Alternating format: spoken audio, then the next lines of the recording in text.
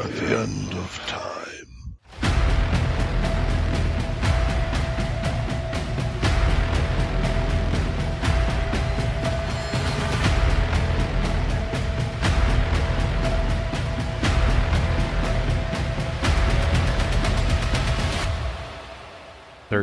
O'clock.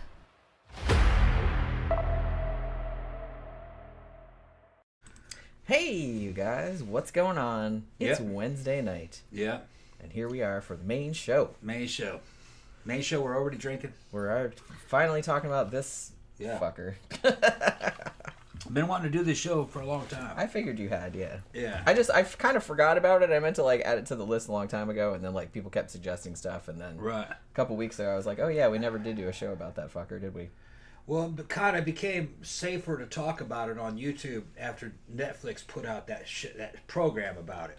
Yeah, and that was a few years ago now. That was a few 'cause, years ago, yeah, yeah. that was called Filthy Rich. That came Yeah. out in 2020, I think, or late 2020. There was a time where if you talked about this, you could probably just get banned.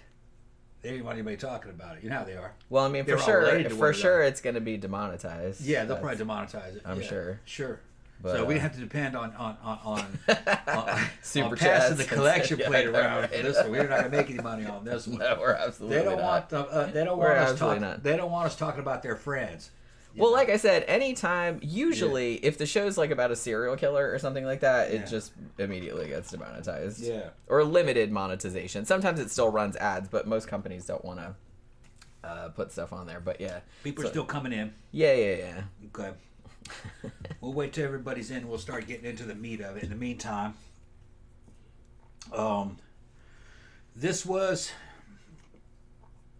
this is a trip case, all right. And over the years, I've picked up a lot of details. I was able to hear interviews of one of the girls, and a lot of that interview, some of the things that she said in that interview weren't in this version that's on Netflix. If you haven't seen the Netflix series about it, see it. And that one came out in 2020, and then they just put one up about Ghislaine Ghislaine. Maxwell, which is only one episode because I guess Yeah. they didn't want to repeat stuff, Right. but it's mainly like focuses on her and her court case.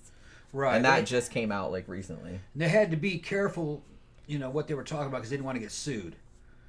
But everything that's discussed in that, or in that entire series, was all things that I had heard from other sources. You know what I mean? That were kind of like on other platforms that don't demonetize you. People that were there, people that heard about it.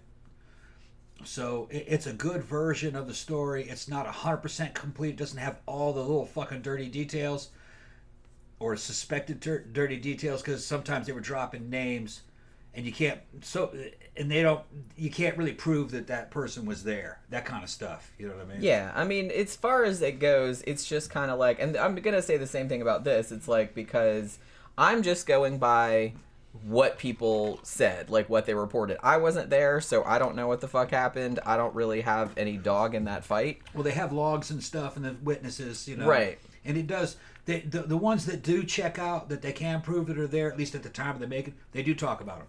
Yeah. Prince Andrew, Bill Yeah. Clinton.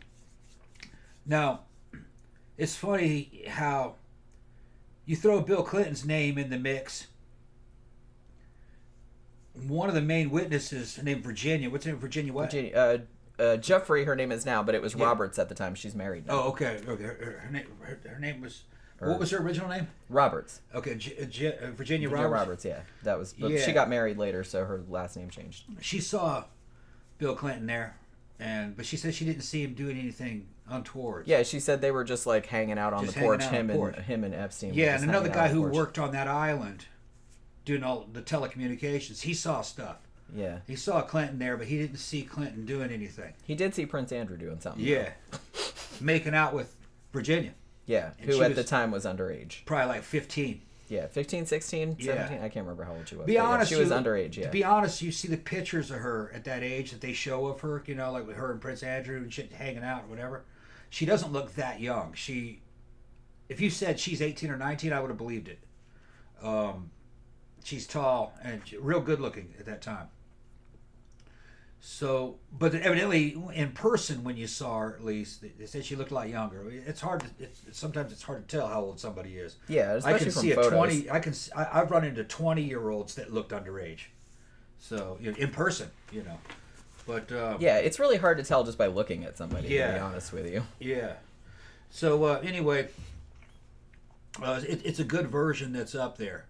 There's more to it than that, and they don't get into certain aspects of it, like the money making and blackmail angles. They don't get into that. They did bring it up some. They brought it up, and to be honest, like a lot of the stuff that you said and about the intelligence angle and stuff like that, all that's on the Wikipedia page. Okay, yeah. So because I mean, basically they can say that on Wikipedia because they're like, hey, these journalists like wrote this book. Yeah.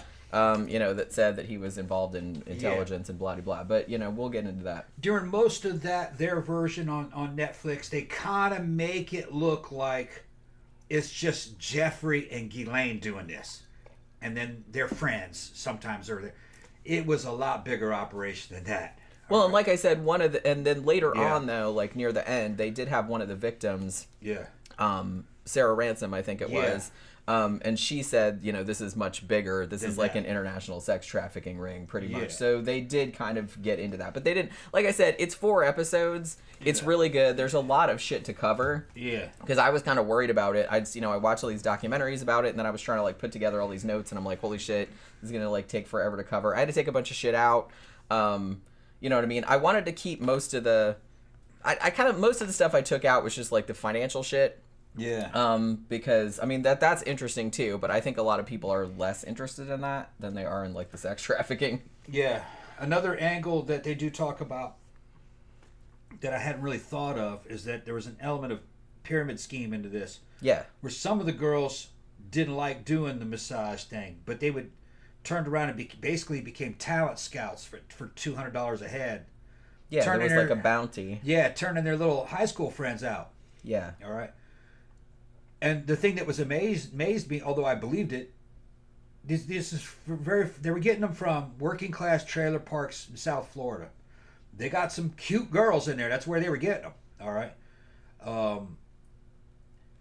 She was telling them up front what it was, and they were doing it. Okay, they're like in high school. I'll do that. Yeah, he's rich. He's a billionaire. Sure.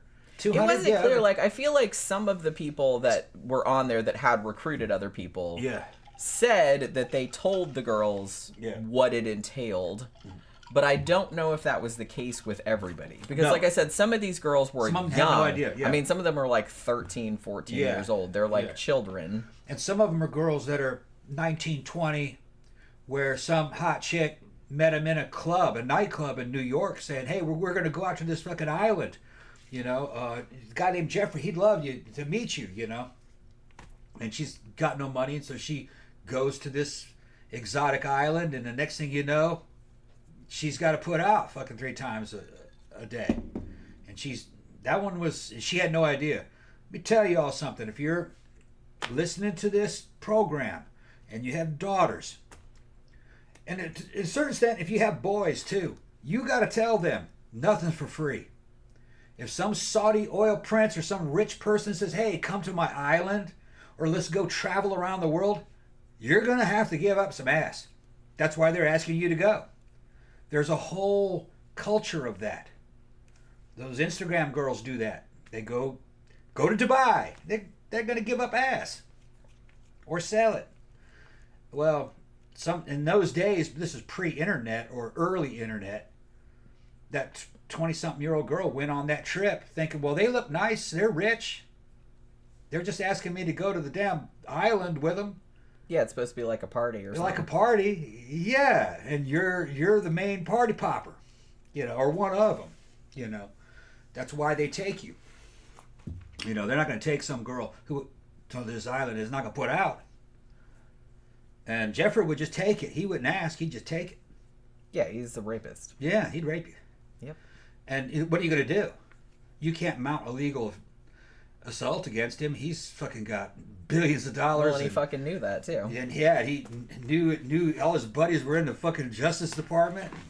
Had armies of private investigators that could hound you and your family into oblivion. if you fell into this dude's clutches and he wanted you, you were gonna fuck. Wasn't no way out of it. These girls, I feel sorry for these girls because they were just way over their head. All right. Well, yeah, they just like a deer in the headlights. They were just regular like high school girls. Yeah. They just lived in some like working class neighborhood, and suddenly it's like somebody's like, "Hey, we'll give you $200 to massage this old guy." Yeah, and she gets there and it's a fucking palace, and then it goes further than that, and then next thing you know, he's handing you over to Prince Albert or whatever his guy's name was. Andrew. Prince Andrew, yeah, Prince Albert. That's the one that's going through your dick. But yeah, so make sure your kids are aware of this, that this is a reality. Now, I'm sure nowadays it's probably people know better, but back in the 90s, no, they didn't know about this. Yeah, this is like 90s and 2000s. The 90s and 2000s. Well, actually, yeah. It goes back kind of to the 80s, but I think it was mostly going around in the 90s and 2000s. Yeah, but it's a wild program. Yeah, it's some crazy shit. It's Yeah. some crazy shit. You know, it just goes to show that you give a dude some money and he just turns into a fucking monster, I guess. Well, I think it was his job too. Yeah, I don't know about that. Maybe, but I think he also enjoyed it because I think he was a fucking pervert. Him and Ghislaine both. I think they were both fucking perverts, and they got off on it. You know, and they, you know, and obviously they were blackmailing people. Yeah, that's what intelligence. That's what that's. Right. Yeah. Yeah. But I think they enjoyed it also. Yeah. Well, you had to enjoy your job. So a lot of the predation he was doing on these girls, he's 3 of them a day. Okay, that's how big his little empire, his little hooker empire, underage hooker empire. It's like 3 of them a day. He was also talent scouting. From that one, he was picking the best ones, so he could have a fucking special forces underage hooker team, basically, to take them to those islands so they could get recordings of them having sex with dudes that ran yeah, big so they'd have businesses. something to They'd get dirt on them. To get dirt on them. Yeah. Yeah, and I guarantee you that wasn't just his idea. He was being paid to do this by foreign intelligence agents, I'm sure. Either the CIA or the Mossad. Then you could run a big part of the United States just on remote control. And they were penetrating universities, corporations, governments, Justice Department. I mean, to be honest, I'm actually shocked that they finally Yeah. convicted him. What you're And talking Ghislaine too. What you're talking about is right out of fucking Ian Fleming's books. It's Spectre. Yeah, Spectre is what it is. And I think the victims were shocked also. Like when he Yeah. actually got arrested, they were like, "Holy shit! We didn't Yeah, think yeah. anything was going to get done about it." Yeah. But there did seem to be, you know, some people who were investigating that case who were really, really wanted to fucking get him. You know what I mean? Yeah. And they just like stuck with it for years and years and years. So Yeah. you know, hats off to them, man. But Yeah. it was a rough road. Let's say that. High Desert says that those Arab oil sheikhs have been doing this for ages. Yeah. This has been going on for ages. I mean, it's just that it's the internet. The internet has really kind of helped expose this. And the first time I heard about this, I didn't believe it. Back in it must have been around 2008, 2009. I was on YouTube, and there was this crazy motherfucker named Alex Jones talking about this, and I didn't believe a word of it. Turned out everything he said in 2008, 2009 turned out to be true. It was before anybody knew about that island, and he was naming names. And it's not he wasn't making it up. It was just that people that worked on that island were telling him. the shitty thing about it though is Yeah. that they knew. I mean, we'll kind of get into it in a bit, but there were at least 2 women who were girls at the time who were minors, or at least one of them was a minor. They were sisters, and they reported Epstein and Ghislaine Maxwell to the FBI back in 1996, Yeah, but nobody really did anything. They wanted no part of that because they worked for them. So Yeah, they were part of the system. they didn't really get until like almost 10 years later when all these other stories started coming out, and then they went back and State of Florida tried to do something about him, and the response was, "You can't do anything to him. He's working with intelligence." That's what they told State of Florida. I believe it was the Florida State Police. chief. They said we can't do anything about it. So Yeah. that's how they got rid of Florida. The Florida eventually came back and got him though. Yeah. But they tried to keep him locked up. He had to serve an 18-month sentence. Yeah, we'll get into But they it. kept telling him, you know, evidently the higher ups in Washington D.C., probably FBI or CIA, kept telling him, no, just let him do what he wants. You know, let him leave. Because he really didn't stay in prison. He left anytime he Yeah, wanted he to. wasn't really. I thought it was funny because, like, on the documentary on Netflix, like, they had, like, a journalist who, I think she worked for a paper in West Palm Beach, I think.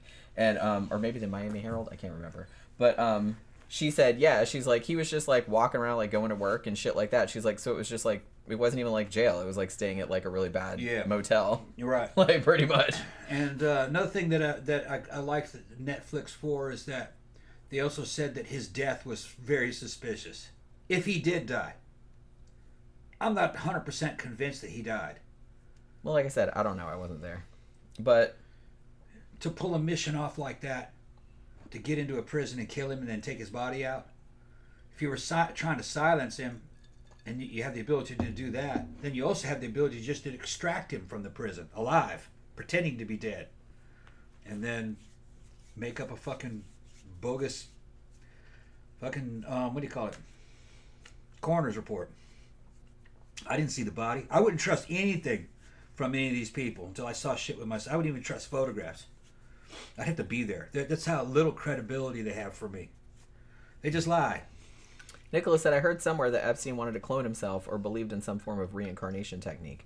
I don't think it was so much cloning. He wanted to basically seed the human race with his DNA. Yeah, like, we'll get into that. He was real into, like, eugenics and stuff. Yeah. He was trying to make copies of himself with these girls. Yeah, like, he was going to have a breeding population. And, Yeah. like, the dude was a fucking Like lunatic. fucking, basically, like fucking Genghis Khan. Yeah, like Yeah. it's a crazy fucking story. Like I said, these people just have entirely too much fucking money. And the thing about it is that I was kind of thinking about this while I was watching, because I actually watched the documentary 2 times, because I watched it while you were in Mississippi, because I didn't know if I was going to be doing the show about that. But then, you know, I was like, well, do you want to see it? So we watched it again the other night, and we watched the Ghislaine Maxwell one too, which is just 1 episode. But so we were watching that, and I'm thinking to myself, did he just get like this after he made all this money? Or was he just like a fucking sociopath from the jump? Because he seemed like a pretty normal kid from everything that He was that a they sociopath said. from the jump. I mean, He lied and cheated to get to where he did in life. He was. that's true. I mean, he was a little bit older then, Yeah. but And he was fucking that old dude to get that money. that's the story. Oh yeah, they called him the boyfriend. They did, yeah. Yeah, they mentioned that on the Netflix show too. Yeah. But yeah, we'll get into all this. But like I said, hopefully the show isn't like 5 fucking hours long. I did kind of trim some shit out. Like I Okay. said, most of the shit I trimmed out was just stuff about like the financial kind of shit, because he Yeah. was up to all kind of shenanigans there. Which, Yeah. like I said, it's interesting, but I think that that's probably not what most people want to know about. Right. So yeah, so before we get too far into the mire, I would like to say thank you to our newest patron. Yes, we have a new patron. Oh, okay. Named Dave Baxter from New Zealand. Oh, cool. All right. So thank you very much, Thank you Dave. very much, Dave. Welcome on board. Also, our friend Mutt, who sent us this book. I think I showed this the other day. He sent this book the other day. He sent another one about the same topic right there, which is kind of about this crazy case that happened in Minnesota, I think. So he clearly really wants us to do a show about this. So I'm going to have to like read these books and like Alright, get do a into show. that. Alright. So we will definitely do a show about that case, because I don't know hardly anything about it. So thank you very much for sending the book. Also, I just wanted to mention, as if this year hasn't been full of death already, my stepdad passed away yesterday. Whole family dying off. Yeah, well, and I don't know, I think I mentioned on the show that like at the end of 2023 my grandmother died, and then one of my uncles died too, like a couple weeks after that. He had Alzheimer's. So like I said, it's just kind of like none of it was unexpected, but it just kind of happened because I mean your dad just died like last week, right? It was just like last week. Yeah. So then like my mom just like texted me like yesterday, and she was like, yeah, he's going to hospice. Like, I knew he was doing bad, but I didn't know he was that close to death, you know what I mean? So I'm kind of worried about my mom. I don't know. She's going to the funeral home tomorrow. My brother's going with her because he lives kind of over there nearby. So we'll see how that goes. But yeah, it's fucking crazy. So, you know, not too great a start to the year, but, you know, what are you going to do? It's the cycle of life. Well, I know. Sorry, every time somebody says that, I always think of, like, the Lion King. Yeah. It's the cycle of life. The circle of life. Yeah. You know what I mean? I always think of that. I don't know why. It's my curse, I suppose. My dad couldn't stay around. His health wasn't good enough. Yeah, I mean, you know, kind of the same thing. Kind of the same thing. Oscar says, have either of you read A Confederacy of Dunces? I did, but it was a long time ago. I loved it, but it's actually due for a reread, probably. But yeah, I read it. I don't know if you did, but I did. I really liked it a lot. Never heard of it. Yeah, it's real good. Yeah, so everybody's saying, like, condolences. Thank you very much. Thank you very much. Like I said, I'm mostly worried about my mom, how she's gonna get on, because she kind of lives out in the middle of nowhere, and now she's gonna be out there by herself. So we'll just kind of see how that goes. But yeah. So you want to get into this? Yeah. Fucking story. Yeah, let's start this. Like, hopefully it doesn't take all night. Everybody's here. Hopefully it doesn't take all night. So let's kind of start. I'm not going to jump in too much. I'm just going to. I mean, you can, but you know what I mean? Because you watch the same shit too. So if you, and the thing about it is that I tried to remember and like put in things that, you know, in the notes that were in the thing that were in the documentary that maybe weren't in some of the other sources. So I tried to get it complete, but I don't know. So you might remember something that I didn't remember. Yeah. From the show. So let's kind of start out. So Jeffrey Epstein was from, as I said, kind of a working class background. Like his mom just worked like at a school. She was like a teacher's aide or something like that. His dad was a groundskeeper for the New York City, Parks and Recreation Department. So he grew up in, like I said, kind of a working class area in Coney Island. Now, everyone said it was a real nice family, and he seemed like he has a brother named Mark, I think his brother's name is. But everybody said he seemed like a pretty good kid. Like he seemed real sweet. He was kind of nerdy. He was super, super good at math. He actually ended up skipping 2 grades, so he graduated from high school at 16. He was also I don't know if you'd call him a musical prodigy, but he was like a real good musician. Like he could play piano. He started really young and went to like a music school for a little while. So he actually ended up taking advanced math classes, and I think this probably helped him bullshit his way through life like later on because he was really good at math. So he went to Cooper Union for a little while, like a college, and then he went to like a kind of a fancy math school in New York. But he didn't get a degree though. Like I guess he dropped out after a couple of years. Now, even though he had dropped out of school and never got a degree, he was still able to get a job in 1974 as a teacher. Like he taught math and physics at the Dalton School in Manhattan in the Upper East Side, which is kind of a fancy school. Apparently he lied on his resume, basically, and they didn't check because it's the 70s and it was a lot harder to check back then, or they didn't bother. So a lot of the students seemed to like him, but there were also rumors even back then that he was kind of showing inappropriate interest in the students, the female students who were underage at the time, and would sometimes like hang out with, like he would show up at student parties and stuff like that. Yeah. You know what I mean? Which is a little weird. Like if you're a teacher. You'd probably really get in trouble for that nowadays, but it was the 70s, so they did think it was weird back then. It was weird enough for them to think it was weird, but you know. Now, while he was a teacher at this school, 2 of his students, their dad was Alan Greenberg, who at the time was the CEO of Bear Stearns, which if you remember anything about the financial collapse of 2008, that was kind of one of the big players in that. So that guy's son and daughter went to the school. And apparently, he met Greenberg at like some kind of parent-teacher deal. And after Epstein got fired from Dalton, he was able to wangle his way into a job at Bear Stearns. Now, they gave him a job like kind of lower level, but apparently he was super shit hot at whatever. I don't understand shit about financial shit, so I don't really know what he was really good at. Numbers. But yes, but he was really, really good at that. Like, so good that they were like super impressed, and he like went like really rose through the ranks like really, really quickly. I mean, they basically gave him... He worked there for 4 years, and then they made him like a partner. You know what I mean? That's how quickly like he moved up in the shit. Now, the thing about it was that, and one of the guys that had hired him, or had been one of the people that hired him, was on the Netflix documentary. And he said that after only about 2 months of him working there, they're like, holy shit, he was amazing, and he could do all this stuff, and he was really good at his job. After about 2 months of him working there, they happened to discover that all the shit on his resume was fake. He hadn't gone to any of the schools and anything, like he just pulled it out of his ass, right? Yeah. So they confronted him about it. And, well, because the one guy, he's like, he went to his boss and he's like, well, what should I do? Like, he just totally made all this shit up. And the boss was like, well, treat him like you'd treat anybody else. Like, you know, fire his ass. But apparently, Epstein was able to charm his way into giving them giving him a second chance, essentially. Like, and the guy was explaining it. He's like, he was just really charismatic, and he's like, when we said, hey, you lied on your resume, he admitted it like right away.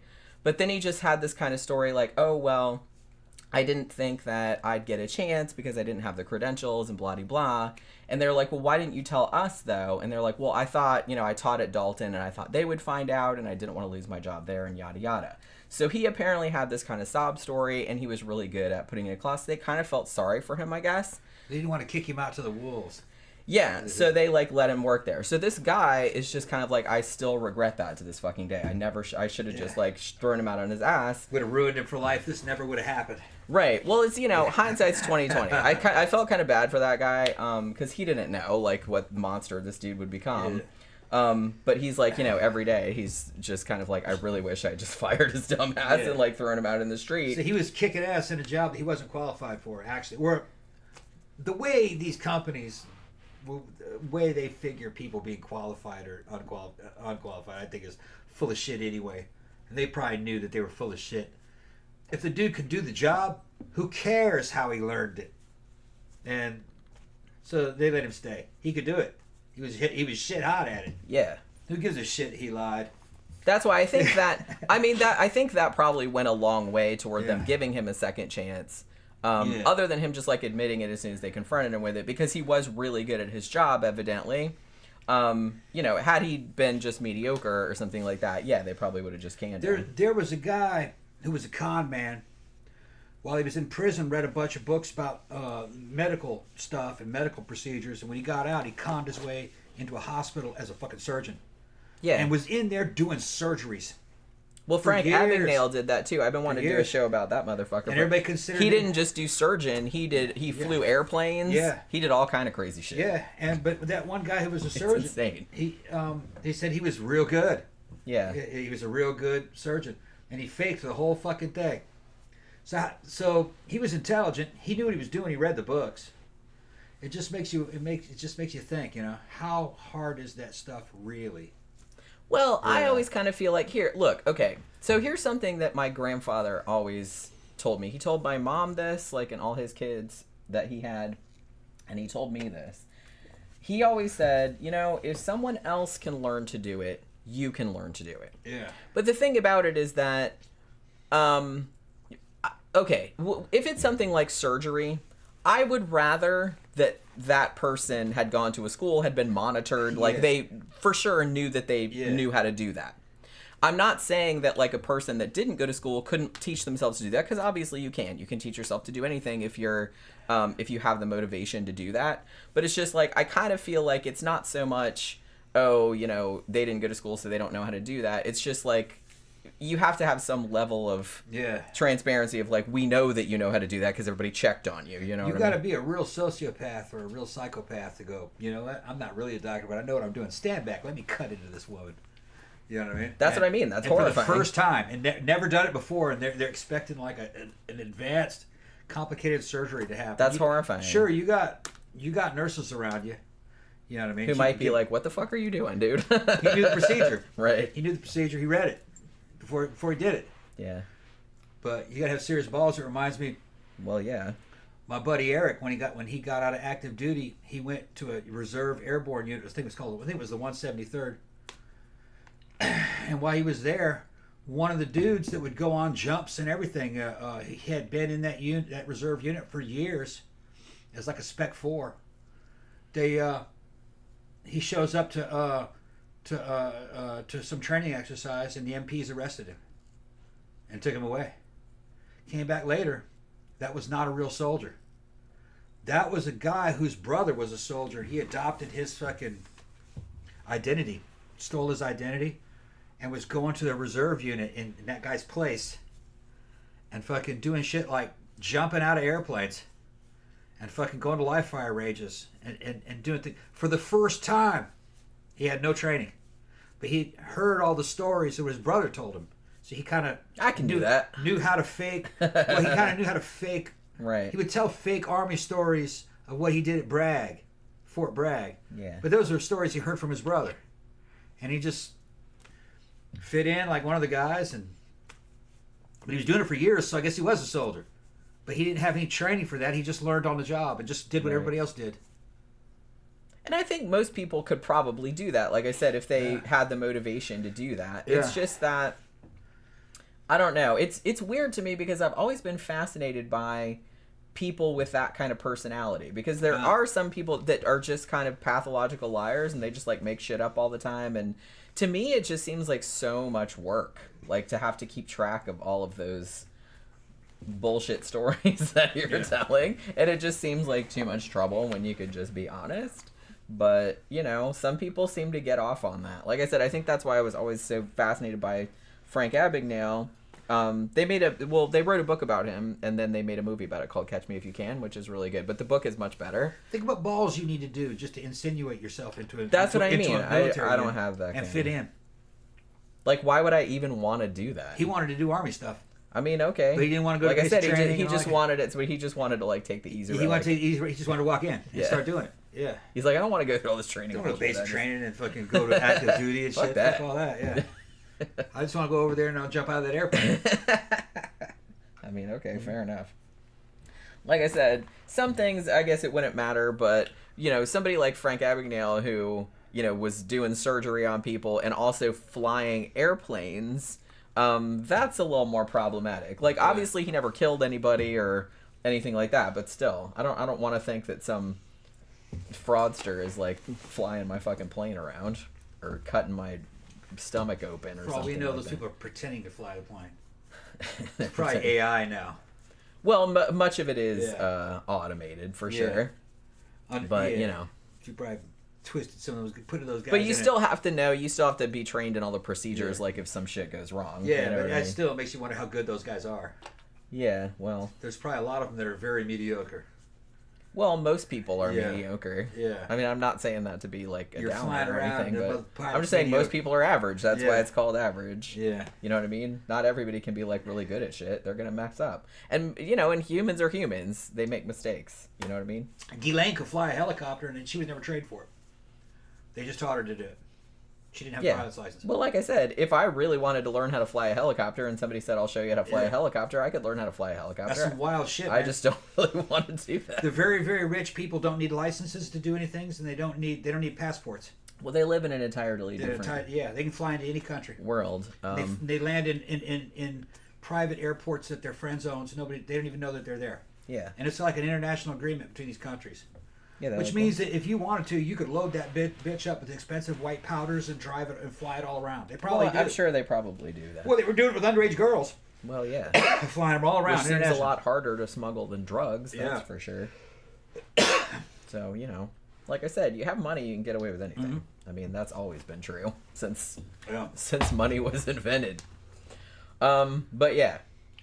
So basically, I think while he was still working for Bear Stearns, he actually started his own company, and this was in 1981.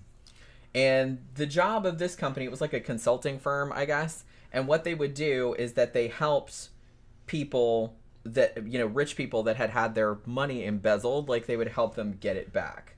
Also, I think they also worked the other side and helped embezzlers also. But at least that was the story.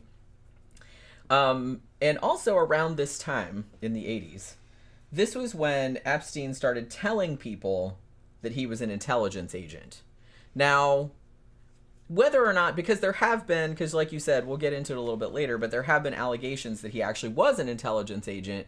But if he was, I kind of feel like it's dumb to tell people, but maybe he's doing some kind of like weird I think fake out thing. I don't think he was as... Well, I know he definitely wasn't humble. Okay, Well, he was no. smart, but he wasn't humble. He would brag about something. He like was that. an arrogant motherfucker. Because it wouldn't matter if you knew or not. Think about it. And I don't think True. he was trained by them or a member of an. And this was still fairly early, Right. so I don't even know if he was. I mean, this was the early 80s. Early 80s. Okay, maybe he just wanted to. Yeah, But then so later on, maybe he was just A bullshitting. lot of the guys that do that kind of stuff they just happen to be civilians in a certain position to where they can get information and sell it to a foreign agent, to a foreign government, or to an intelligence agency. They're an agent, all right, or an operative, I think is what they call them. An agent, I think, is a controller to them, if I remember correctly. I don't remember the terminology, but you could probably call him an agent. Yeah, so I don't really know if he was just bullshitting because he Yeah. wanted to seem cooler than he actually was, or if he was actually. An agent is like a mercenary.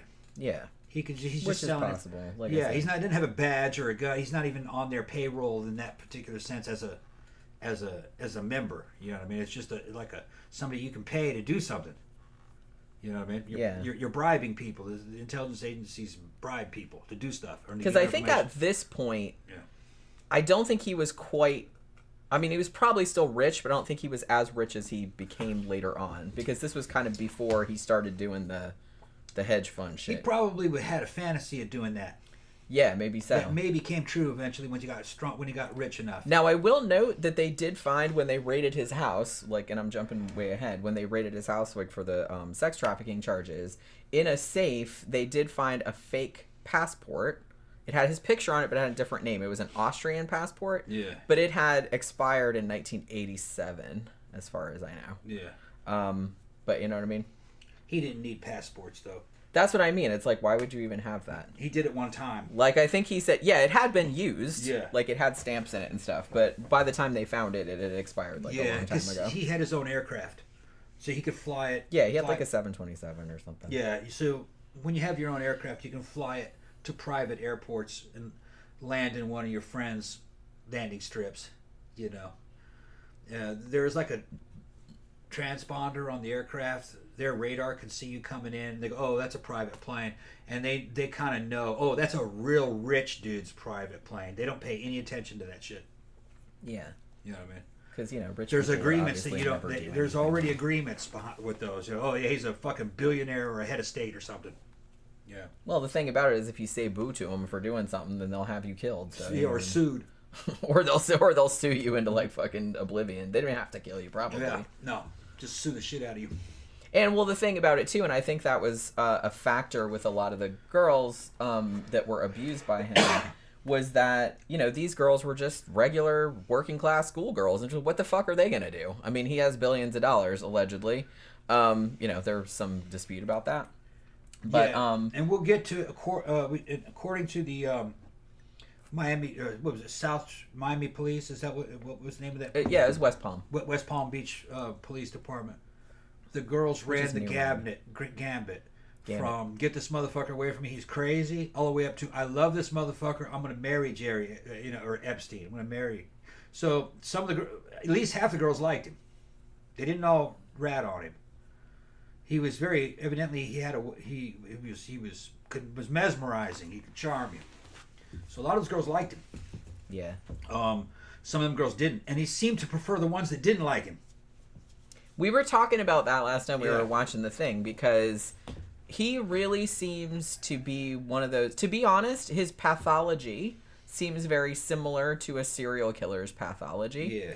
In the sense that he can't really get off unless he's doing something that the victim doesn't want. Yeah. Like, he seems to get off on making them uncomfortable. And to be a power trip. And it's, like, it seems like if they're too compliant, like, he's almost, like, not into that. Yeah, he gets bored with them. So, I mean, that's the impression that I got, that he just really got, because Tom was like, look, he had billions of dollars, he knew all these powerful people. It's like, if he really wanted to fuck all these girls, like, you could just do that. There's like escorts there, you could even go to other countries where it's not illegal or whatever, you like whatever you wanted. So why just get these girls that don't really want to do it, Right. like, and you know, that's non-consensual? And I said, I think he gets off on it, that's why. I think it was, might be going too far ahead, but maybe I'll talk about it now. I think it was two things happening at once. He was trying to recruit a dream team of sex operatives. The clientele that he was going for were heads of state, royalty, dudes that were big up in the university system, professors. They're not going to be turned on by hookers. They're going to be turned off by that. So they had to have a good girl image, and they had to come off as a regular civilian chick. But they had to be real beautiful. And they had to be very young, or the blackmail wouldn't work. So he was trying to find, based on the ones that he kept around for a long time, ones that seemed innocent, but they were obedient, and that they would do the job, and they didn't come off as pros. If they came off as a pro, he'd just do them, but then he wouldn't keep them. Yeah. It was kind of like failing the... Because he always had new ones. Yeah, he always had new ones. It was, I mean, we're talking hundreds and hundreds and hundreds. 3 of them a day for years. Of girls. 3 brand new ones a day. Fucking for years. Was average. Now, if he was doing this for himself, just for sexual gratification, there was a lot easier ways to do that, especially with the money that he had. He didn't need 3 new ones every day. He could have had 4 or 5 ones that liked him, that wouldn't rat on him, that he could have kept for years. I mean, it seems a much easier way to stay out of prison. Right.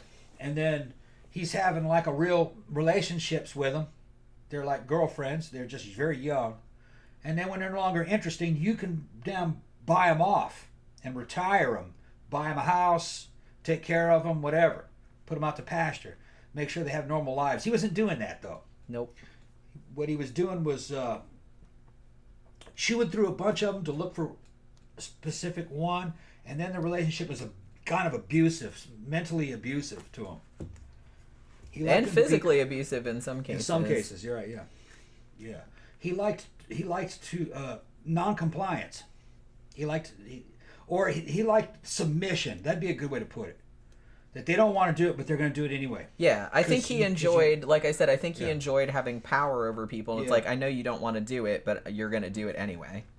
Yeah, and if it was just sex, there was no reason why he had to go with the underage thing.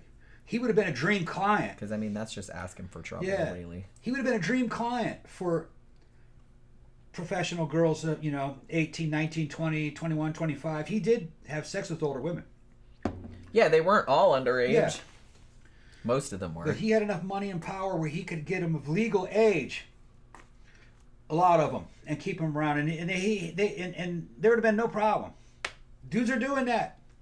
That's what I mean. And the thing about it, it's like, look, it's not great, okay, but had he, and even his scumbag girlfriend, had they just been like, hey, we're into weird shit and kinks and whatever. We like these girls. Yeah. And we like these girls, so we're just going to hire, 18-year-olds, and everyone's consenting. Yeah. No one would have complained. No. That's not really illegal. No, and those girls would be fighting to come back. You know what I mean? Those girls, like I said, if you understand that industry, that type of escort, the high-end escort, they would have been fighting to get back on that island.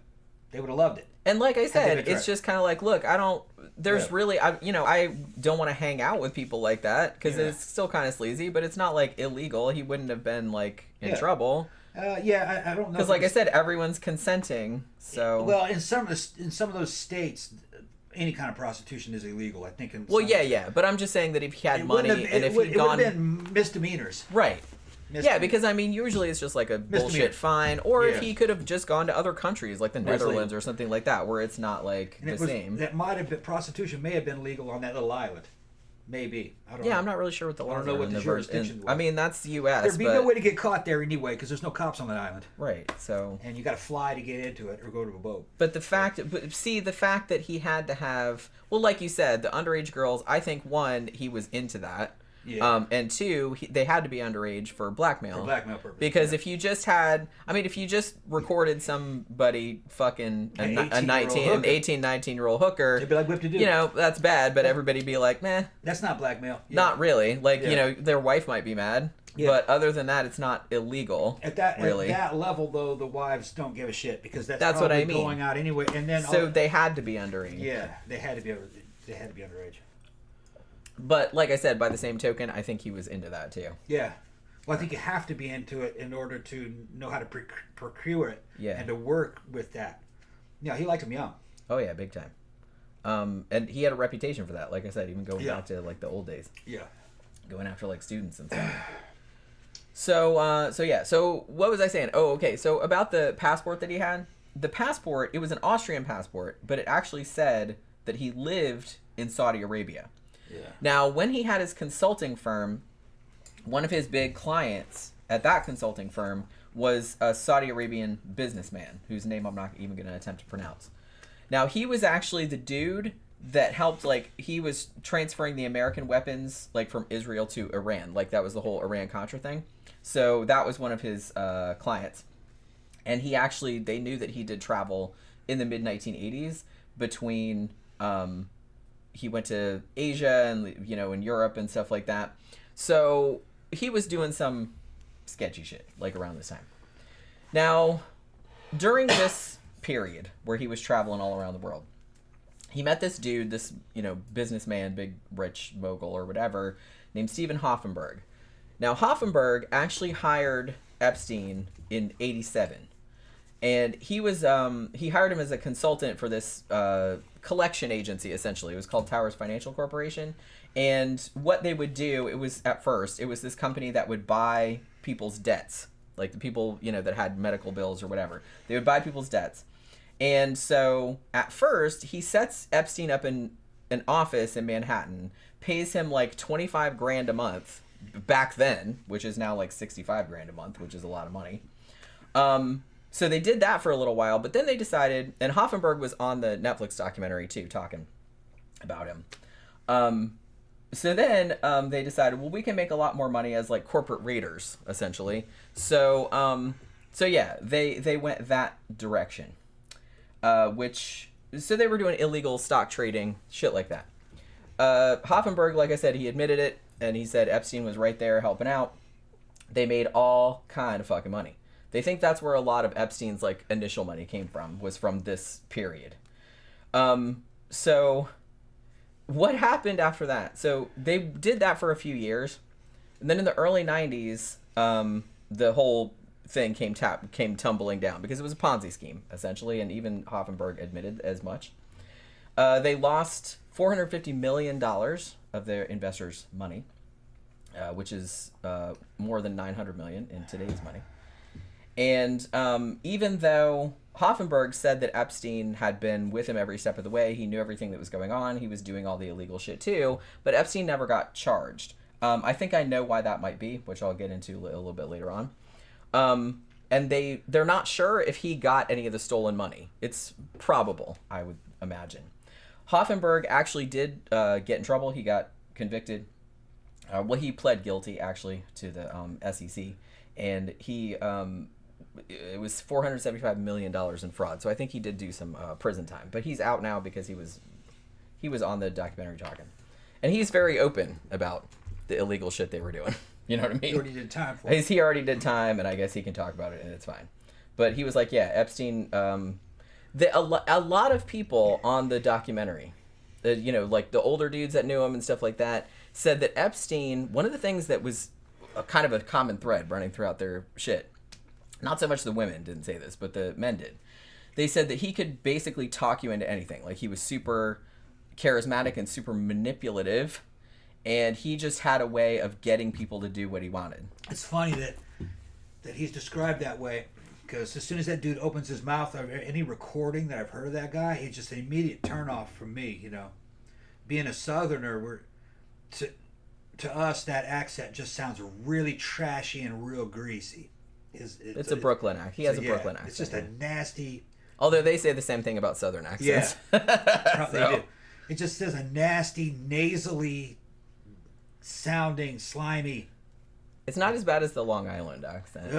Yeah, it's like you're talking to a criminal, like a stereotypical gangster out of the old. But like I said, movies. not everybody from Brooklyn is a criminal. Yeah. But yeah, for some reason, well, like I said, it's just kind of like how people have a perception that people with Southern accents are dumb. Yeah, they didn't have education. A lot of people that think people with Brooklyn accents are criminals. Yeah. For whatever reason. A lot of those very educated people, I think fucking that in the mainstream are actually like from Mississippi and Alabama.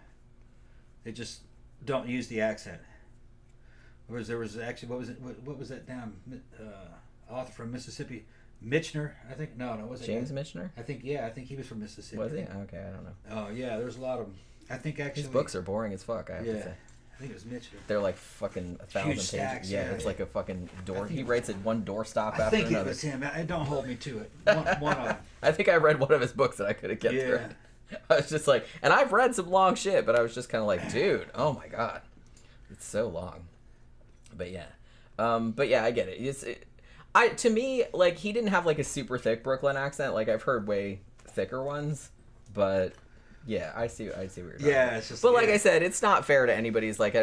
This happens a lot because when I lived in the UK, it's probably different now, but when I was there back, it was like a big thing, like what accent you had. Yeah. Because over there, even though it's very small, like you can tell where someone's from, like down to like a fucking square 5 miles, pretty much, like by what accent they have. If you were but it's very tied into class. Yeah, class. If Alabama, Mississippi, Alabama, Florida Panhandle, Kentucky, Tennessee, if you show up with that Brooklyn style accent, the defenses will go up if you're talking to those people, especially out in the more rural area. They're probably not going to believe you unless, it depends. If you're a cute looking chick, then that's very different. But no, it's immediate, especially the older generations. Not so much mine, but I never really ran into. I mean, I'm from the South, but I never really had a super thick Southern accent, at least not in my perception. No, it's very mild. Yeah, my dad's side of the family had much stronger Southern accents because they were from Tennessee and various other areas. But I guess it was because my mom's side of the family was from Baltimore, and they didn't really, they just had kind of generic white people accents. You know what I mean? So I guess it just kind of evened out. I do I do say Southern things like y'all and stuff, but because I grew up around my grandma, but I don't really have like a super thick Southern accent. But yeah, so I kind of feel like this, and this was kind of what the Netflix thing was saying too. It's like this might have been where Epstein got a large portion of his wealth, at least at the beginning. Because like I said, there's kind of the weird thing about it is that when he kind of first showed up in society or whatever, because he had a house in New York City and he had a house in West Palm that he bought in the 90s. And a lot of people, when he showed up, because he was new money, and they didn't really know where his money came from. Like, everybody, like, he would show up at parties and stuff, but he was kind of like this man of mystery type of thing. So a lot of people thought he was, like, really interesting because he's like, hey, he's apparently a billionaire, but they didn't really know, like, what he did or anything like that. But I kind of feel like the corporate rating, that's probably where a lot of his money came from. I think he stole a lot of it, to be honest, from various investors and whatnot. These guys were thieves. Yeah, I think that's where he got a lot of it from. He stole all his money. And at least according to several sources that I've read, he might not have been as rich as he was pretending to be. Like, he was still rich, I'm not saying that, but they're saying that, they're saying, oh, he's a billionaire. They're like, probably not. Yeah, power, though. Because they said that in 2008, when the shit collapsed, like, he lost a lot of money. So they don't think that he had as much money as he pretended to have at some point. But I don't know if that's true. I'm just saying, like, I saw a bunch of sources that said that he wasn't as rich as he pretended to be. Now, so while him and Hoffenberg are still doing their thing in the 80s, late 80s, he founds another company, like a financial management firm. Now, his thing now is like, okay, well, I'm going to manage all of these rich people's money, and I'm only going to deal with billionaires. Now, nobody knows if that's true or not, because the only for real billionaire that they know was his client, they don't know about the other people, was Les Wexner. Now, Les Wexner was the CEO of, he owned The Limited and Victoria's Secret, among other things. So he was a billionaire. Like, he had a fuck ton of money. This is an interesting part of the story because I think this is where Epstein started to develop himself into basically a sex operative. Yeah, perhaps so. Yeah. Perhaps so. So this guy, Les Wexner, was his client. So he was managing his wealth. Now this guy, like I said, now anybody that's a billionaire is probably doing illegal shit. I'm just, I don't think that's controversial to say. But he did own a bunch of big brands, like I said. So it's not crazy to think that he had a lot of money. So he hires Epstein to manage his wealth. Now, interestingly, within like a year of this dude being his client, the dude hands over full power of attorney to Epstein. Meaning that Epstein can do everything, like, on this dude's behalf. He can sign his checks, he can hire people, he can spend the dude's money, he can, like, buy properties, he can sell properties, he can do everything on this dude's behalf. Now, somebody on the Netflix documentary that knew the dude was like, this is not the type of dude, I mean, he was a billionaire. This was not the type of dude that would just give up control of his money to somebody like that. You know what I mean? Like, especially after not that long a time. I think it was, like I said, only a year. So, so a lot of people thought that was a little fishy. They said around this time period, there were rumors, I don't know if this is true or not, there were rumors that Epstein had maybe got into a sexual relationship with Wexner, in order to either manipulate him and or blackmail him, like, into giving him control of his money. Both and all. I kind of think probably both of those things are true. I mean, it's in the kind of pathology of this dude to have success and victory at all cost. If that means he's got to blow some old dude or give up the booty to get billions or his hands on billions or millions of dollars, he'd do it. Yeah, he does strike me as the kind of person climb that up. would do that. And if he could do it in his mind, he could get these girls to do it. He's not asking them to do anything that he wouldn't do. That's his thinking. That's like his justification. It's almost like his probably. justification. Sure. He's going to turn them into a sex operative to get money and power over powerful men. But he's going to gain from it, not so much that girl. When you hear interviews with, like, Ghislaine, they did not see regular people as people. You were unimportant. You were like a nobody. The only people that mattered were, like, millionaires and billionaires. Those were people. Everybody else were just animals, basically. So that's why they could tell the girls to do it. They told a girl to just carry Ghislaine's baby. They didn't even give her a choice. They just told her Virginia. to. Virginia, yeah. Virginia has the most was with them the longest. She had, like, the best stories about her. You can find a lot of her interviews actually on BitChute because they're not censorious over there. And she was on the Netflix documentary too, like, talking about it. I think she was with them for maybe 2 years, but the thing about it was that when they asked her, I thought it was 3 or 4.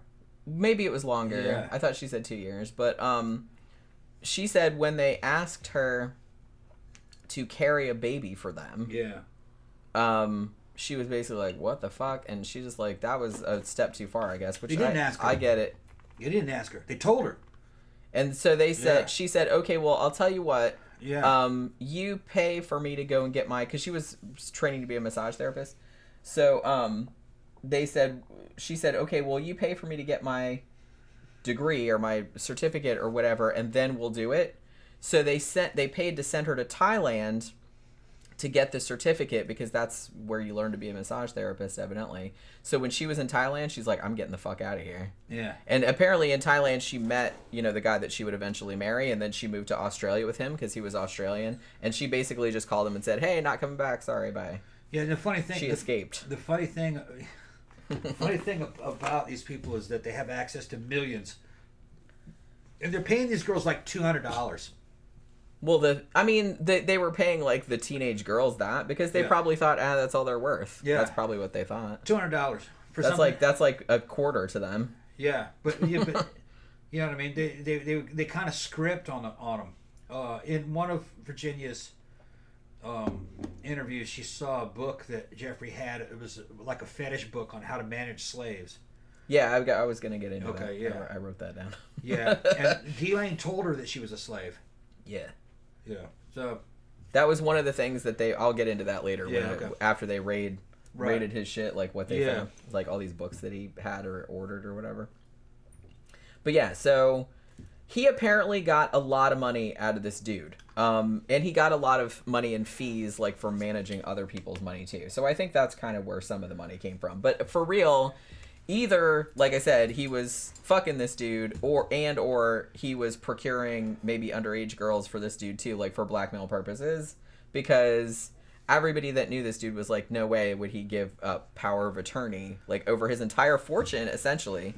Because Epstein he could sign checks for the dude, he could buy property for the dude, he could sell property for the dude and shit like that, and they're like, that's not the type of dude that would be like handing over control like that. So he must have had something on him, I feel like. But yeah. So there was that. And another thing too is that because Wexner owned Victoria's Secret, Epstein would of course use that as like a leverage for like to meet girls that he wanted to exploit, because he'd be like, hey, I know the owner of Victoria's Secret, which technically was true. He's like, I can get you in the catalog. You know what I mean? They did have one girl on the Netflix thing that said that she was in Santa Monica, I think.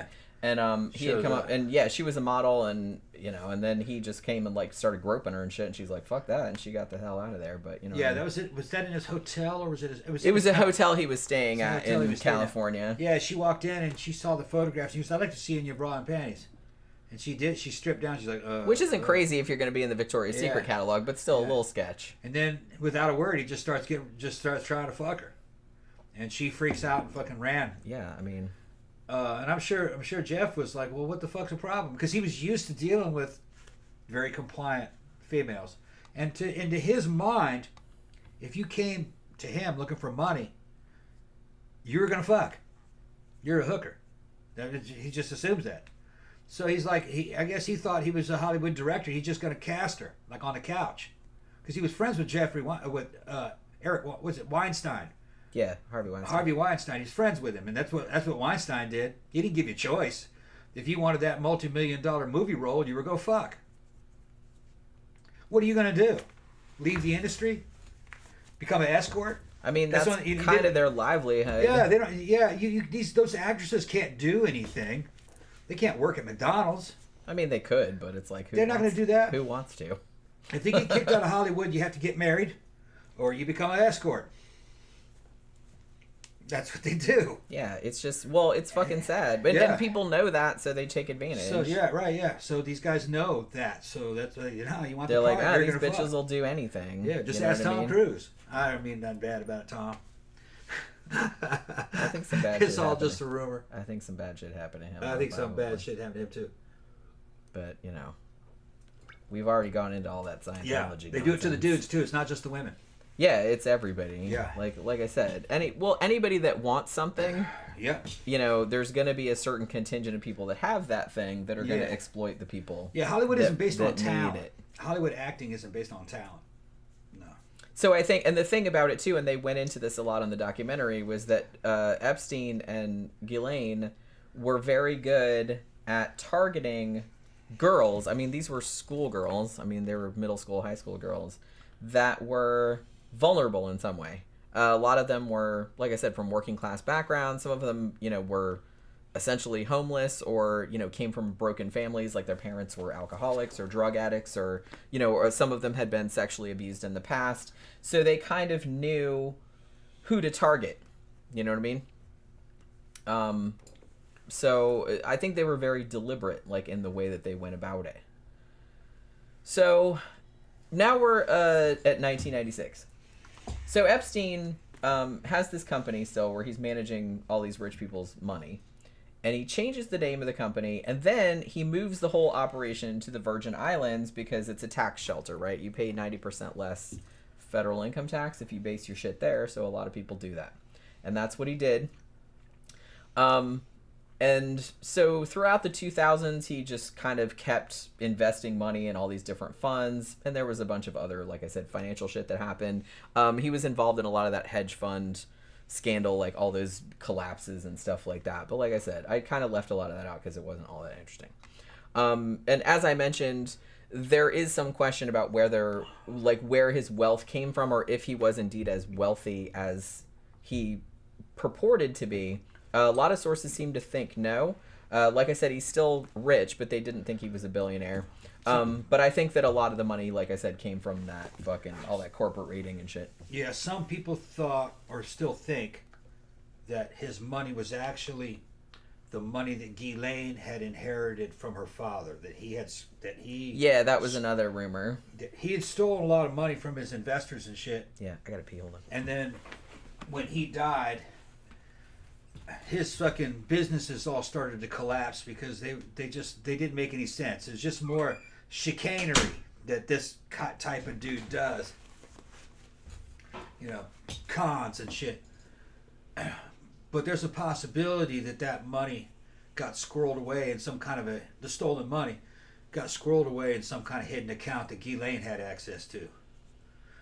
So when her dad's dead, she starts scoping out Epstein to be her next man, you know, and that she might be funding some of this. She's fucking Ghislaine, and her dad were some skeevy motherfuckers too. Evidently, her dad had connections to Mossad, which is an Israeli intelligence agency.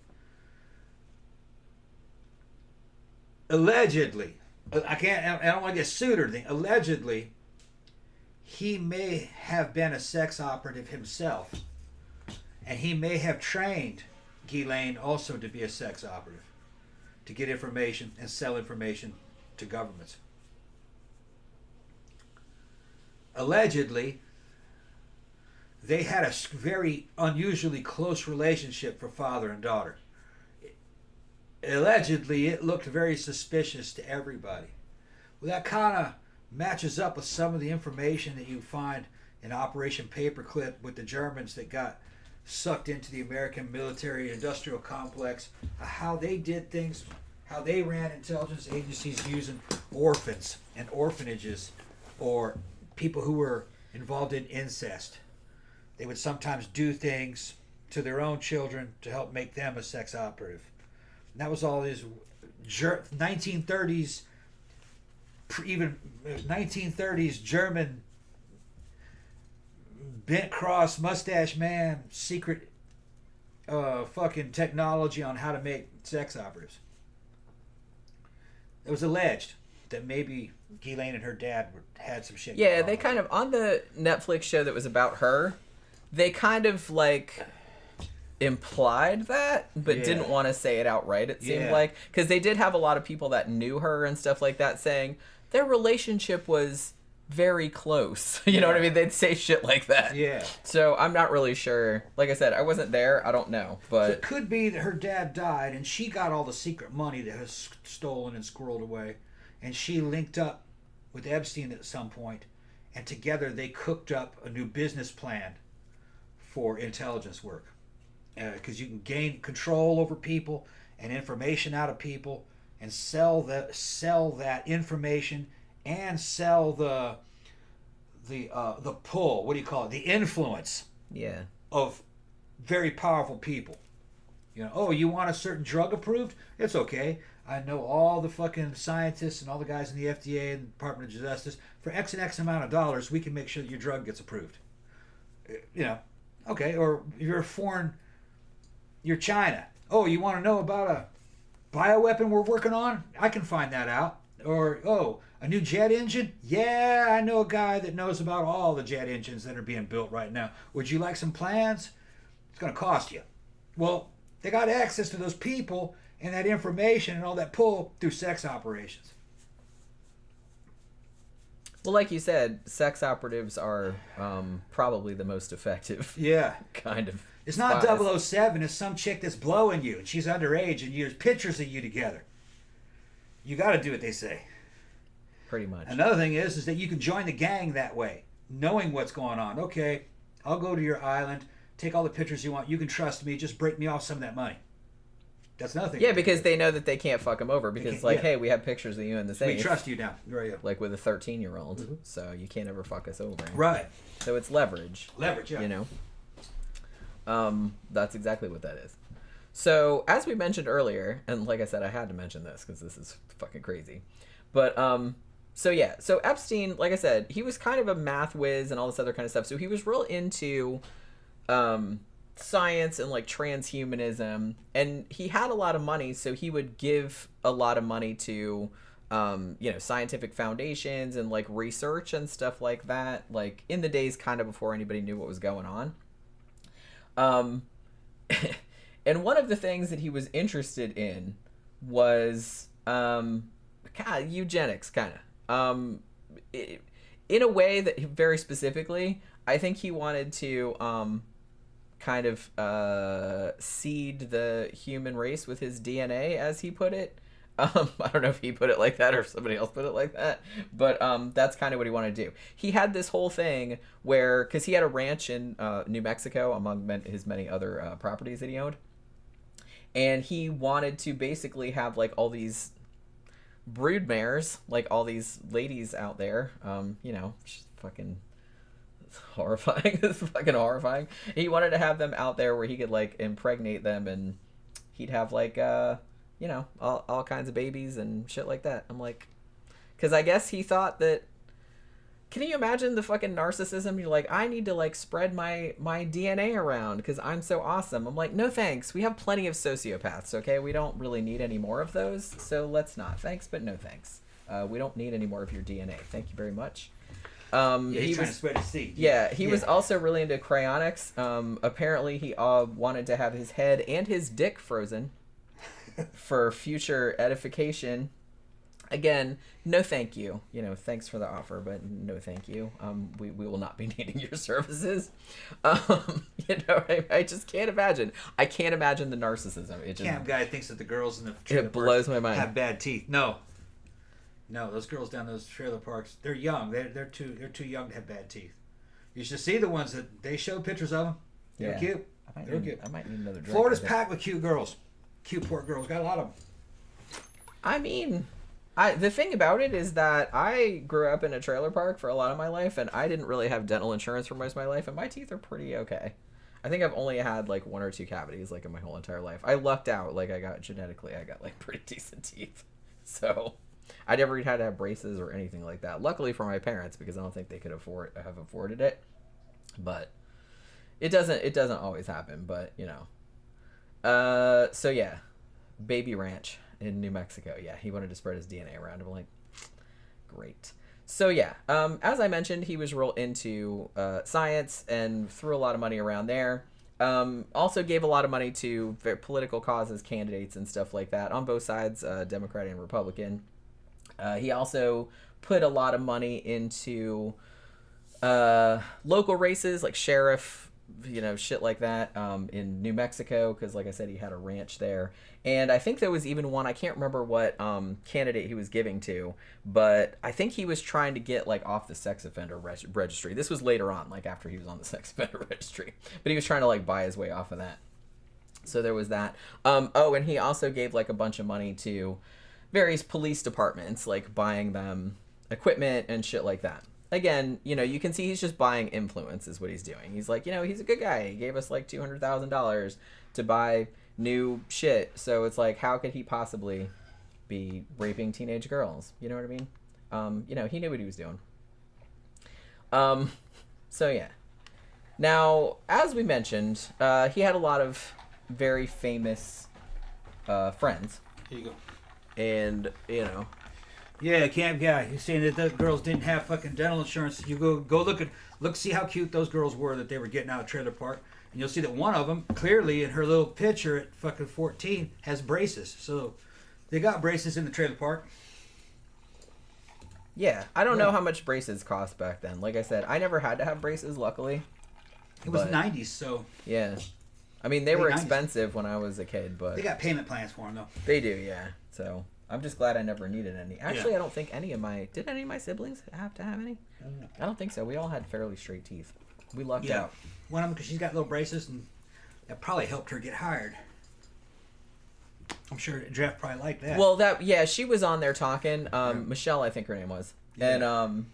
And she was like, because when she was younger, because she had braces and stuff, she was super cute though, but you know, you have braces, you kind of think of yourself as an ugly duckling. I know how that was. But she's like, so when Epstein got her in there and was like talking to her like that, like talking about how pretty she was and stuff, I kind of feel like she was like, she kind of fell for it because nobody had really like talked to her like that. Yeah. But she was still creeped out though. You know, I feel like she was still pretty creeped out. Yeah, I mean, gotta give credit where credit was due. Everybody said that Epstein could be real charming and real manipulative. He's real good with people. He had high human engineering skills. And and Ghislaine, half them girls liked him. yeah.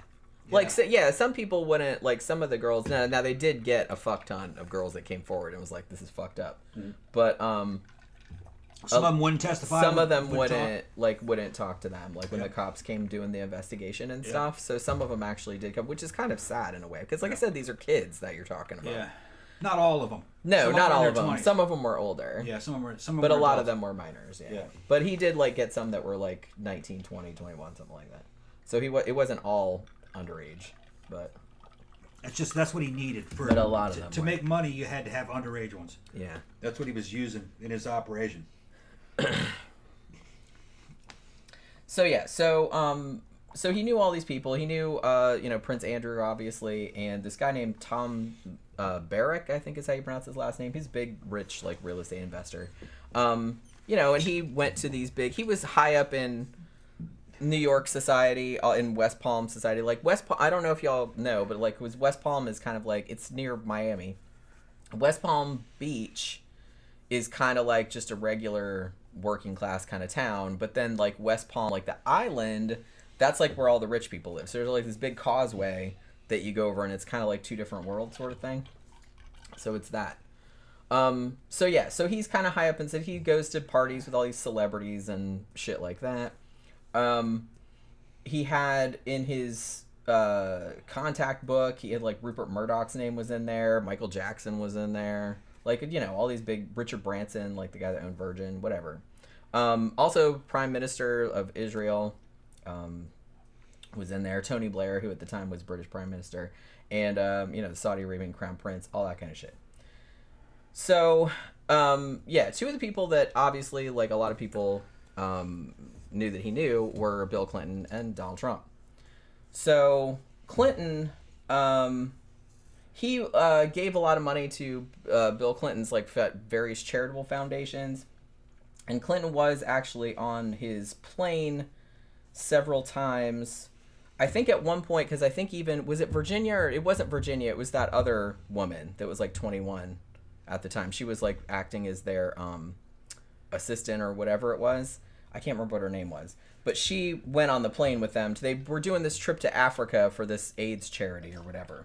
And she's like, Clinton was there, Kevin Spacey was there, and Chris Tucker was there. Yeah. And she said nothing weird went on that trip, but she had been abused by Epstein, like, prior to this, and it continued after that. But she said nothing weird happened on this trip. Yeah. But yeah. So Trump was on the plane at least one time, maybe more than that. I don't remember where he was going to. He didn't go to the island. He borrowed it to fly from Florida to New York, I think. Yeah, and he was by himself.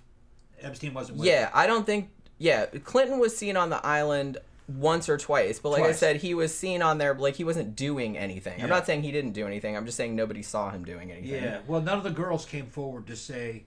Yeah, nobody... Yeah, they saw him there, but they said he wasn't doing nobody anything. said that he did anything. And even Virginia said, she's like, well, just because somebody was at the island, she's like, that doesn't mean they did anything, because people came to the island all the time. Yeah, Virginia's one of the best witnesses. She's the one that fessed up to the most stuff. She said, just because you were on the island, that doesn't necessarily mean you were there to have sex with those girls. Yeah, because that wasn't... They have parties there, too, and there nothing parties happened. and meetings and shit like that. and nothing would happen there. And nothing would happen. It was special parties that they were having on that island. Yeah, so it wasn't every time. And none of the girls said anything about Bill Clinton or Trump. Although, I'm going to get into one really bad thing from one girl said. It didn't happen on the island. It happened at Epstein's house. Okay. That Trump was involved in, allegedly. Allegedly, yeah. And it's bad. It's bad. Yeah, I don't know if it's true or not. Of course not. I mean, I read the complaint. It's bad. Yeah. But what did it say? It happened in the 90s. I'll get to it. 90s? Okay. Happened in the 90s. Oh, I understand about. That was the tweaking of the nipple story. No. It's not that one? It doesn't have anything to do with tweaking nipples. All right. Doesn't have anything to do with tweaking nipples. Yeah, Steve Bannon was another person that hung out with Epstein a lot. Then he would, and Bill Gates had a relationship with him. Like, he later said, I was just trying to get some money for my fucking charities. But Bill Gates' wife begged to differ, though. She divorced him behind that shit. Yeah, so I don't know what was going on there. But like I said, so he knew a lot of people. A lot of people, like I said, just because a name was associated with him, that doesn't necessarily mean they were doing anything illegal. I don't, maybe it does. I don't know. But a lot of people were trying to get money out of him too. That was a very small group of fucking American and European billionaires. They all knew each other. Yeah, they all knew each other. I mean, it's a pretty small, real small circle. Community. Right. Yeah. So Epstein 727. Apparently, the locals in the Virgin Islands called it the Lolita Express. Yeah. Because it was always coming there with like underage girls on it, which that's probably a red flag right there. The island is actually called Little St. James. That's the official name of the island. It's not actually called Epstein or Pedo Island or whatever they want to call it. There's a YouTube channel, I don't know if it's still up there, it's called Rusty Shackelford. And that was the name of the channel. And whoever owns that channel has drone footage of the island. It flies the drone all over. Probably about 6-7 videos. This was right after all this shit came out. It's pretty cool for drone footage. It's kind of weird. They even get down and look at the damn little temple that was there. They get pretty close to it. The guys working... The black guys who are working on the lawn see the drone and shit. Fucking funny. Yeah. They actually, the Netflix documentary has really, really nice footage of it. Yeah. Like, it's also drone footage, but it's really nice. You can still see all the shit there. Yeah, the drone evidently was launched from a boat. Yeah. So well, there's only another, because they actually, on the documentary, they had a guy that lived on St. Thomas, which he said it's only like a 10-minute boat ride from that island. You know what I mean? So it's not like in the middle of nowhere. Yeah, you see other islands. Right. So there's people live all around there. Yeah. You know, it's not that isolated. Jeff Yarrett said, Palm Beach Island is east of West Palm. That's where the super bougie folks live. Check out the Breakers' great Sunday brunch buffet and mimosas. We'll have to go down there one of these days. I haven't been in the Miami area for years and years and years. Brad says, I thought you guys were only on Friday. Well, now you know. This is the main show. Wednesday is the main show. Yeah. Friday. Monday night we do a movie review. Yeah. And Friday night we just do free will. We just hang out. Yeah. Get drunk and talk about whatever. Yeah. Which is always fun. But yeah. So the story is about little Trump there. Oh, okay. Was that from the 1990s until the 2000s when they apparently had a falling out. Like it was either 2004 or 2007. I'll get into it in a minute. Trump and Epstein used to hang out all the time. Them and Tom Barrick or whatever his name was, the real estate investor dude. They said because Epstein and Trump both had houses. Their houses were only like a mile apart in West Palm. And they also both had houses in New York City. So they said the three of them would always go clubbing together. They called them the Nightlife Musketeers. So they were going out all the time. And they said they were each other's wingmen. That was another thing that somebody that knew them said. One quote that gets thrown around a lot that Trump gave to New York Magazine, he said, I've known Jeff for 15 years. Terrific guy. He's a lot of fun to be with. It's even said that he likes beautiful women as much as I do, and many of them are on the younger side. Yeah, I remember this thing. No doubt about it, Jeffrey enjoys his social life. Which, again, you know. Now, apparently, in late 2004, they had kind of a falling out over, like, a property they both wanted. I guess they were both after the same house, and I guess like Trump ended up getting it, and he sold it for a bunch of it. And I guess that was enough for them to have like a little bitch fight or whatever, and they didn't talk after that, I guess. I also heard, and no one could confirm this, but in 2007, Epstein was reportedly banned from Mar-a-Lago because he was going after young girls like too obviously, I guess. Yeah. But nobody could confirm that because like it was in the complaint, but like the lawyer that he tried to confirm that, but nobody could confirm it. So I don't know if that's true. The story I heard is that the girl was the daughter of one of Trump's friends too, and that she was like a rich girl. So yeah, she turned right around, went to her dad. Yeah. And then the dad told Trump, so that dude's hitting on my daughter. She's like 16. Yeah, it could be, like I said, but that was the rumor that he'd been banned from there, but Yeah. but no one could confirm that. It could Well, very Trump well said be that. true. Yeah. Trump said he kicked him out, said he wasn't allowed back. Said he wasn't a fan. But no, he said that publicly. Trump did. I know. Yeah. I'm just saying that There wasn't any paperwork. You just told him, don't come back here. Right. Yeah. Yeah, so there is a video from 1992 of Trump and Epstein at Mar-a-Lago together. The funny thing about that is that showed up because it kind of got popular. So Borat, like the Borat movie, the second one, subsequent movie film, they put that footage in that movie, and then Borat tries to go give his teenage daughter as a gift to Mike Pence. Like in that movie, and Rudy Giuliani, I think. Like he said, I saw that footage and it inspired me to give my teenage daughter to you as a gift.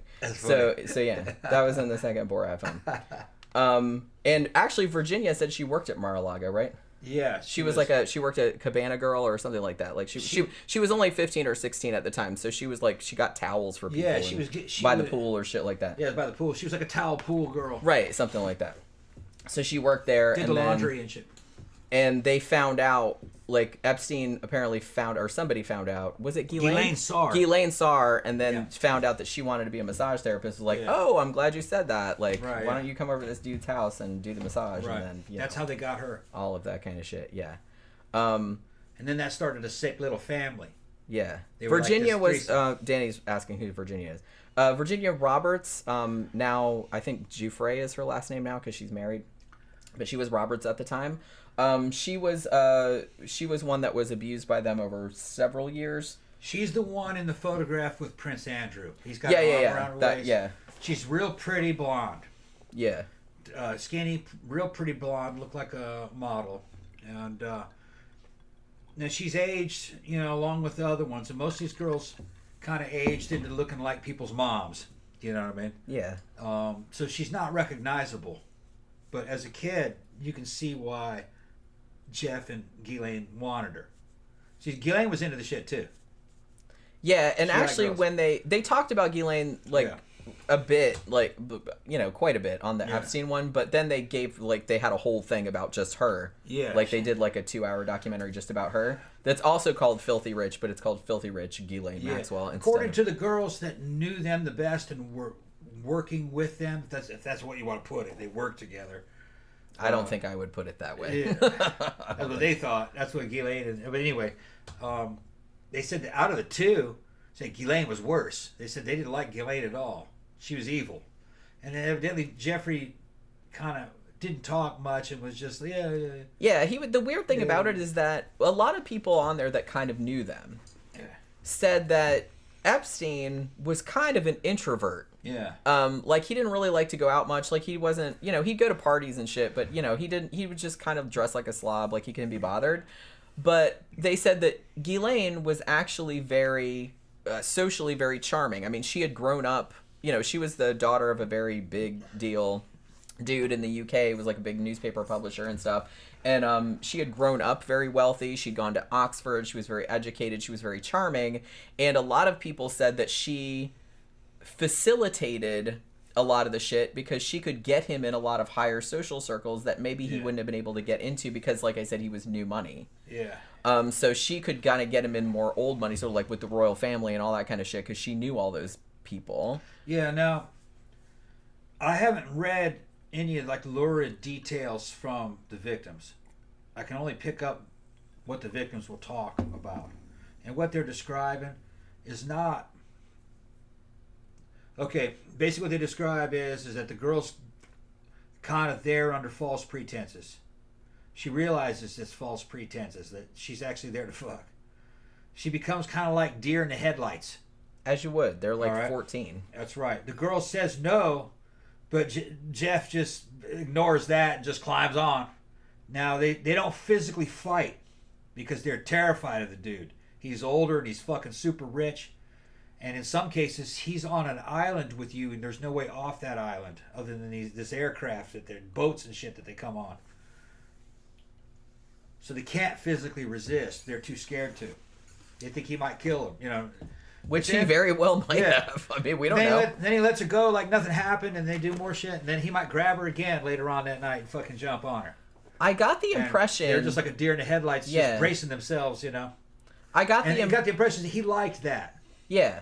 And I got the impression, too, that he didn't really see them as people. No. Like, they were just things. He didn't really... Well, Ghislaine said they were nothing. They were garbage. Yeah, she said that.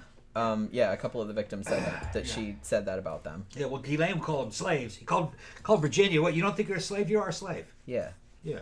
So they were kind of into that. So I kind of feel like it's kind of shitty because even though you have to remember... I don't know. I think it was good in this case because, you know, people did actually, after all of this time, like after all of these stories coming out, they did actually believe them, like all the fucked up shit they were saying, because all their stories lined up. You know what I mean? These girls didn't know each other, and then they all just came out and started telling the same fucking story about this dude. Yeah. And, but I kind of feel like people maybe are like, well, why didn't they say no? Or why didn't they run away? Or why didn't they punch the dude in the balls? Or something like that. It's just kind of like, one, you have to remember these are kids. I mean, some of them are like 14 years old. You know, they're in this house. They don't, it's surreal. They don't really have the mental, capabilities to defend I themselves. can't, if I against basically an exceptionally intelligent, psychopathic billionaire who's very well connected. And he threatened some of Yeah, them outright. he said we could do anything. I own the Palm Beach Police Department. That's right. Like, you can't do anything. I'll fuck up your family. Like, if you and say he could. anything He about had it. all those private detectives and everything.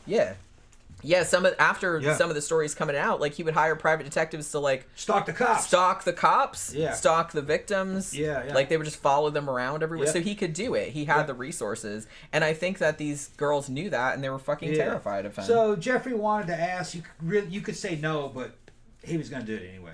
Well, and They some just of the kinda- girls, he just forcibly raped them. Yeah. Like, and then afterwards, he'd say, "I'm going to help your sister out with her education and fucking." Yeah, I'm going to pay for her to go to Europe. Go to Europe in a private school. Unbeknownst to her, he goes over there and hits her too. Yeah. Later on, but some of the shit is just handing money out to him in favors. So now they can't say anything. So he was constantly keeping them all trapped.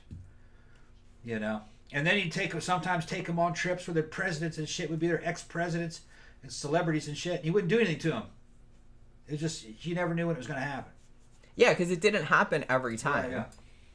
So he kind of, I mean, they were kind of like fucking with the people. And like I said, you have to think these were just like teenagers. And a lot of them they had never been out of this town. Yeah. They never had any money. They're from a trailer park. Right.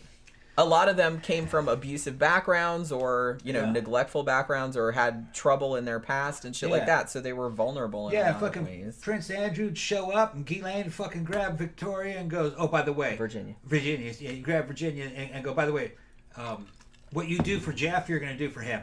Yeah. And they're like, oh, there's no choice. They just tell you you're going to do that for him. And then he's gone with her. Yeah. Yeah. And she's what, like 16, 17? Something like that. Underage. Yep. So, not great. It's not a great situation. And I felt really bad, like, for all of them. Because the thing about, I kind of tried to put myself, I don't remember what it was like being 14 years old, really, because that was a long fucking time ago. But I try to put myself back in the shoes of if I was 14, and I, grew up fairly poor. Like I said, I wasn't, abused or I didn't have, like, drug addict parents or anything. My parents were cool, but I didn't have a lot of money or anything. If somebody had come to me when I was 14, like at my school, and said, "Hey, we can make some money doing this easy shit," who's to say? I might have fallen for that too. And then, like, when you get there, you feel like, oh shit, like you can't. Well, you see, the massage thing is ingenious, okay? Because the girl knows that this is something physical. Okay, it's a little bit sideways. It doesn't. She like not it's sin. a legit thing. It's People legit do thing, get but it's normal kinda- massages. But the water, the water is not on full on hot. It's just warm. Yeah. So you go like, well, is it just my imagination? Am my dirty imagination is thinking this is going to be something sexual, or what's the point? And she goes, maybe it's not going to be that bad. I'll just rub him. He's got money. And she goes down there, and no, it's like the trap gets sprung on her. And she's like, oh, I guess it was what I thought it was, or what I was afraid. I mean, it would start out, what he would do, Yeah. and a lot of the victims said this is basically exactly what would happen, like with all these teenage girls. He would get them in there, like, and sometimes he would have another one, like, hey, I'll give you another $200 if you bring a friend tomorrow. So, and then the friend would bring them and then would leave them in the room. Yeah, so hold on, I gotta go. So he would just be laying there because he had a whole massage. They had pictures from the when they raided his house. You know what I mean? So they have like video of like he had a whole massage room with the steam shit and everything. And so like he's into this massaging thing. And his houses were big, but they looked like crap. They did look like They looked crap. like crap. That's what I thought too. He couldn't decorate. He had shit taste. Yeah, he had the taste of a poor guy. Yeah, they looked really terrible. Yeah. Well, I mean, like I said, he was new money. He didn't grow up rich, so maybe that's what it is. But yeah, so he would have them come in there. And then the massage would start out normal. Like he would just have like he'd be laying on his stomach, like there'd be a towel over him, like they'd be like there's lotions over there, just start with the feet and the legs, which like I said, not that weird.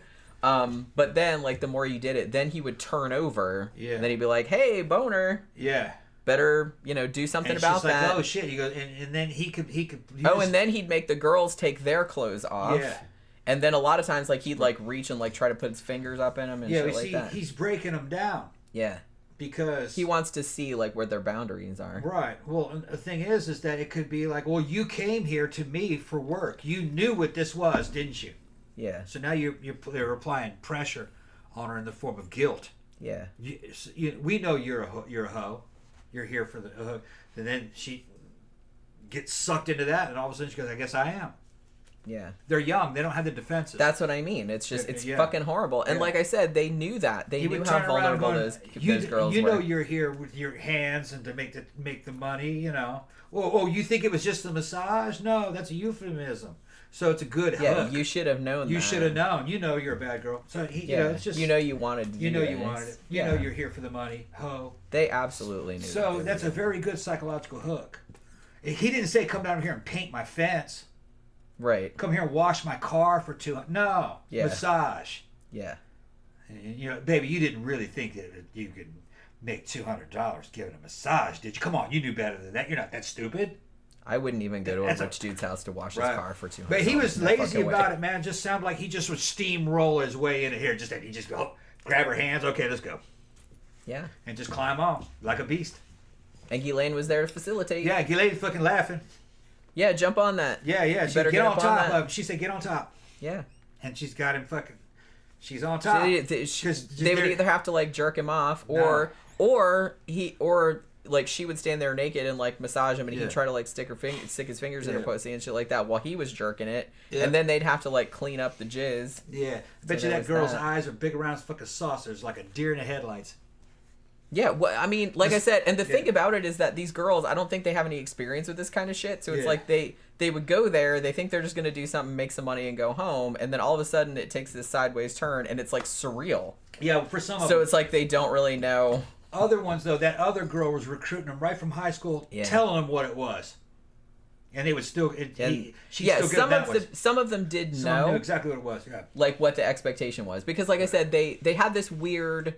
Yeah. It was funny because one of the attorneys, like the victim's attorneys, was like, he essentially had like a molestation pyramid scheme going. He's like, which I've never heard of ever. Yeah. But he would get like Ghislaine obviously would go out and procure. She was like on the madam, actually. She was like the madam. Yeah. But yeah, they would get high school girls that. They're like, hey, we'll give you some were middle school. Bounty. Yeah, some of them were middle school. Yeah. We'll give you a bounty if you bring your friends. Do you have any pretty friends? Like, you bring them with you, and we'll give them money, too, and then we'll give you extra money. Yeah, and what's funny is, like, one of the main ones that was doing that, she was traumatized by the whole thing, but she's like, but you know what? I probably could find more girls to do this. She says she feel guilty about it now, but she was only 14 or 15. Well, she was 14 or 15, and she was probably like, well, I'm getting $200, and I don't have to fuck Don't this have to dude. do it. Yeah, I'm going to make these girls do it. But she still feels bad about it. Yeah, and she was honest with them. She told them what it was, and they would still do it. So that's She said she told them what it was. She said. That's what she told the cops. But that's the disturbing part to me is that you can just tell an underage girl what it is, and she'll go, okay, for the 200. Unless they really don't think that's what's going to happen, or I don't know. She said she told them exactly what it was. Yeah, like I said, I don't know if she really did, but that's what she told the cops. She said she told them. Now, in the sex infiltration or the sex operation that he was building, he actually wasn't looking for that kind of girl, because he wanted. They had to look real sweet and innocent, and they had to look like a real civilian. They didn't have to. He didn't want them to come off as hookerish, because then the value would go away. You know, he's hooking them up with these old dudes. And what's funny is that these dudes, Alan Dershowitz and fucking, who's that dude in a damn fucking wheelchair? Stephen Hawking. Stephen Hawkins. These dudes are not players. They probably wouldn't know a hot lay if it hit them in the face. So really, these girls are probably at their level in terms of sexual experience. As dudes, they're not Don Juans. Now, the Prince probably was. He looked like a real fucking predator, that dude. But the average one that supposedly ends up in that these girls are mentioning is a fucking simp, and I mean a bad simp. But he's got some kind of a powerful position, and they're weak to this because they didn't grow up getting it. And Alan Dershowitz says, I never even had sex with an underage girl when I was underage. Somebody tells me he was a virgin until he was probably 20. Or 18 at least. Oh, yeah. He was probably a virgin at 20. He probably didn't get any until he got out of college. Alan Dershowitz. Well, don't shame people for losing their virginity later. That's not cool. But I mean, There was a pedo. Well, probably. All right, but I don't think. I mean, he very, very vociferously denied, because Virginia said that she had sex with Alan Dershowitz 6 times. 5 or 6 times that she remembered. Yeah, I believe her. And she and told truth, Dershowitz but- was on the documentary, and he like talking about other shit, like talking about the defense and everything. But he very categorically denied it. But I don't know if I believe it. You have to understand something. I mean, he wasn't Epstein's lawyer directly, because he wasn't a member of the Florida bar, so he couldn't defend him in the Florida thing. But he put together his legal team in Florida. Alan Dershowitz is a lawyer. Never ever trust lawyers. No. They can't tell the truth. They don't know what truth is. Their whole job is to cloud. I'm just gonna and assume misdirect that you. everybody is like sketchy as fuck until they prove otherwise. Yeah, lawyers are sketchy. It's much safer that way. Sketchy as fuck. If it's not true, they're gonna make it true by just painting the facts a certain way. They don't believe in truth. They believe in power. Xanada said, "This is a very particular type of psychopathic guy who does this. If I had $1 billion, I'd build a compound to keep people out." Yeah. Yeah, same. I think. Why the fuck would you waste it doing this shit that if you got caught, you're going to prison? It's why. Okay, we were talking about this when we were watching the thing too, because we were talking about this whole massage thing that he was into, and he was super into that. Well, like I said, you know, whether he was using that for other purposes, I don't know, but he was obviously got off on this. This was like a fetish for him, and Tom was sitting there going, be like, man, massages like 2 or 3 times a day. Like his employees said he got 2 or 3 massages a day, like from different girls and stuff. So that was obviously his thing, which seemed a little weird. I was just like, wouldn't he get bored of it or something? Yeah. But it was just like some kind of weird fetish that he had. But it always had to be these girls that were super young and seemed like they weren't super into it. Like they didn't really want to do it. But I think that he got hit a chubby from him making them do something they didn't want to do. They had to come off looking like they were resisting. He wanted virgins. Somebody that came across as like a virgin. Which is fucked up. Like I said, if you have all that money, why would you fucking wait? You have to be a fucking psychopath. I'm going to tell you, because he was recruiting. Remember, that's how he got Virginia. He was recruiting. They were job auditions. Him getting off was only part of it. He was looking for select ones. He was trying to put an A-team together of exact perfect types that could help him conquer rich, powerful men. And most of those girls from the trailer park didn't have what it took. Only a few did. Which, you know, what's her name? Victoria? No, Virginia. Virginia was one of them. he would home in on you if you had any damn sexual abuse in your past. Boom. Well, yeah. Sexual predators go after women that are vulnerable. Yeah, because the most vulnerable are women that have been sexually abused before. Right. So that's usually what they target, and they know what to look for. Yeah. Now the Germans probably have the old Germans that were trying to perfect this back in the 30s, through in child abuse studies in orphanages and shit. They probably had an explanation. It's probably an easy way into the kid. You can use guilt, or maybe they're using the fact that a certain barrier has been broken down so they can't resist quite like a girl who had never had that happen, because it happened early on in her life formative history, years. Formative years, so she's more susceptible and more obedient, maybe, if it's happened early. Oh yeah, big time. So it's something like that. The more submissive. Because the thing about it is that, yeah, and this is a generalization, obviously, because everyone reacts to things differently.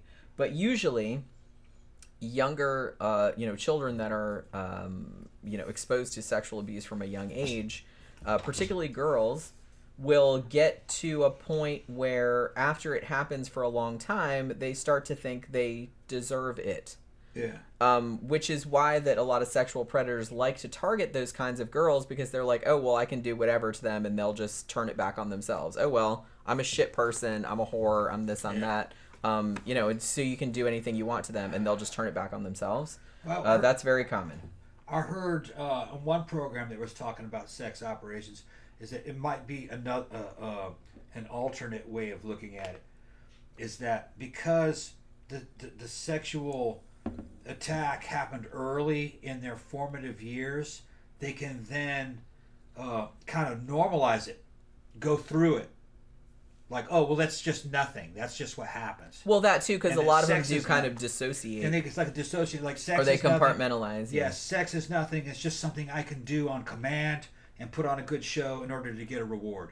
So there's no real deeper emotional significance. Yeah, that's another aspect. It's like breaking them in very early to be kind of immune to the effects. Because if you've gone through that kind of abuse a lot, like as a youngster, you would just kind of like almost become a multiple. Yeah, because you're just gonna go somewhere else. Mm-hmm. They're just like, I'm just gonna check out. So they start, for a little while this is going on. Or they get into it, but they're downplaying the importance. It has no emotional impact on them. Yeah, like I said, it's different people react to it different ways depending on what their personality is. But I think he just wanted a performer, real pretty little performers that were submissive, that would do what he said and get the information or get the dirt on the guy, and then he could take them back, because they he and Ghislaine would fuck around with their star students, regularly, but they would also go scuba diving and four-wheeling. Well, that's what, and then they'd have a threesome, and then they'd go out and do some other shit. Well, they said, and sometimes they would break them in, like, because I don't think this was Virginia. I think this was the other woman that was on there talking, but she's like, sometimes you'd be like they'd just be doing normal shit. Like, we just went out for dinner, or we went out for like a excursion that day or whatever, and it was regular. And then you'd go back to their house, and then Epstein and Guillaume would start making out or like fucking on the couch and like making you watch. And then they're just kind of like, hey, like trying to pull you into the shit. Right. And you didn't really want to do it. Right. And actually, like, Sarah Ransom even said when she was on the plane going to the island, and she was older, I think she was 21 or 22. She's like, I was kind of like half asleep on the plane, and she's like, and I see Epstein like just fucking this girl just like in front of everybody. Yeah. And she's like, and I thought that was super weird, but everyone else was like pretending it wasn't happening. Yeah. So she's like, I probably should have, that should have been a red flag, but everyone else was acting like it was no big. Some were asleep, I think. So she's like, it was just like super weird. Like she was just fucking this girl on the plane. Yeah. Well, he was just making sure that everybody knew that it was. He was trying to normalize it, trying to make sure that everybody on the plane knew that he was gonna fuck if he wanted to. Yeah. That's what you were here for. It didn't mean anything to him. Well, obviously. So it wasn't supposed to mean anything to you. And I feel like he's kind of one of those people that seemed like he could not I mean, I think he was like a classic sociopath. Like, Yeah. he couldn't put himself in the shoes of No. anyone else. So No. he just thought, well, he didn't give a shit about it. Like I said, people were just Yeah. like objects to be used. Yeah. So apparently supposed to that care was, about it either. yeah, you weren't supposed to care about it either. Because obviously that's okay with me, so it's okay with everyone else. Yeah. You know? That was- Because I'm the only person that matters. You know, like I said, I wasn't there. I didn't talk to the guy. I just That's the impression that I going got by from what him. the girls were saying. Yeah, and like then- from interviews that I've seen with him Yeah. and stuff, that's the impression that And he gives. surprisingly, from everything I heard, the sex sounded vanilla, just regular. It's just the fact that he's basically forcing it on somebody, some chick who's just like a deer in the headlights. Yeah, that was his, and Yeah. they're underage. That's Yeah. the other thing. But yeah, Haida just said so gross. It is. This whole story is fucking gross. Yeah. And Mike said, the more I hear about this, the more sick it gets. Oh, just wait. It gets worse. It gets worse. I haven't got into the shit yet, really. Yeah. We were just talking about like the early shit. Yeah. Zach says, what I want to know is where did all this shit come from? The massage thing, that it became a fetish for this guy. Yeah, it's like, look, everybody has, I don't think everybody has fetishes, but everybody has shit that they like. They have preferences, okay? Like, fetish is a particular thing. But everybody has preferences about shit that they like. Would I go out of my way as much as this dude did, like, for a fucking No fucking way. No fucking way. It just seems to me, and Virginia said this too, not on the documentary, but she said it in another interview that I read, that all that Epstein and Guillaume, they were just like sex obsessed. You know what I mean? It's like all they thought about.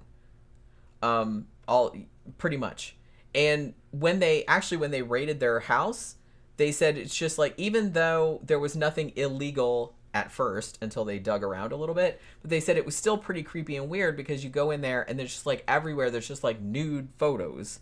Like all the artwork was nudes, all the, you know what I mean? They said it's like not illegal, but they just thought it was kind of strange. So they were just like really, really sex obsessed. Clearly, if you're getting sexual massages like 3 times a day, that's a lot. That's a lot. Hold on, I want to say something to Zach. Zach, I don't think the massage was the fetish. The power was the fetish. The power play over the chick. I think that's what it was. And that was just his Right. favorite way of That was like a ploy. Right. The massage ad was a ploy. That was always used like on Craigslist. That's how a girl would find clients. Okay, it's all a euphemism. But what he's doing is he's putting out a very gray advertisement. $200 for a massage. Come to my house. That's like the spider calling in the fly. It's a hook.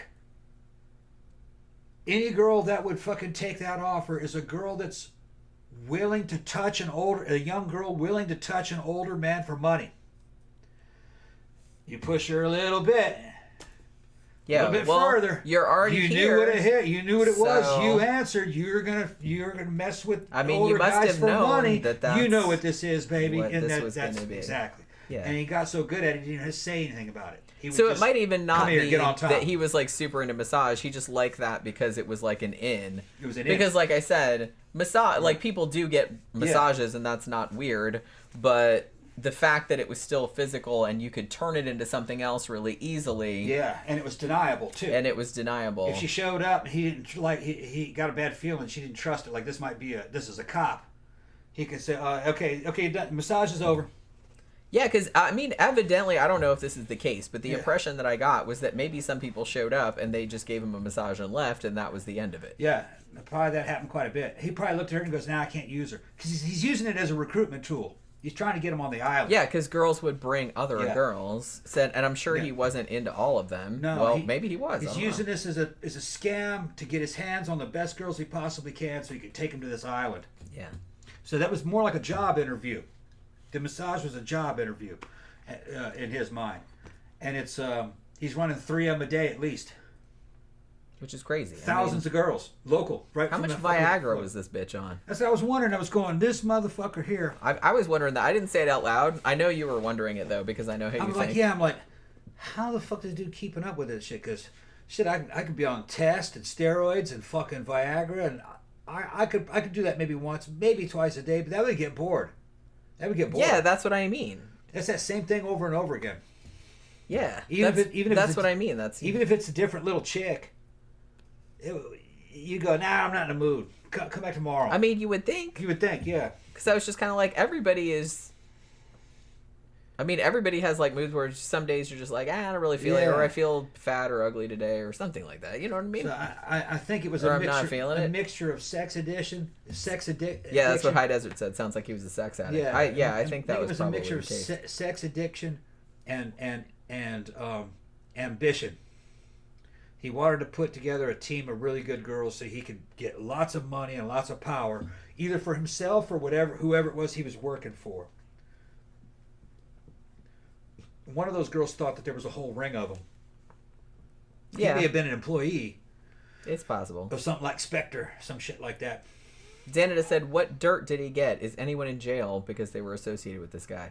Nope. No, they got the videos, but they never really released the videos. Nope. But evidently they got the videos off that island. James Holmes said, I wanted to bring this up. This was something they brought up in the Netflix documentary. I wonder if he was embarrassed by his egg-shaped dongle. We were laughing. They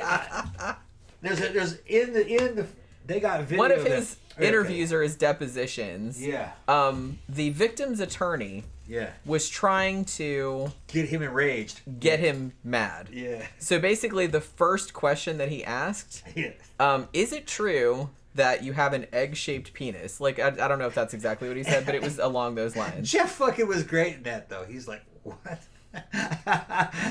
He's like, I'm sorry, one of the victims said that it's like, it was big at the bottom and small at the top, and she compared it to an egg. That's not my words, that's her words. Yeah, right. He was deliberately trying to, because he knew that it was funny. that Epstein was a narcissist, and he was trying to like rattle him and get him angry, get him pissed, which kind of worked. He knew what it was, though. He knew that it was a technique to make you mad. He was kind of laughing, though. He's like, these motherfuckers are egg-shaped. He's like, what the fuck? Like, yeah, that seems really weird. But I know what they're talking about. I don't know if he has an egg shape. I think he took the mic off and fucking stood up and walked away. Yeah, he had a little bit of a mantra. He's like, you're fucking full of shit. But that was, although my reaction to that question and fucking Epstein's reaction, we had the same reaction at the same time. We're like, what the fuck is this? And I honestly, classic. I don't actually know if anybody had described his penis as egg-shaped. Egg-shaped. Or if the attorney was just saying that to try to get him upset. Like he was trying to like make him angry so he would maybe say something that he wouldn't normally say. Could have been that the girl... So I don't know if somebody said that. Could have been that one of his girls kind of drew it. And he goes... And then he fucked around and fucking made it... Exaggerated it to be like an egg. Humpty Dumpty had a great fall. I'm gonna ask him fucking if he's got an egg shape. I kind of love that attorney. Funny. Attorney dude. I kind of love that dude. That's like he seemed like a cool dude, and he was just like after they showed that clip, the attorney dude that had been asking that question, he's like, "Was I trying to piss him off?" Yeah, you know what I mean. And I was like, funny. That dude's awesome. So yeah, I liked him a lot. But, well, like I said, he was cool because he represented a bunch of the victims, and he hung in there for more than a decade, really. I mean, he was really trying to get this fucking dude. I think by listening to fucking... By seeing him and seeing what he did, Epstein was high IQ. Probably 130 at least. Yeah, they said he was super smart, especially, like, mathematically. He skipped 2 grades in Heavy school, in math, which, like I said, a lot of people 130 to about 140. I don't think he was genius level. You know, but he was exceptional. He knew that dude was fucking with him. Yeah, you know, it was fucking hilarious. It was very funny. It was hilarious. He thought it was hilarious too, but he got pissed too. He's like, these motherfuckers are fucking trying. That motherfucker. I don't even know why they bothered interviewing him because he's just like, I'd like to answer that question, but according, like, my attorneys say that I should take the Fifth Amendment, blah, blah, blah. So he didn't really answer anything. Yeah. Zach said, do you think Epstein himself may have been abused as a kid? I wouldn't be shocked. They did ask him that question during his deposition, and he would not answer. Yeah, he did not. He wouldn't answer. So it makes me think he probably was. Yeah, I don't know, but... I guarantee you he fucked that rich dude to get that money.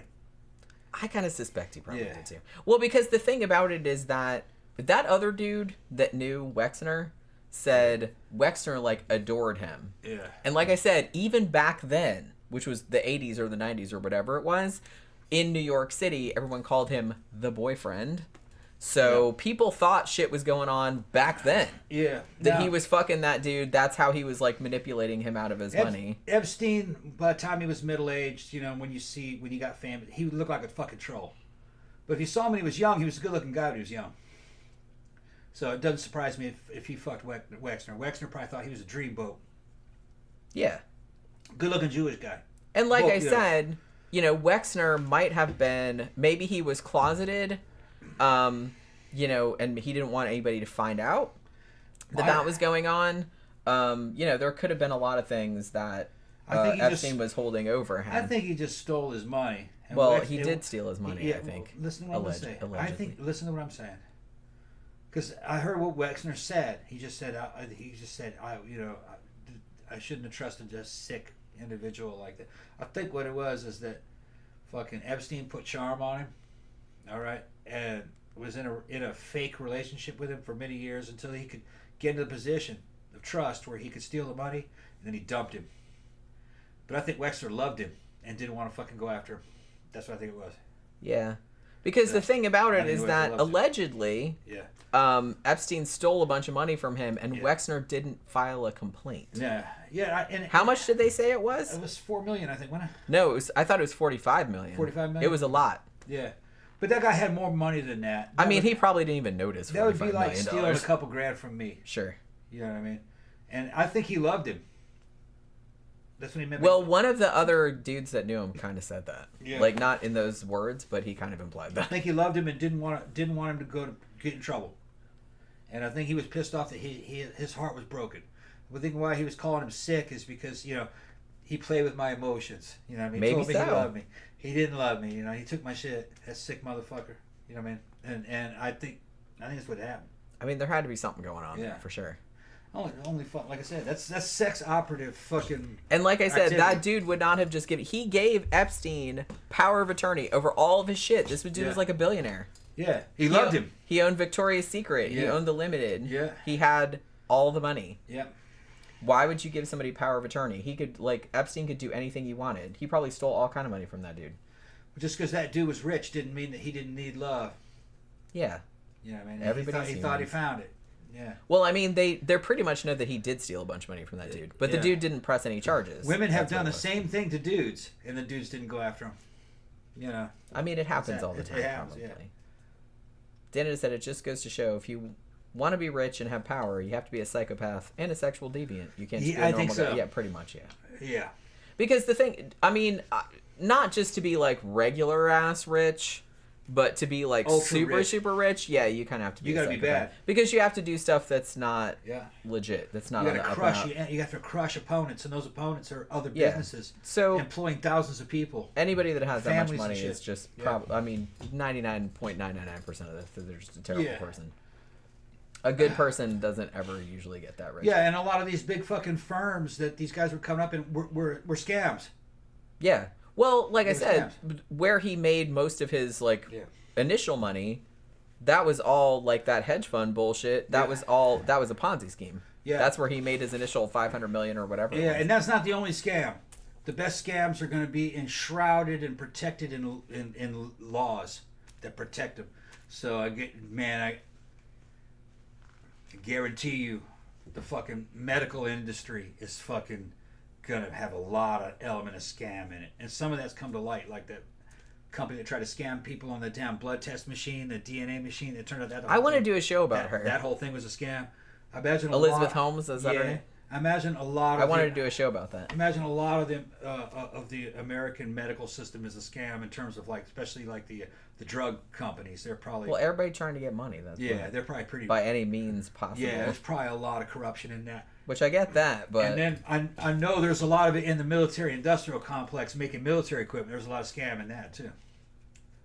Russia's kicking ass with little fucking quadcopters that are under $1,000. They can destroy $1 million tank, easy to fly, and it's like a toy. What it looks like. Our military-industrial complex would never make anything like that. It's too cheap. They would have to want to make something that did that, but $1 million each, and huge contracts and repair contracts, maintenance contracts, all kinds of shit that they would want for that. They would never want a cheap solution. That's just an example. I imagine a lot of our industries are scams. Mrs. Evans Artie Party said, loving this episode Thank you. and your insights, guys. Thank you very Thank much. you. We thought this would be a very popular episode. Yeah, it's So- an interesting topic. Yeah, so we haven't even really got into, like, the horrible shit. Like, we've kind of touched on it.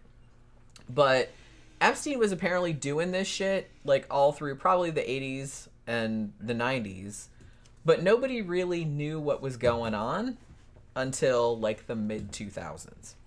Like I said, there were two girls that had one kind of older girl and her younger sister who was a minor. They had reported him to the FBI in 1996, but nobody really did anything because at that point, you know, there weren't any other complaints, and there might have been other reasons as well. But in 2005, a woman called the Palm Beach Police Department, and she had a 14-year-old stepdaughter. And this stepdaughter, I guess she had gotten into like a fight at school or something like that.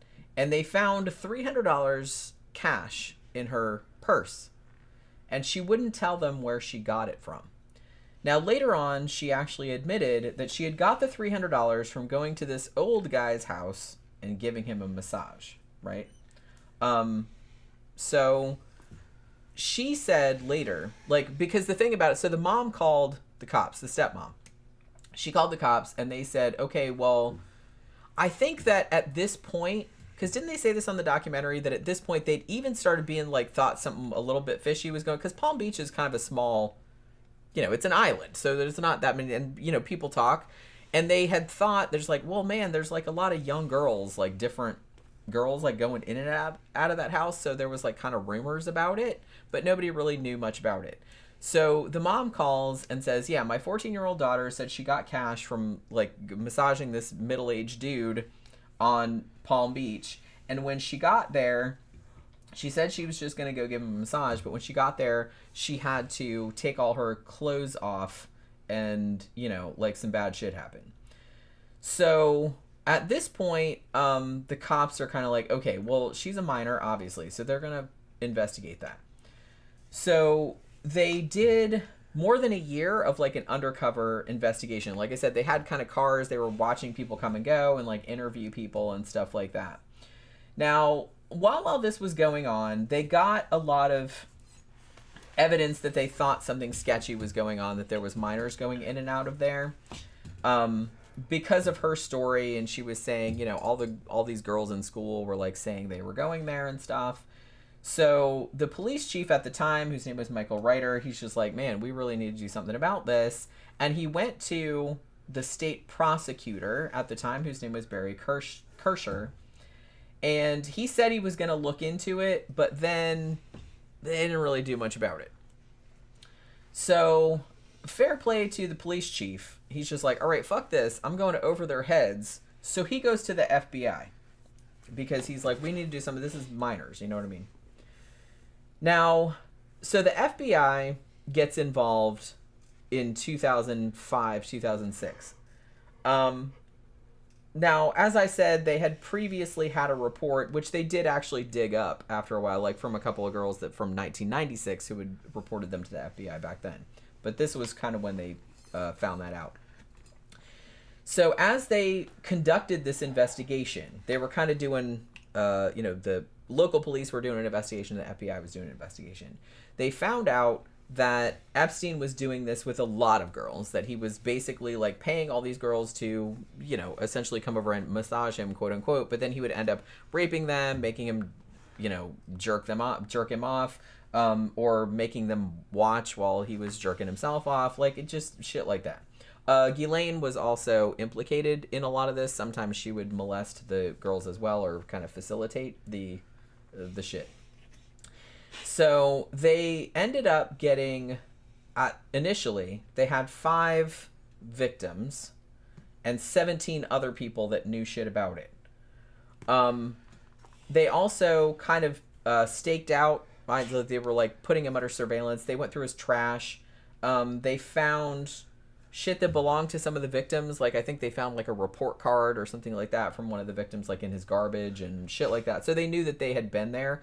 And all of the girls that came in and said about it, all of their stories, you know, kind of corroborated each other. Like they described the inside of the house correctly. All of their stories kind of matched up, like the shit that happened to them and stuff like that. So they did kind of believe them at first. Now, the youngest girl that was involved was 14, most of them under 16. So they eventually got enough evidence to execute a search warrant at Epstein's house. Now, they did talk about this on the documentary. They kind of, they showed some of the footage from the search. Now, when they first went in there, they found, I believe, a couple of hidden cameras. They found a bunch of photos in the house. And some of the photos were of the girls that they had interviewed that were minors.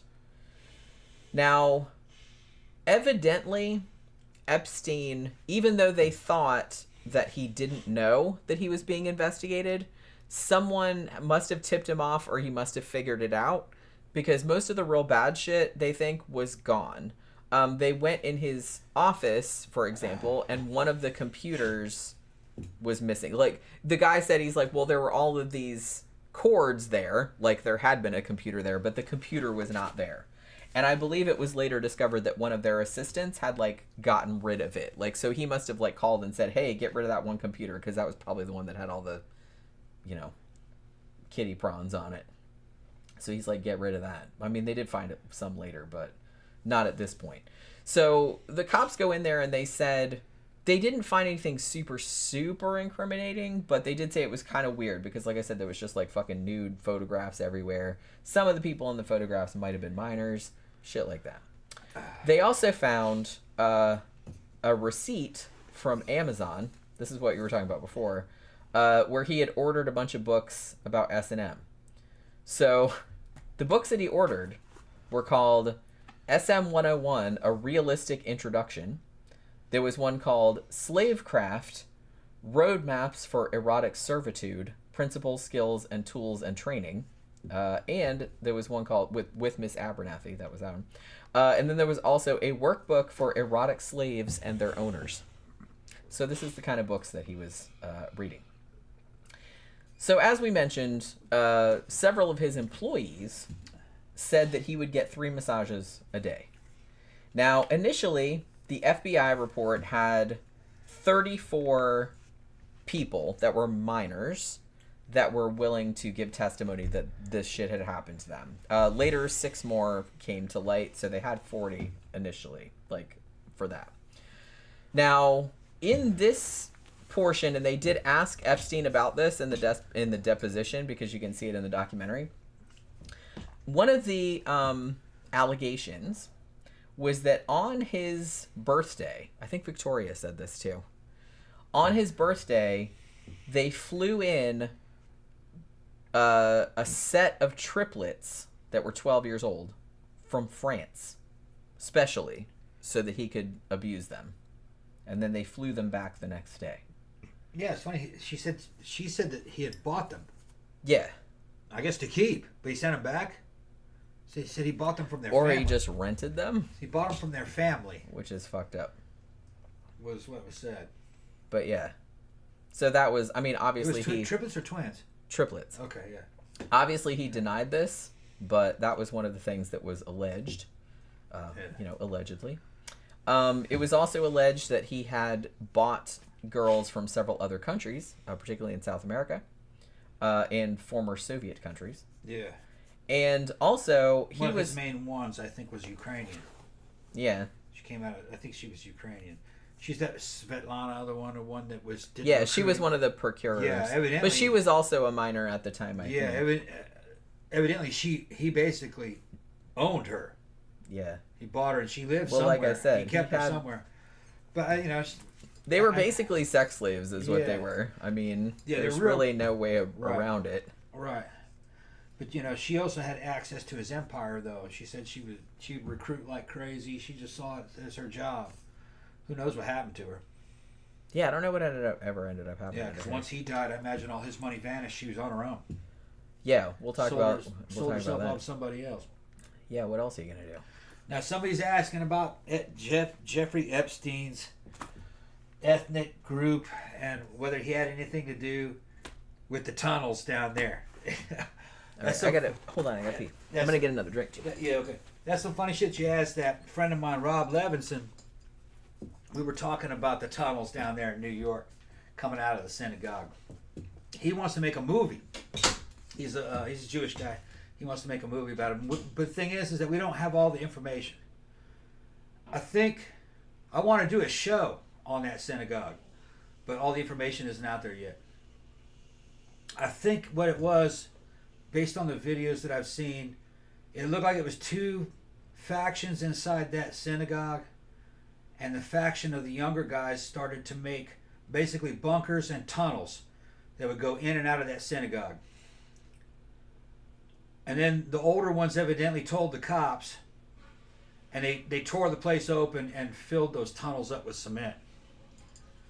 I think what it was is that they were, well, one, what's happening in Israel right now between Hamas, they're probably worried about that.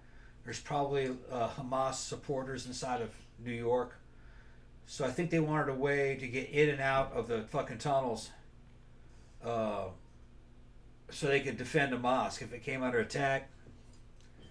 But it looked like, but the thing that mitigates that, it looks like it took a while to dig those tunnels. Maybe years of work, so that might predate the war that Israel's in right now. It might have had something to do with like BLM riots. Maybe they were afraid of BLM riots that they saw, and they thought that somebody would tear the mosque down.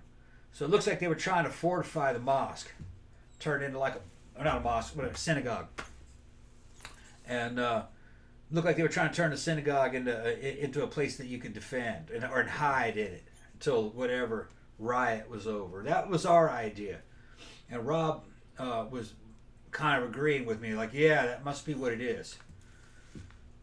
Now, both Jeff and Ghislaine were Jewish. What's her name? That wasn't like a central part of what was happening here. But what was that girl? Victoria, is that her name? Or Virginia? Virginia, yeah. Like the state. Yeah, just like the state. Virginia did say that they would fucking get kind of ethnic with her. On certain, you can see interviews with her. It's not mentioned in the Netflix program, but they were in an abusive relationship, and I think they've just fucked with her when they could. Well, they're going to use anything that's like a weakness. Anything as a weakness that they could get on you. They were saying, you're a nobody. So, yeah, there was an ethnic angle to it, but that wasn't the central part of it. The central part of it is they were trying to get dirt on real rich dudes.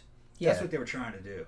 I think that was just kind of their whole thing. Yeah. And they would use whatever means necessary. And Ghislaine and Epstein, you can profile them out into being the kind of person you would need to be a sex operative. I think they were sex operatives. Epstein may be a self-styled one. I think Ghislaine learned it from her dad. And this was a business that they were running. Selling influence and information.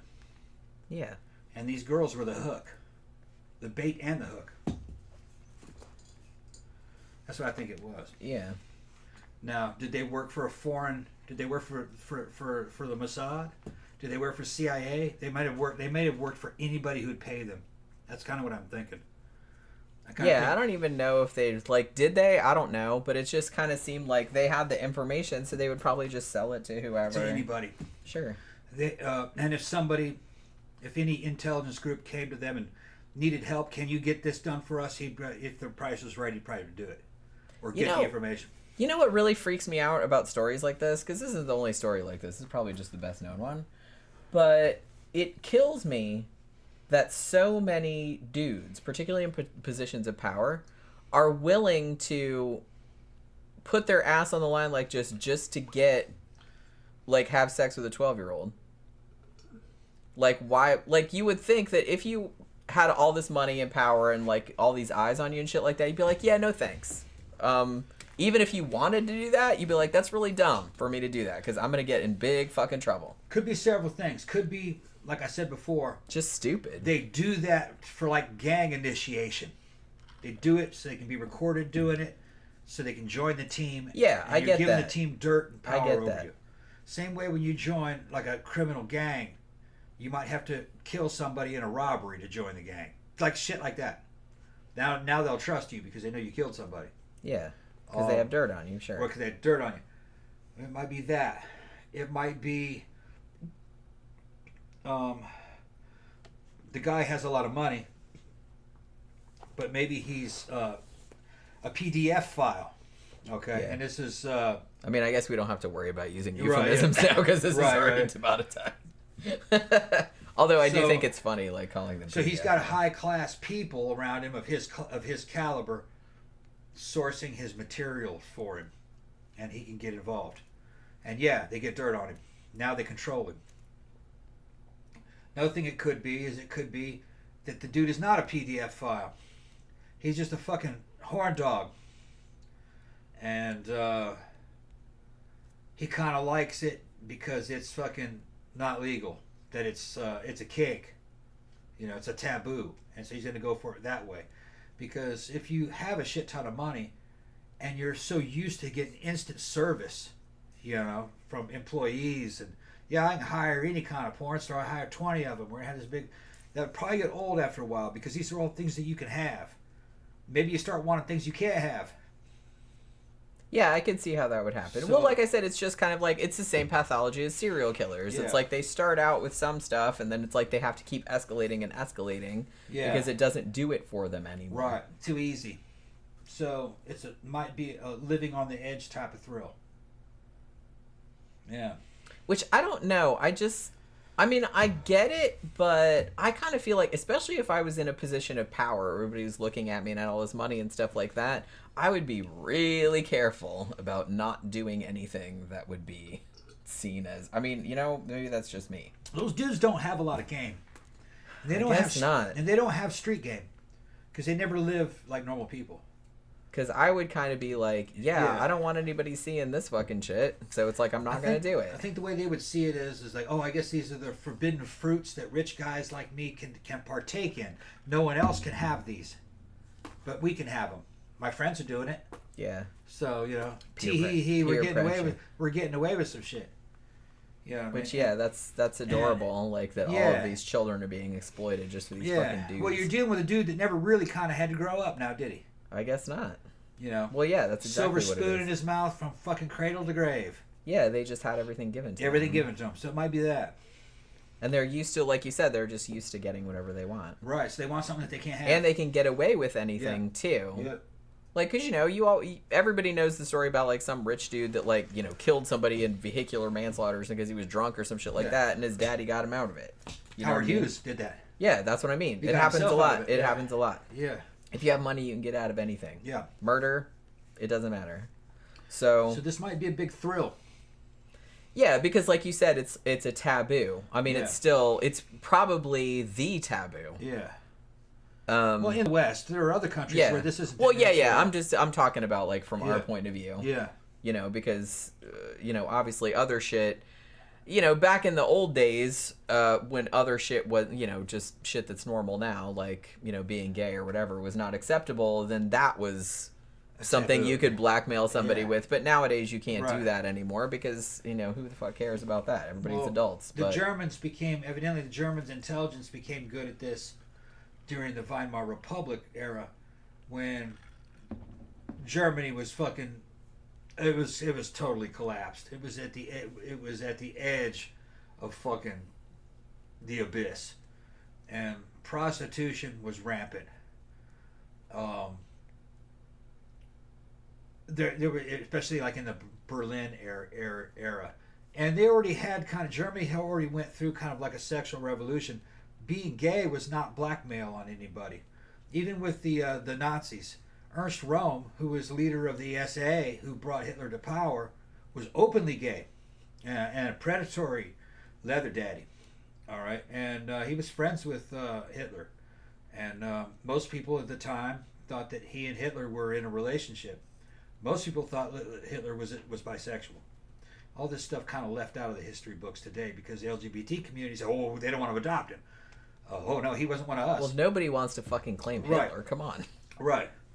The white Right. people don't want him either. Yeah. We also do not want him. But Mustache Man and the other guys, you know what I mean, they kind of they were more, what you call gender fluid. But so you couldn't use, in the 1930s, gayness as any kind of dirt on somebody. Only children. So that's what they started to focus on. Well, like I said, that's kind of the last taboo because that's probably always going to be. Well, Right. hi, Pookie. I didn't even know you were under there. So what they would do is that they had access to excess people or disposable peoples, what the Germans would call it. People that technically could probably be sent to a concentration camp from a say an orphanage. Well, why do that? Why not turn some of these orphans into sex operatives, which evidently is what they did. They learned how to do it through trauma-based mind control, which is like Pavlovian conditioning, to force them into a multiple personality disorders. And some of the personalities were sexual and some of them were more murderous. So not only were they a sex operative, they were also an assassin. And you're talking about, somebody who's between the age of like 7 and maybe 12. That takes us some inhuman motherfuckers. Well, that was the right bunch, actually. The Germans at that time, they were the right kind of people to experiment with that kind of technology. You're going to take a kid and just abuse it to turn it into a multiple personality disorder assassin. I mean, you can't be human, really. Well, to do that kind of under shit. their laws with euthanasia, anybody who was living a life not worth living could be euthanized, and that usually meant sent to a concentration camp. Any enemy, political enemy, who was disloyal to the party could be euthanized. They were living a life that wasn't worth Well, yes, living. I know that. But All I'm that just shit was saying done that- legally under German law. Well, doing that to a kid, instead of euthanizing it, let's turn it into something we can use. That's what that's some weird shit, man. Inhuman shit. Like I said, it's inhuman because you're treating other humans as though they're not human. Yeah. They're just objects. Which, that's kind of the textbook definition of Joseph sociopathy. Joseph Goebbels said, how can, and he was like the head of he was the one that really invented a lot of the stuff that you know of as that party. They said, how could you do these kind of things, how can you kill living people like that? Or, and he goes, well, everything lives. He goes, think about it. Maggots live, and you can stomp a maggot. I can't even do that. Yeah. Yeah. He said, being alive is nothing. Even maggots live. That was the philosophy. Not on purpose. Yeah. Go to the restroom.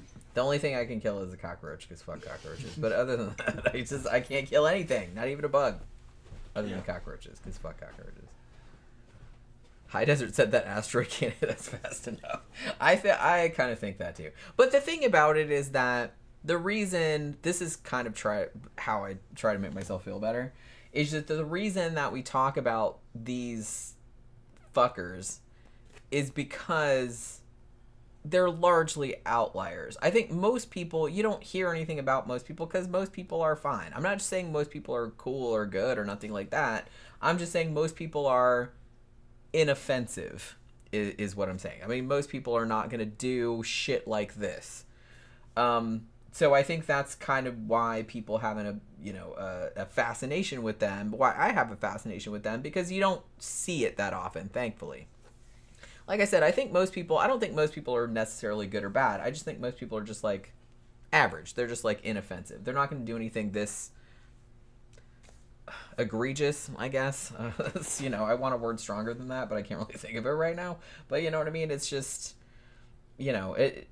there aren't that many people like this in the world. Probably more than we know of, but it's still a minority. I don't think most people would do this kind of shit.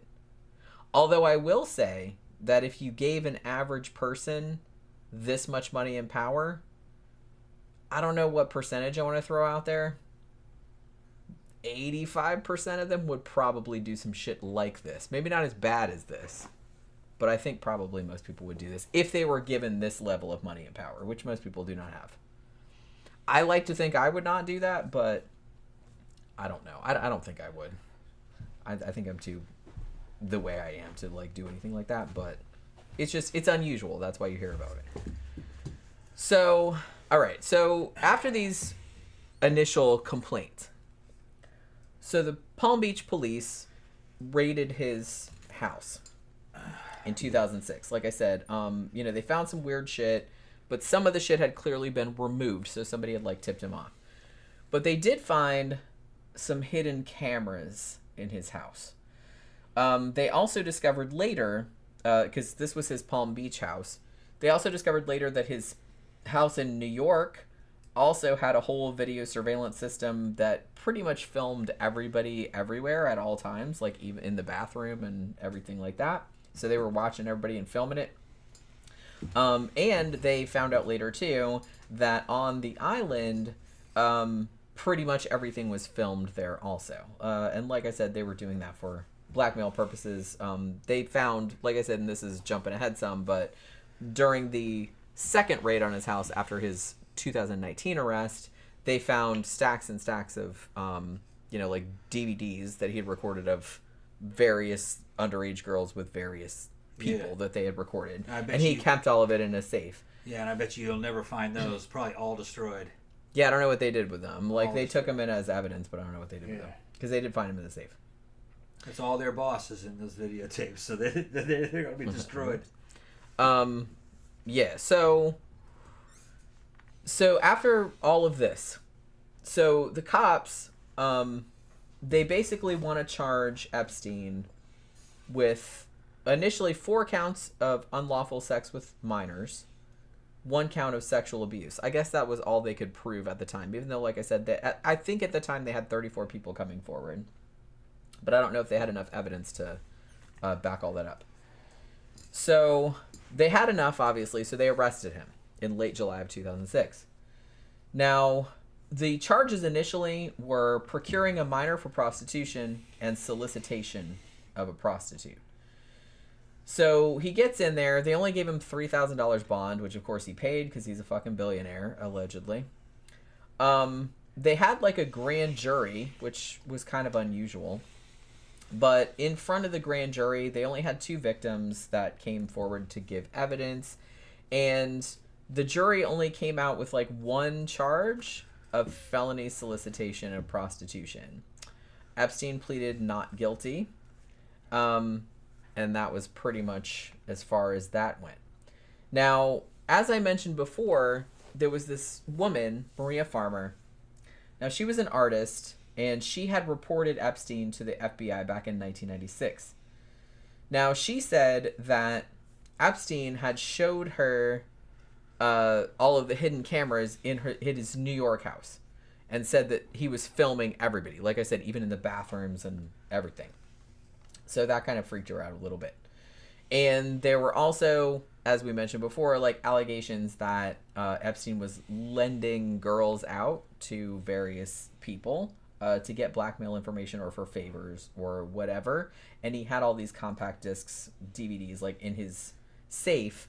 And he would write on them, either he or Ghislaine would write on them, young, whatever the girl's name was, plus whoever the big deal person was. Yeah, and he would never keep find that. Yeah, shit. and they were all in the safes. Like I said, they found them all in there when they raided his shit. I don't know what happened. This is Epstein's main job. This is why he's doing all this shit out of Florida, and having 3 girls meet him a day. That it's to recruit for this operation.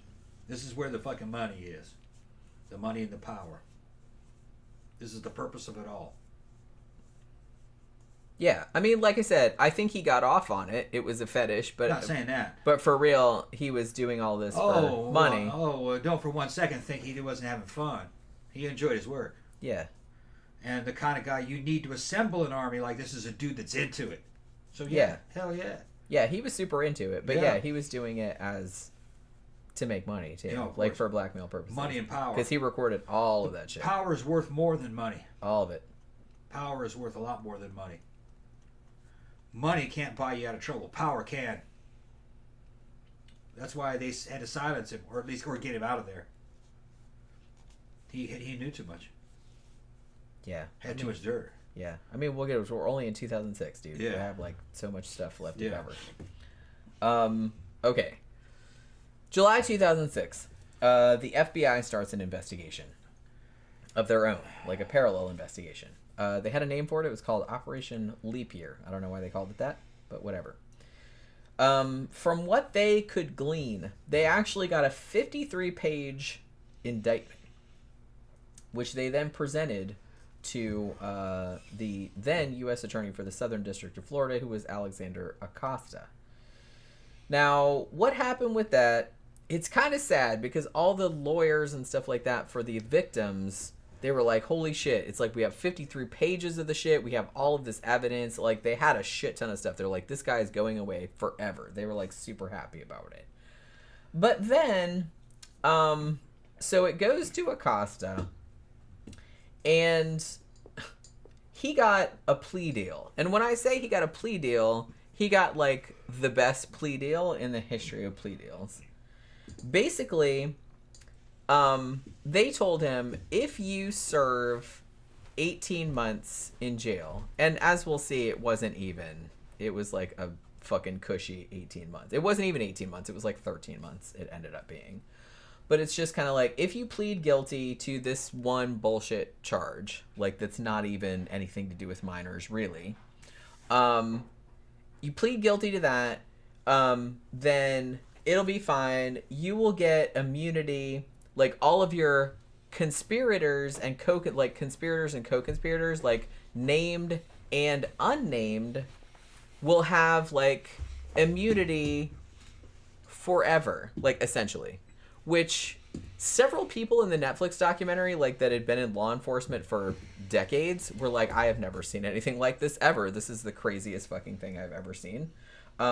Never have I ever seen a plea deal where everybody's like, even people we don't even know were your conspirators, they're also immune, like in perpetuity. They're like, that is the craziest shit that I've ever seen. It's like probably not even legal, but yeah. So he gets this fucking sweetheart deal where he basically agrees to plead guilty to a couple of bullshit charges, serve 18 months. That was the sentence. He didn't actually serve that.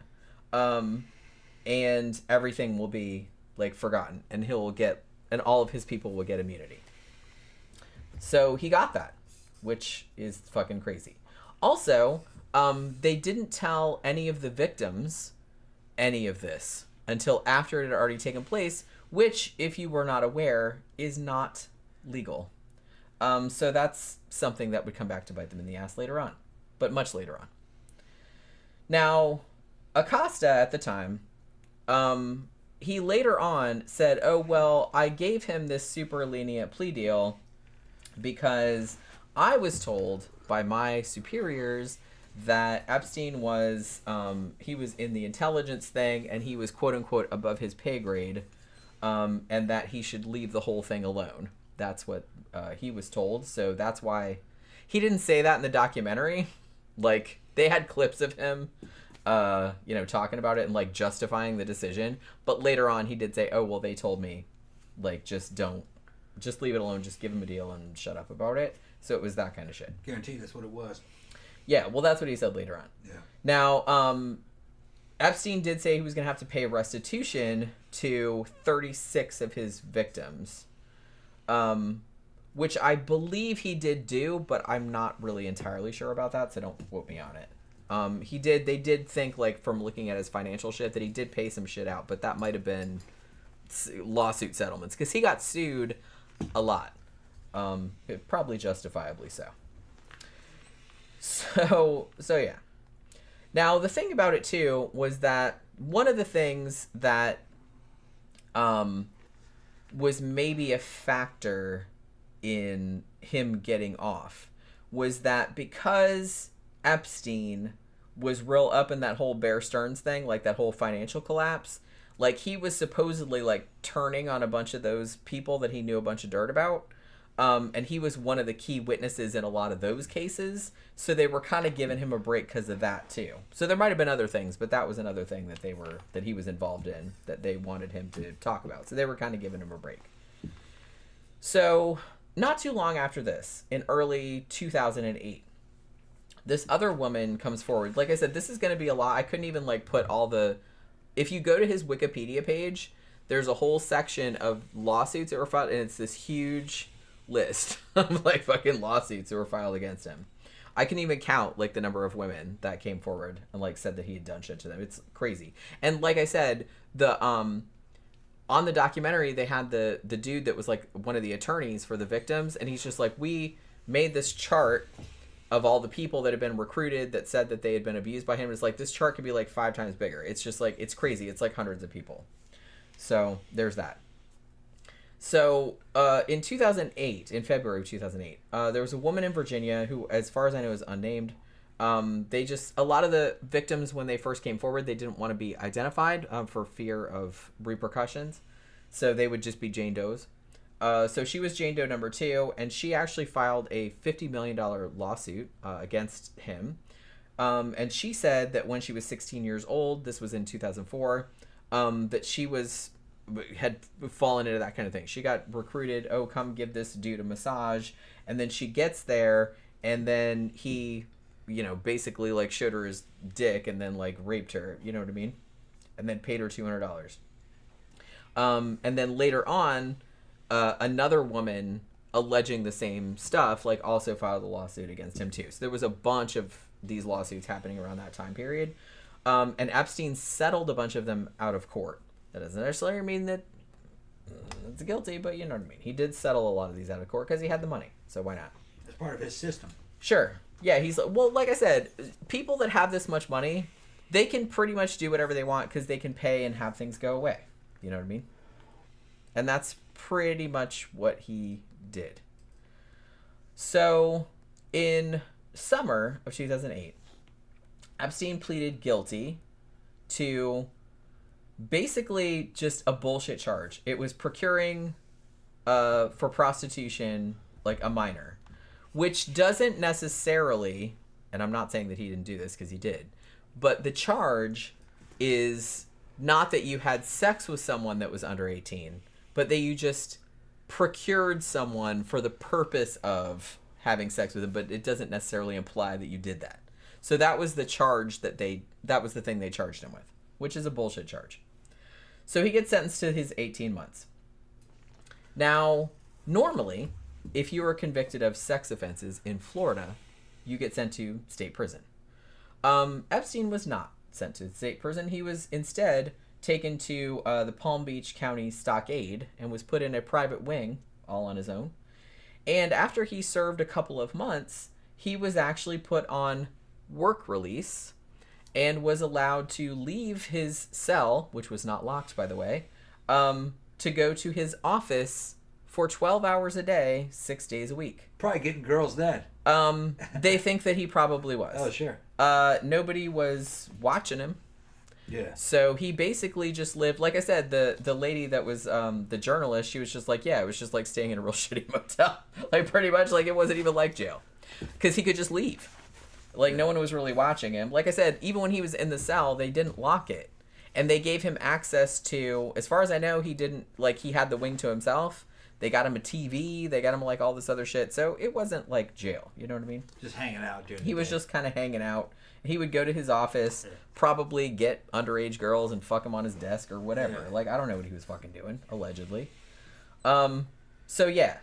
And they kind of try to justify it, even though sex offenders are generally, in Florida, not given work release. Sex offenders... Can't trust them. No. Yeah.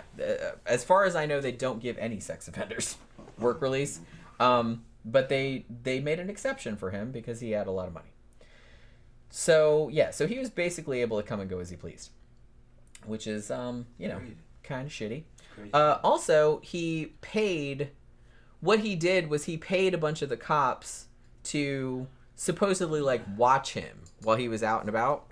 I believe they showed the shit on the documentary that said he ultimately paid about $128,000 in the salaries of the cops that were supposedly supposed to, like, watch him while he was out doing stuff. But I don't think they fucking watched him. He also was allowed to use his own driver to shuttle him around places. So, like I said, it's not jail like a normal jail, you know. So he wasn't even in there for 18 months. He wasn't even in there for 13 months. He was let out about before like 13 months. He got released in late July 2009. And then he supposedly was going to have a year of house arrest, like while he was on probation. Did he really stay in his house? Absolutely not. Actually, there was a private investigator who talked extensively on the Netflix documentaries, who was following him around, said, I photographed this bitch fucking everywhere. He was going all over the place. Going to hotels, like meeting with his friends and like going shopping and shit like that. He went to the island. He went to New York. He on his plane and shit like that. It's like he was absolutely not under house arrest. He was just walking around everywhere. The thing about it was that checking on him. No, they weren't. Yeah, well, the thing about it was that in New York, and this was a little bit later on, but in New York, he was classified as a level 3 sex offender, which means that that's a high risk of repeat offense, and that stays with you for life. Like, you can't really, so everybody has to be informed of that. So technically, when he was in New York, he was supposed to check in with the cops every so often, like every 90 days or something like that. Did he do that? No. Legally, he was supposed to do that, but he never did it, and nobody checked. So he was just he was just living a normal fucking life, even though he wasn't supposed to be. So there was that. Nobody was fucking checking on him. Now, the thing about it, after all of this shit came public, now some people did still keep hanging out with them for whatever reason, but a lot of people that he had given money to in the past gave it back because they didn't want anything to do with that shit. Like some of the political figures that he had donated to, like Elliot Spitzer, Bill Richardson, people like that. I think also the Palm Beach Police Department gave all the money back too, because they're like, yeah, fuck this dude. They didn't want anything to do with it. So as you mentioned before, there were reports that I think came out in 2015 in an Israeli newspaper that said that that Epstein had invested in a startup that was like a defense industry thing, like in Israel, and it was headed by the former Israeli prime minister, who was, a friend of his, because he had been one of his clients, like back in the day when he was doing all his, hedge fund fraud and all of that. So, and apparently those two were like good friends. Like he would stay at his house and everything like that. And then there were allegations too. There were 3 journalists that wrote a book called Epstein, Dead Men Tell No Tales. And their whole thing was based on like an Israeli intelligence officer, whose name, again, I'm not going to attempt to pronounce, who basically said that he was a spy. And that was his whole thing, was like, blackmailing people. And they think that he, connected to Mossad, and that maybe the connection had come through Ghislaine, because her dad might have been, there were rumors that he was in that as well. So there was that whole thing going on. Now, for the next decade, following Epstein's release from jail the first time, many women came forward that claimed to have been victimized by him, and I don't doubt it. Now, a lot of them too, and a lot of them talked in the documentary, what they took issue with was the non-prosecution agreement that had been given to him by Acosta, because they alleged that this agreement was illegal because they had not contacted the victims and told them what was going on, because the victims didn't know what was going on until after it had already happened, the deal. This is actually a violation of the Crime Victims' Rights Act, so they sued on those grounds. Now, thankfully, they did eventually end up winning, but it took like a really long time.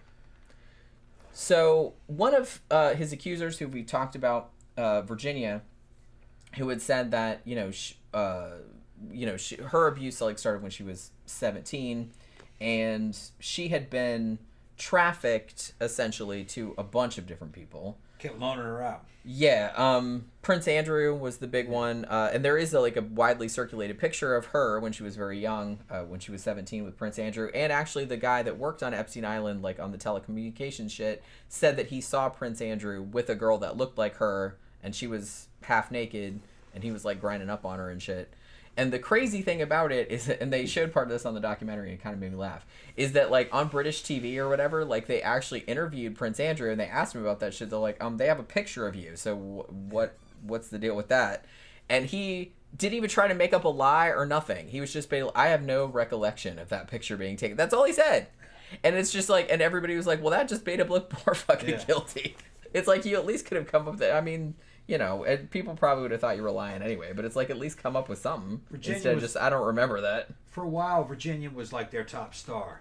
Yeah, she was with them for a couple of years. Yeah, and they were like a threesome. So she said it was kind of like a twisted family. It was like having sex with each other. Yeah, she said it was like a deranged family. That was a quote that she said. And evidently kind of emotionally and psychologically abusive towards her. But then they'd go out and have fun, and then weird shit would happen, and they'd have some fun again, fucking, you know, go snorkeling and go. It was just a weird life that they were having together. Weird threesome. I can't imagine what that would be like. Yeah, and you're dealing with this civilian chick who's doesn't come from any kind of fetish background. I mean, it wouldn't be weird if like everybody had gotten involved in it like in a normal way, like you would if it was where it was like a. But she was just kind of groomed or like coerced into it. Yeah, she's too young to be in a situation like that, you know, because she can't defend herself from either one of those. She said out of the two, she said Guillaume was the worst. A lot of them said that. Yeah. But that usually happens. Now, they had a thing, I think on the Guillaume show, you know, they had somebody on there that said, you know, statistically, you know, sex crimes or sex abusers, only 5% of them are women. But in a lot of the way, and we've talked about this when we talked about like serial killer couples, which I find fascinating. Like I find that whole dynamic fascinating. Like how does that happen? It's weird because usually, generally, women do not become serial killers on their own. It does happen. I'm not saying it doesn't happen, but it's rare. But in the cases where there's a couple, a lot of times the victims, the surviving victims, will say that the woman was worse than the dude was. Yeah. Which I find very interesting. Based on what Virginia said, Guillaume was very demeaning and kind of made you feel like shit. Well, she was very old money, so I kind of feel like she grew up in wealth and privilege, so she just probably thought everyone was beneath her. Yeah, like you're a pissant. And then and like it wouldn't occur to her to think any differently. And the truth was that they were beautiful girls. And she was, and Guillaume was she was pretty when she was young, but she was past her prime. And Jeffrey really wasn't interested in her.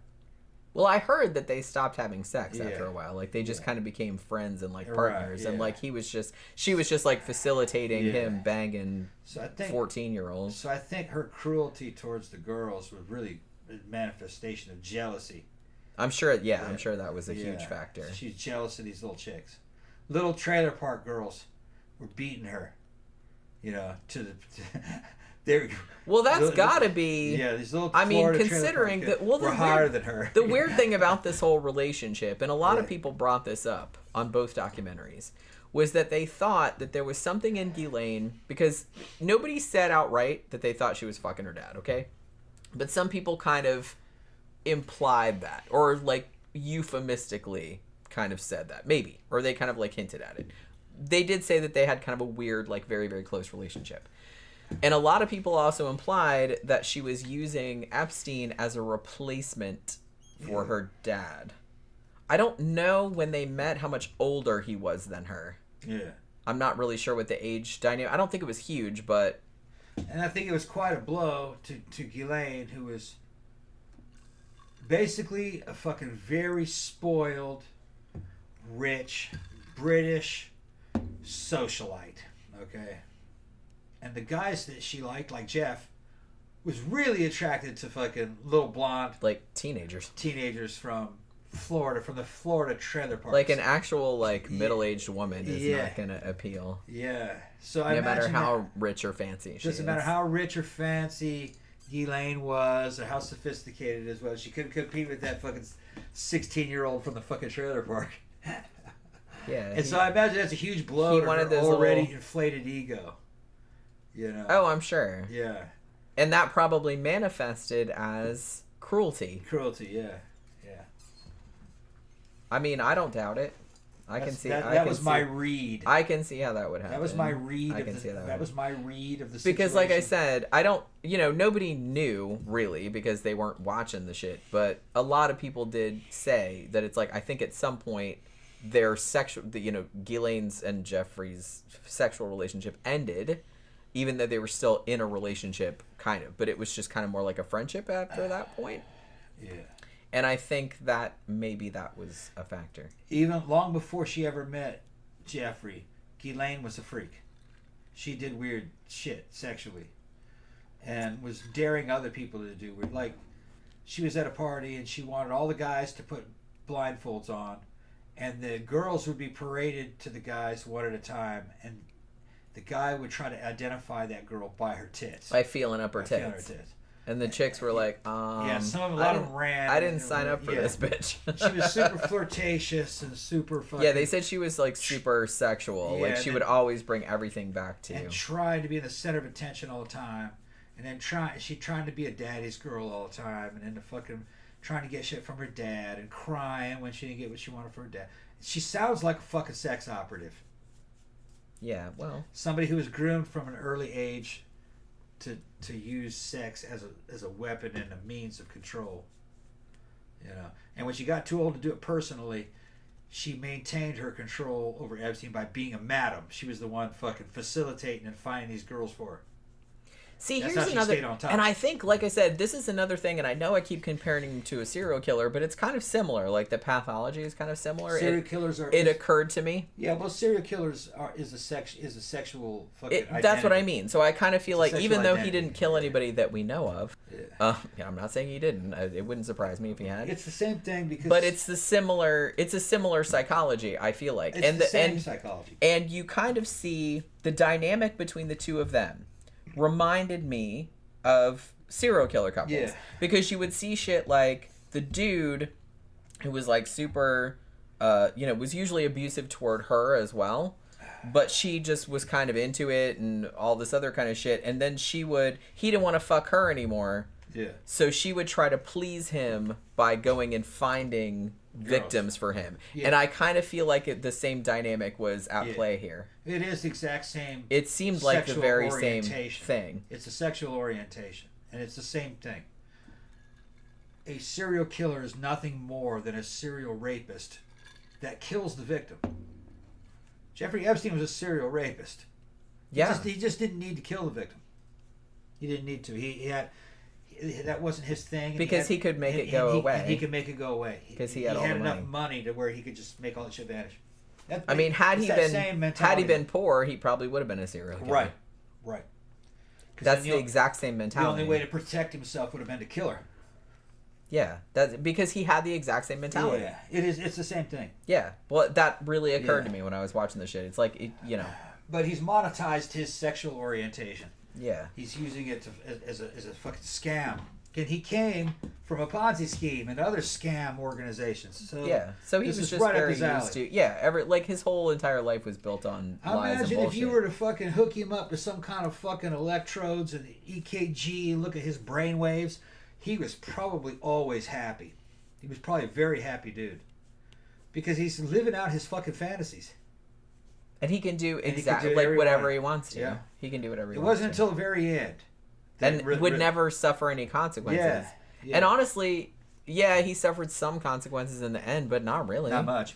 Yeah. Not really. It wasn't until the very end where he got locked up to where shit started to suck for him. And it didn't suck for that long because he fucking died. Then allegedly. They either killed him or they got him out of there. We'll see. He better not be still alive.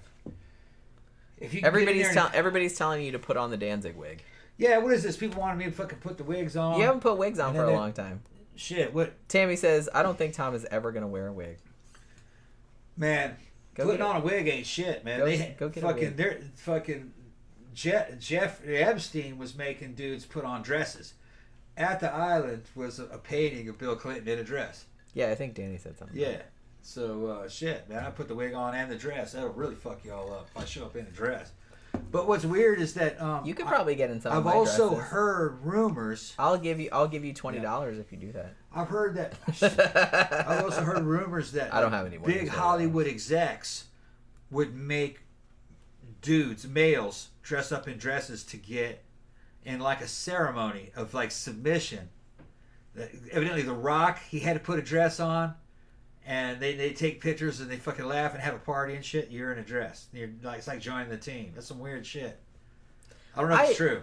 I mean, the thing about that, it's like, yeah, it seems pretty harmless on its face, but in a way, it just kind of bothers me because I mean, the very fact that you're using that as a way of humiliating someone. It's a way of making somebody submit. Yeah, you're willing to do it. It just shows me what they think about women. Yeah. Well, they want it to be gender bending. You know? Yeah. I mean, because if you didn't think women were inferior, that wouldn't be funny to you, or that wouldn't be... Yeah. You know what I mean? So it's just like that. I don't know. That just kind of bothers me. Yeah, but that's who you're dealing with. Well, yeah, I know. People suck, don't you? You don't think I don't know that? I know that. I knew that when I was a kid. So... one quote that Virginia gave, and this was not on the documentary. I just found this elsewhere. I'm not gonna wear a wig until I get a fucking super chat. If I get super chats, then I wear it. There you go. Y'all want fucking high quality entertainment for free. It doesn't happen, man. This is charity. This is Tom is not pimping himself out. Yeah. Well, he is pimping himself out. When I pimp myself out, it's just if you're pimping, it costs money. I'm not slutting myself out. That's what. Okay, that's what. Big difference. Big difference. You're not giving it away. I'm not giving it away. I'm not slutting myself out. You should put on one of my wigs. They're in there. I'll get whatever wig I want if that money shows up. Cause your long black wig is kind of tangly. Yeah, you haven't brushed. They want me to put on the Danzig wig. That's what I mean. It's kind of tangly. Because I think it's just like in that closet, and I didn't hang it up, so it's kind of like all full of knots and stuff. I never brush it because I don't wear it, but you know what I mean. So one of her quotes was, "My whole life revolved around just pleasing these men and keeping Ghislaine and Jeffrey happy. Their whole entire lives revolved around sex, basically." So there were all of these lawsuits going on between Virginia and various other people, including Alan Dershowitz. She sued him, he sued her for defamation. It was all this. I think a lot of it was settled out of court. You know what I mean? So this is what I was referring to earlier. So there was a federal lawsuit filed in California in April of 2016.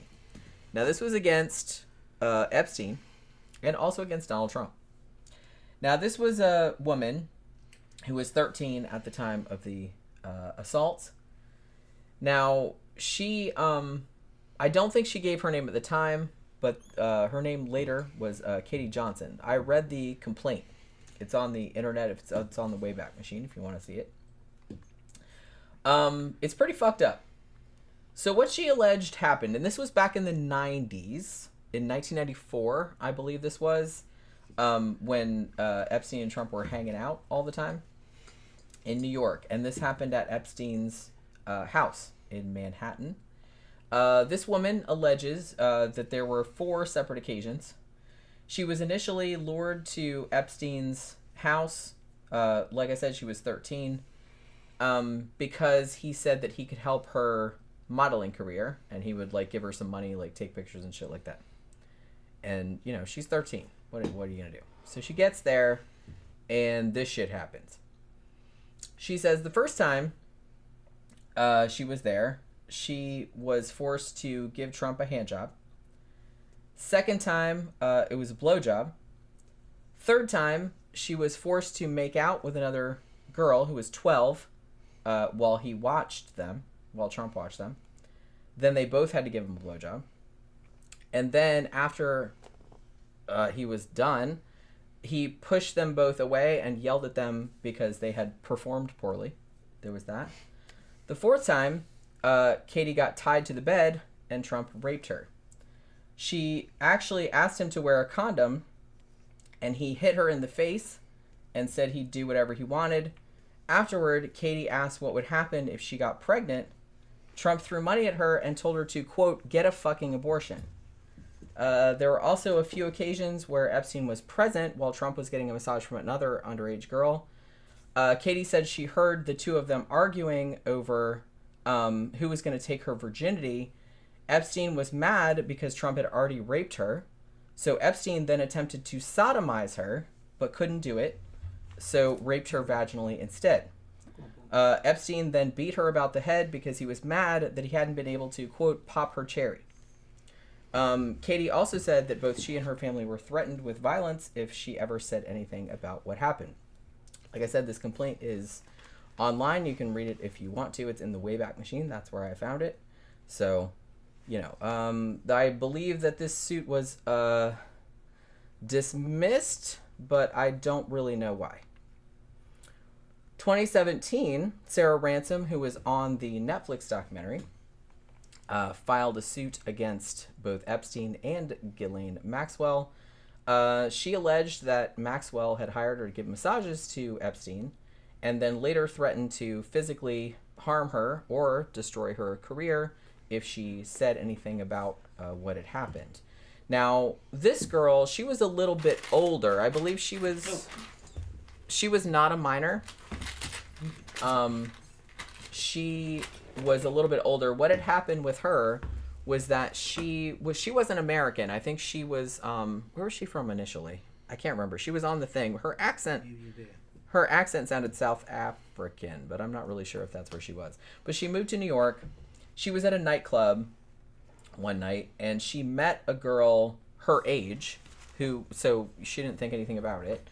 And she's like, oh, I was hanging out with this girl. She was like my instant best friend or whatever. And this girl was like, oh, I know this dude and he's super rich and he has this island and blah, blah, blah.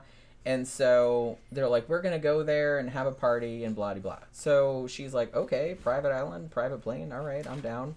So she goes there and essentially gets forcibly raped multiple times. Yeah, this particular one actually seemed to be the one that was the most upset. Well, I can't really blame her. Well, I think similar things happened to the other ones, but it seemed to bother her the most. I think it's just because I really think she had no idea what she was doing. There was no warm up period. The thing about let's go to this island, right? Like, yeah. And it was a girl her age that she just met in a nightclub, and it's just like you wouldn't really think. Yeah. Like if I was at a nightclub by myself and I met another girl who's my age. You got it. No. And seemed kind of cool and everything like that. And then they said, hey, let's go to this part. Like, I would probably be skeptical, but you know what I mean. Like, if you're in your 20s, you probably wouldn't be. Especially, back in this era. So, I don't really think she knew what was going on. So they get to the island, and she's like, basically, the day I got to the island, I get thrown in the fucking bed, and he just, like, fucking pins her arms down. You know what I mean? And like that. Yeah. And it was, like, multiple times a day. She tried to get off the island, and she actually did try to. She went down to the shore. She was going to jump off and like swim away. Yeah, this is the story I heard. Yeah. Yeah. She was going to swim away, but apparently Epstein found her before she could get off the island, and she said that's when I knew that I was under surveillance the whole time. And she said the whole place was loaded with cameras, even outside. Well, I think even Ghislaine said that later on. Like it was all fucking. They knew where everybody was. They knew right where she was standing on the fucking coastline, but.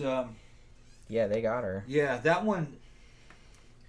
That girl seemed to be the one that was the most disturbed by it, because I guess she was just ambushed into like a major operation without any kind of grooming or anything, and she was old enough to know what was going on, so maybe it impacted her a lot harder because she could grasp it, what was happening. Yeah, well, like later on, she said that this was not a one-time thing. It was not a one thing. She said that was a big international grooming.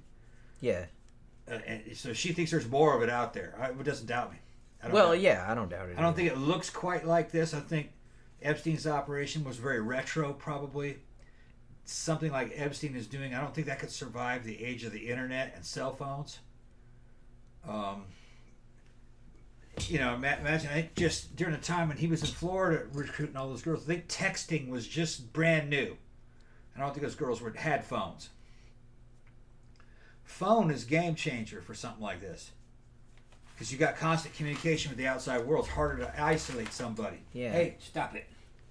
Yeah, Sabrina said Pookie is causing trouble. Yeah, she's trying. She got over there. Paper. That's my Christmas wrapping paper that I still have over there, and she's just like, I'm gonna go in here and tear this. Yeah, and she's her little tearing on. Her little tail's wagging. And she's just bearing down, knuckled into the carpet. She's like, no, I'm gonna do it. I'm gonna do it. And she's gonna do it again in a minute, and I'm gonna hit her on a button. She's gonna go, no. It's a battle of wills. That's what she does. That's what you do, don't you, Boogie? She knows what I'm talking about. She's crouching sitting down there low. at it, but she's not doing anything. But her tail is going like this. Yeah, she's waiting for me to fucking relax, and then she's gonna tear and the then paper. she's gonna do it. Gonna tear the paper. See, look, I Yeah. hear you with the paper. We know how she does. Yeah, I know her. We know how she does. But yeah, that's fucking So- hilarious. Yeah, she does cause trouble. Yeah, and out of most of the ones that they showed, this particular one actually, I don't want to be a dick or anything, but this one actually, she aged real well. She's still very good looking. A lot of the other ones, they lived rough after all this because they Can were you not blame from good them? homes. Jesus Christ. They weren't from good homes to begin with, and a lot of them were more deeply involved for longer. The ones that testified, ones that are on this program, and life really fucking tore them up. They're unrecognizable. This one is still pretty recognizable as that same woman. Well, like you said, she was older. She was older when it happened, but she Yeah. still looks real good. She still Yeah. looks fairly young, and I mean, she she wasn't looks a hip, child. you know? She wasn't a child. she had cool hair and shit. She fucking moved to Spain because she was like, fuck Yeah. this place. Maybe he can't find Yeah. me here. She was Australian, I think, wasn't she? I thought she was South African South from that African? accent, Okay. but I don't think they ever said. Like her accent, I was like, that sounds South African to me, but Yeah. I couldn't tell. At the time she was in New York and got asked to go to the island by the girls, she looked like a little model. Yeah. You know, same build. That's model. fucked up, man. It's like Yeah. it makes me mad that they coerced, or maybe they didn't have to coerce, like other chicks into doing this to other chicks. That is fucked up. Because that right there, like I said, you wouldn't think anything bad about that. Like I said, you're at a nightclub, like some sketchy dude comes up to you and is like, hey, go to my island. Yeah, fuck off. Like that's very obviously easy to spot. But like some girl comes up to you and it's like pretends they're your age and it's just kind of like I know they're this great acting like your friend philanthropist and yeah. shit like that. And it's just kind of like that's going to let your defenses down some because that's just a girl. It's your age. It's like you don't really think of there's no danger from that because usually there's not. Yeah. So And then like the next day she's on this island bare knuckling. So, man, and he's chicks, man, don't do that to other chicks. He said That sucks. he said that she said that he was hitting 3 times a day. And that he was doing things that no man should ever do to a woman. Yeah, she didn't specify, She didn't but I specify was what like, it was, but I don't really like to think what that is. yeah, what does that mean? You know, I mean, I can imagine. maybe she just meant forcing yourself on him like that. It might have been Maybe, but maybe she meant worse shit than Yeah, that. I wasn't she never really really sure. did. She I was- mean, she was really upset. yeah, whatever it was, she didn't. Whatever like it was, it was bad. Yeah, Whatever it was bad. yeah. So, I don't know what he was doing. And honestly, she implied that he, physically abused her as well. So I think he was like smacking her around and shit Yeah, maybe. too.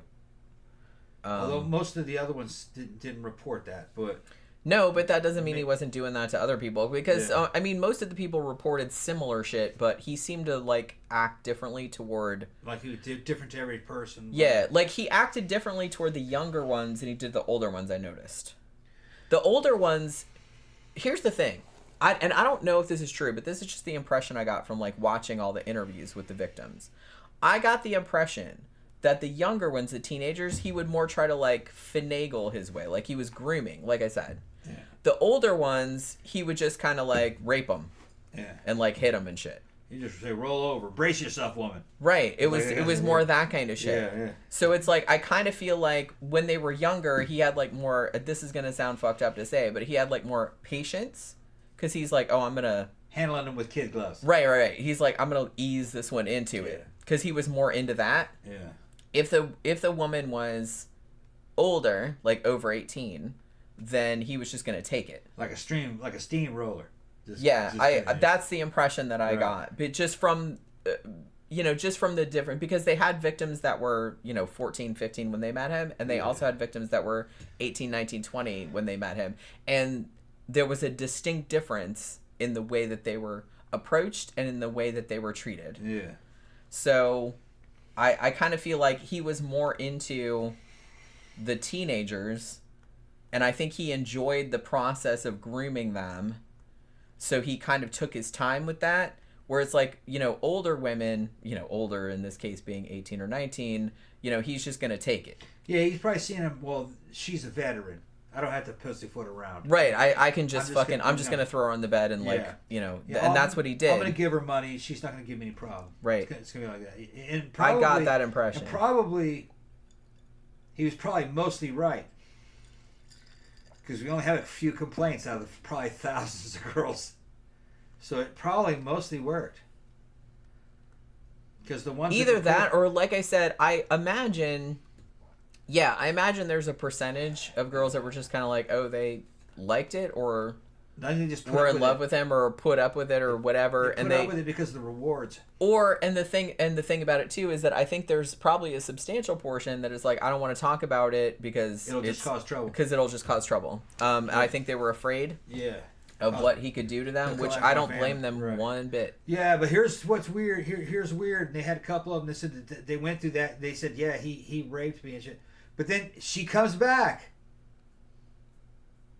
But that's the thing. It's like at that point, she said, well, I needed the money. Yeah, that was the. Which is like, that's so sad to me. Yeah, I'm like, what the fuck? Like, look, I need money too, but it's like, I'm not gonna fucking let some fucking dude do that to me. Yeah. I will knock your fucking ass out. It was just the mentality. And then stab you. He's looking for a certain mentality, and that's kind of what it was. The mentality of where you could force yourself on him, and then she'd come back anyway. That's how needy she was. See, that's kind of the shitty thing about it is that, like, now I say that. Like, if some dude, like, did that now, I'd be like, yeah, because, I'm old, and it's like, I've been through a lot of shit. It's like, yeah, I'll fucking knock your ass out and, like, probably kill you in your sleep. But when I was 14, no way. I probably would have ended up deer in the headlights. Yeah. Yeah. Because I can't imagine. I hadn't experienced. Then he puts the 200 in your hand, and now you're a hooker. So that's what I guilty mean. Now. See? And it's like that probably would have worked on me. I'm not gonna lie. That's like when I was that age, because. Yeah. And I can see how it would work on other girls. Like I said, it's just. When I was 14, I was kind of like not, I wasn't super popular or anything like that. So it's just kind of like somebody was paying attention to you and shit like that and giving you money.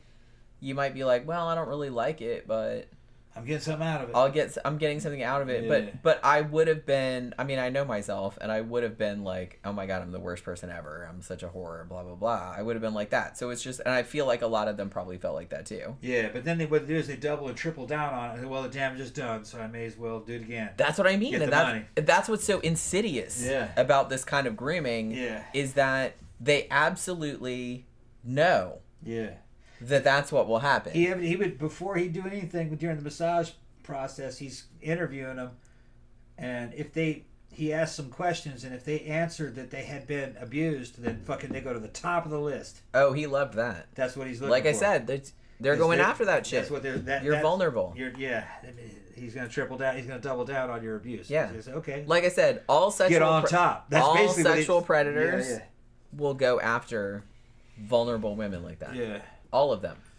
I guess they love women that have already been abused because you're already primed for that shit. You're already blaming yourself. You already think you're worthless. The victim button is there, so you can now press it. Yep. You don't have to make a victim button. It's already there. It's already there. And all you have to do is just kind of like just keep priming that. That's what evidently what he did to Virginia. Yep. She said she'd been abused, and that was the girl that they met at Mar-a-Lago. Yep. And she's massaging him 1 minute. He just rolls over and get on top, and she did. Yeah.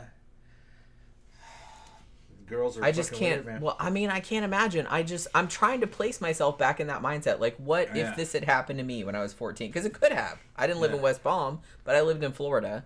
Like, what would have happened?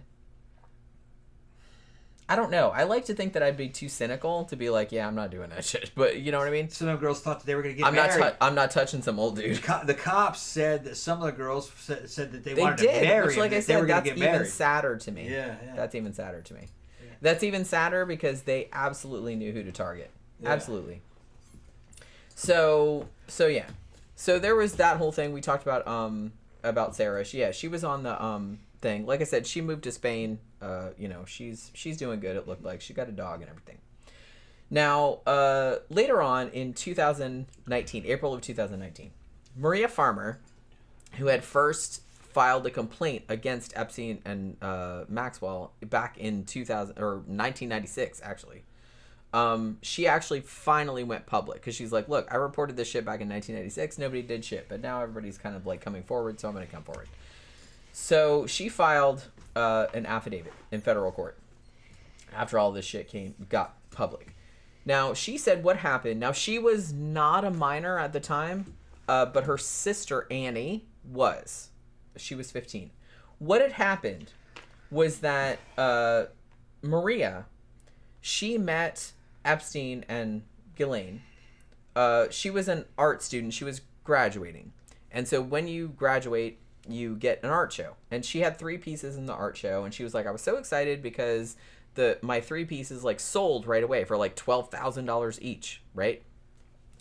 But then she says, you know, the lady that was curating the thing, which was the Guggenheim lady, she came up and said, no, you're actually going to sell the paintings to this couple here, which was Epstein and Guillaume.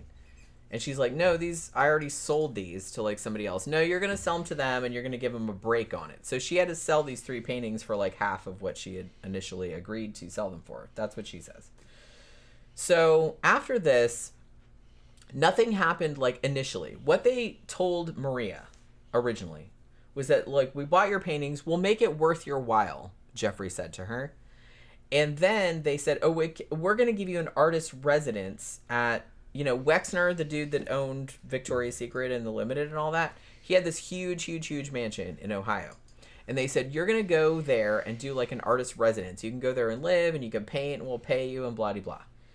So, and we're going to help you with your career. And she's like, okay, awesome. They're philanthropists. And they hadn't asked her to do anything weird so far.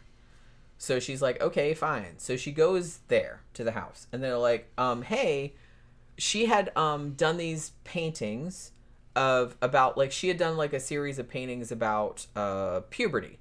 And she had done some paintings that she had used her sisters as models. They weren't, like, you know, salacious or anything like that. But she had, they weren't nude-ish. They were kind of topless and whatnot. But they were kind of... They were good, too. They look good. Yeah, they were nice. Like, I really liked her paintings, actually. Yeah. But she had used her sisters as models. And so they kind of asked about it, and they're just like, yeah, I have a couple of sisters. My 15-year-old sister is named Annie.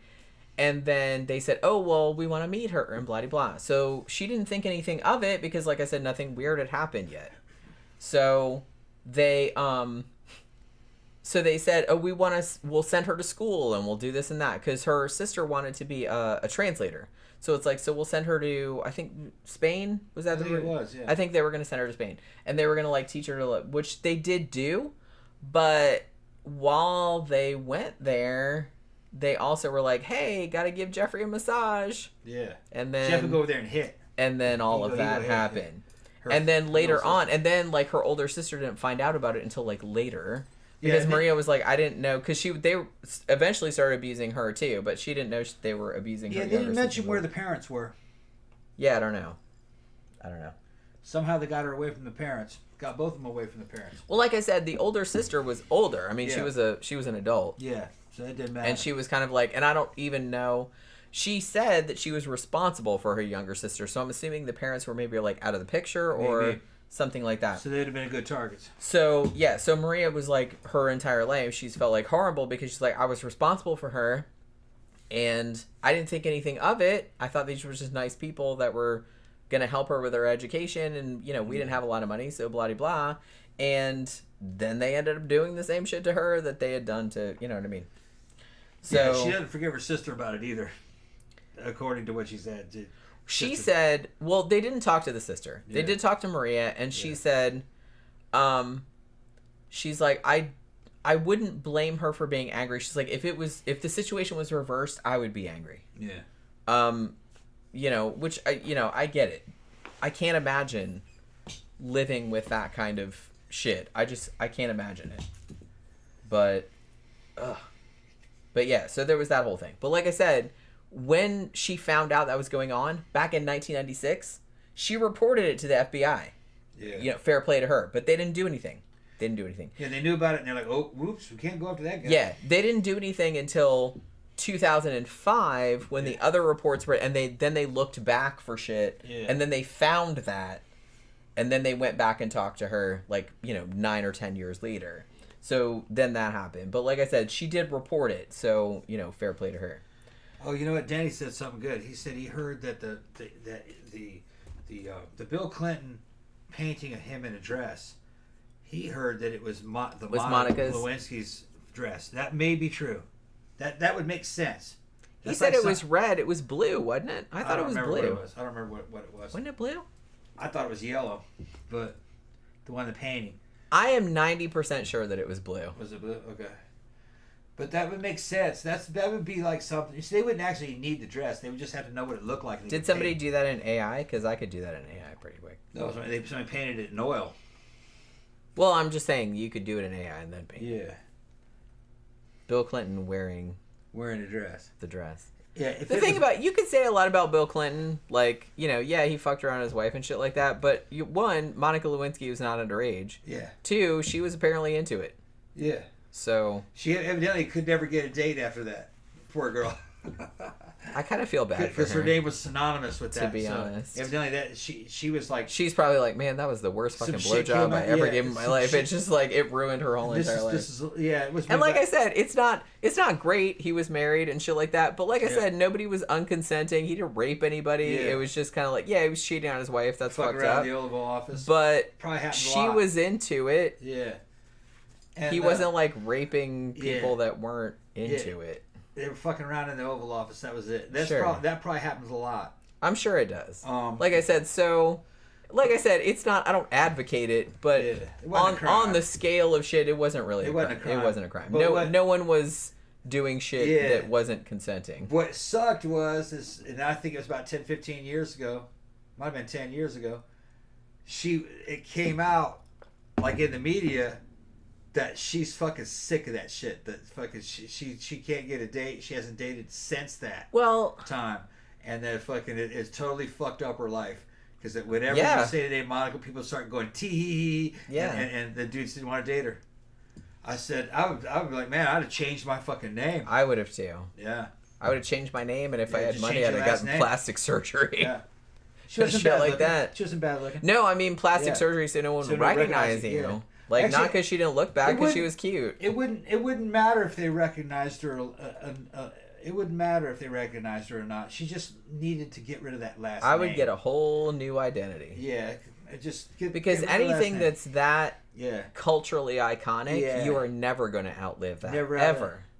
And dudes Which just sucks, because that's a person. She's a person. Yeah. And like I said, she wasn't a victim. She was a willing participant. She wanted to blow the president. How old was she? Maybe about 19 at the time, 20? I mean, she wasn't a minor. No. So, you know what I mean? She was into it. So, it's just kind of like, that's cool, but it's like, that's probably like the worst fucking decision of your life, wasn't it? And that's going to haunt her forever, and I feel kind of bad about that. She said she'd say... I feel kind of bad about that. They said in that little article or the news blurb, I don't remember, they said that... Don't fuck famous people. She'd be talking to guys, and then as soon as they found out her name, the dude would start laughing. Yeah. And then she'd never see him again. Yeah, she's like a joke. She was like a joke, yeah. Yeah. And like I said, that's got to be super shitty. Because like I said, she's a person. She's still a person. Yeah. And like at this point, she's like a meme. Yeah, she was like a meme. A meme for blowjobs. Imagine your girlfriend's a fucking worldwide fucking that would meme be for horrible. blowjobs. That's fucking funny. That'd be horrible. Yeah. I would kill myself, probably. Yeah, that's rough. But they were like, if I remember correctly, they were saying like fucking, basically what they were saying was, please leave her alone, is what they were saying. I advocate that. Like I said, she wasn't a minor. Yeah. She wasn't forced in anything. Like I said, he was cheating on his wife. That sucks. But it's just kind of like, she wasn't forced into it. She was into it. She liked him. He liked her. Blah, de, blah. So it's just kind of like... Yeah, but imagine it. It's not illegal, but... Every time you say your name, people say... That's what I mean. He and... I don't think she really thought through the consequences. Well, they didn't think they would get caught. Like I said... That could have happened to anybody. Don't fuck famous people. Yeah. Don't fuck famous people. That's the lesson there. Yeah. Because that is going to haunt you the rest of your fucking life. I feel bad for her, actually. I feel really bad for her. Yeah. She wasn't thinking about it at the time. She's just thinking, we're just having a good time. You know what I mean? Which, we've all done shit like that. But it's just not with presidents or nothing like that. But you know what I mean? But some people do. And it's just like, hey, I kind of like this dude. I'm going to give him a blowjob under a desk or whatever. And it's just kind of like... Yeah, and I tell you what though, she was eating up the attention. I remember that she'd be smiling For a time, yeah. She was eating up the attention. But after a while, yeah, it didn't work. It worked. That would get it old. Worked, yeah, it got old. Fucking, it worked against her. Said she hadn't dated since that time. And I do kind of feel bad. And it was for like her. fucking 15 years. Yeah, I feel bad for her. Said she couldn't find a man. I feel bad for her. Yeah. You would never live that down. Like I said, you have to change your name. Don't fuck famous people. Yeah. She was in the middle of a fucking huge scandal. That's just good. Especially people as famous as that. Don't fuck famous people, because that will just bite you in the ass. Bite you in the ass. So, yeah. So, finally, in 2019, July 6, 2019, Epstein's finally arrested. His victims never thought this would happen. But what they did... they kind of felt like they worked behind the scenes, because they said, look, this dude has a lot of connections. He was on to us before when we tried to arrest him. Like, we thought we were being like all fucking incognito, but we weren't. So they tried to like really keep shit on the down low. So what they did was they went kind of an end run, and they said, we're going to do some shit. We're going to like arrest him in New York. So when he flies in, he was in France, I believe. And he flew in from France, and he landed at Teterboro Airport, and they arrested him as soon as he got off the plane. So they didn't really give him any chance to know. So he apparently didn't know what was coming. So they arrested him then. So he was arrested. That was in New Jersey, by the way. So they arrested him on sex trafficking charges. So they put him in the Metropolitan Correctional Center in New York City. Now... after this, the FBI busted into his townhouse in Manhattan. They had search warrants, so they busted in there. Now, at this point, because he hadn't known that he was going to get arrested, because they tried to keep it on the down low this time, and they were apparently successful, unlike the first time, they found some way more incriminating shit than they had the first time. So what they found in his townhouse, they found... thousands, quote, of sexually suggestive photographs of fully and partially nude females. Some of the photos were of underage females, like, women that they knew that had made complaints and shit like that. So some of them they knew were underage. They also found the locked safe, which I mentioned before, and they found those compact discs with the labels on them that said, young whoever it was plus whoever this famous person is. They had a bunch of those. They also found a bunch of discs that said, like, miscellaneous nudes, girl pics, shit like that. Also, in another safe, they found $70,000 in cash, 48 diamonds, and that fraudulent Austrian passport that I mentioned before, which, like I said, had expired in 1987, although it had been used many times. That was a getaway kit. Yeah, that's why... diamonds, money, and... like I said, that's why they didn't give him bail. Yeah. Spoiler alert. Yeah. So, yeah. Now, they asked him, why do you have this passport? And he said, I was afraid I was going to be kidnapped, which... yeah, that doesn't make a goddamn sense. Okay. Well, that's what his lawyer said anyway. I was like, oh, I don't know why that makes sense, but all right. So yeah. So they arrested him. They charged him with sex trafficking and conspiracy to traffic minors for sex. Very serious charges. Now, Epstein, of course, because he has fucking money, he says, well, I would like to be let on bond, please. And he even offered $100 million for them to let him out. He says, I'll even stay on house arrest in his townhouse in Manhattan. And I'll pay you $100 million. The judge was like, nah, bro. Nah. They said, well, and I love this because I kind of feel like he'd gotten away with shit he got away with shit for way longer than he should have. Let's be honest. But at least somebody finally was willing to be like, no, you're not going to get out. $100 million? No, you're staying in fucking prison. Sorry. So I like that somebody had the balls to stand up and say that. They said, no, you're not getting out because you pose a danger to the public and you were also a flight risk because we found all that shit in your safe, which looks like you're gonna, fucking skedaddle. So, no, you can't go anywhere. So they left him. Now, on July 22nd of 2019, while he was still awaiting trial, he was actually served with another lawsuit, another civil lawsuit. And this was another victim, which I don't think I've mentioned up to this point, whose name was Jennifer Arraez, I think is how you pronounce her last name. And she basically said that she had been recruited, quote unquote, for Epstein outside of her high school when she was 14 years old, and that Epstein and Guillaume had groomed her for a year, and then she was raped in his New York City mansion when she was 15 years old. So there was that going on as well. The day after this petition was filed, which was July 23rd, 2019, Epstein was actually found in his cell, injured and only partially conscious at 1:30 in the morning. So he's laying on the floor of his cell. He's still alive with marks around his neck. Now, they questioned his cellmate at the time, who was a former New York City police officer named Nicholas Tartaglione. Now, at the time, he was awaiting trial for 4 counts of murder. Now, this guy was questioned about Epstein at the time. Like I said, Epstein, at the time, he was just injured. This wasn't when he was found dead. He was just injured. So they questioned him about it, and he said, I don't know what the fuck happened. Now, at the time, the staff of the prison thought that he might have attempted suicide. But they didn't rule out the possibility that he had either staged the attack for whatever reason, or that his cellmate had attacked him. They were keeping all the options open. And different sources were saying different things. Like, some people were like, yeah, he tried to kill himself.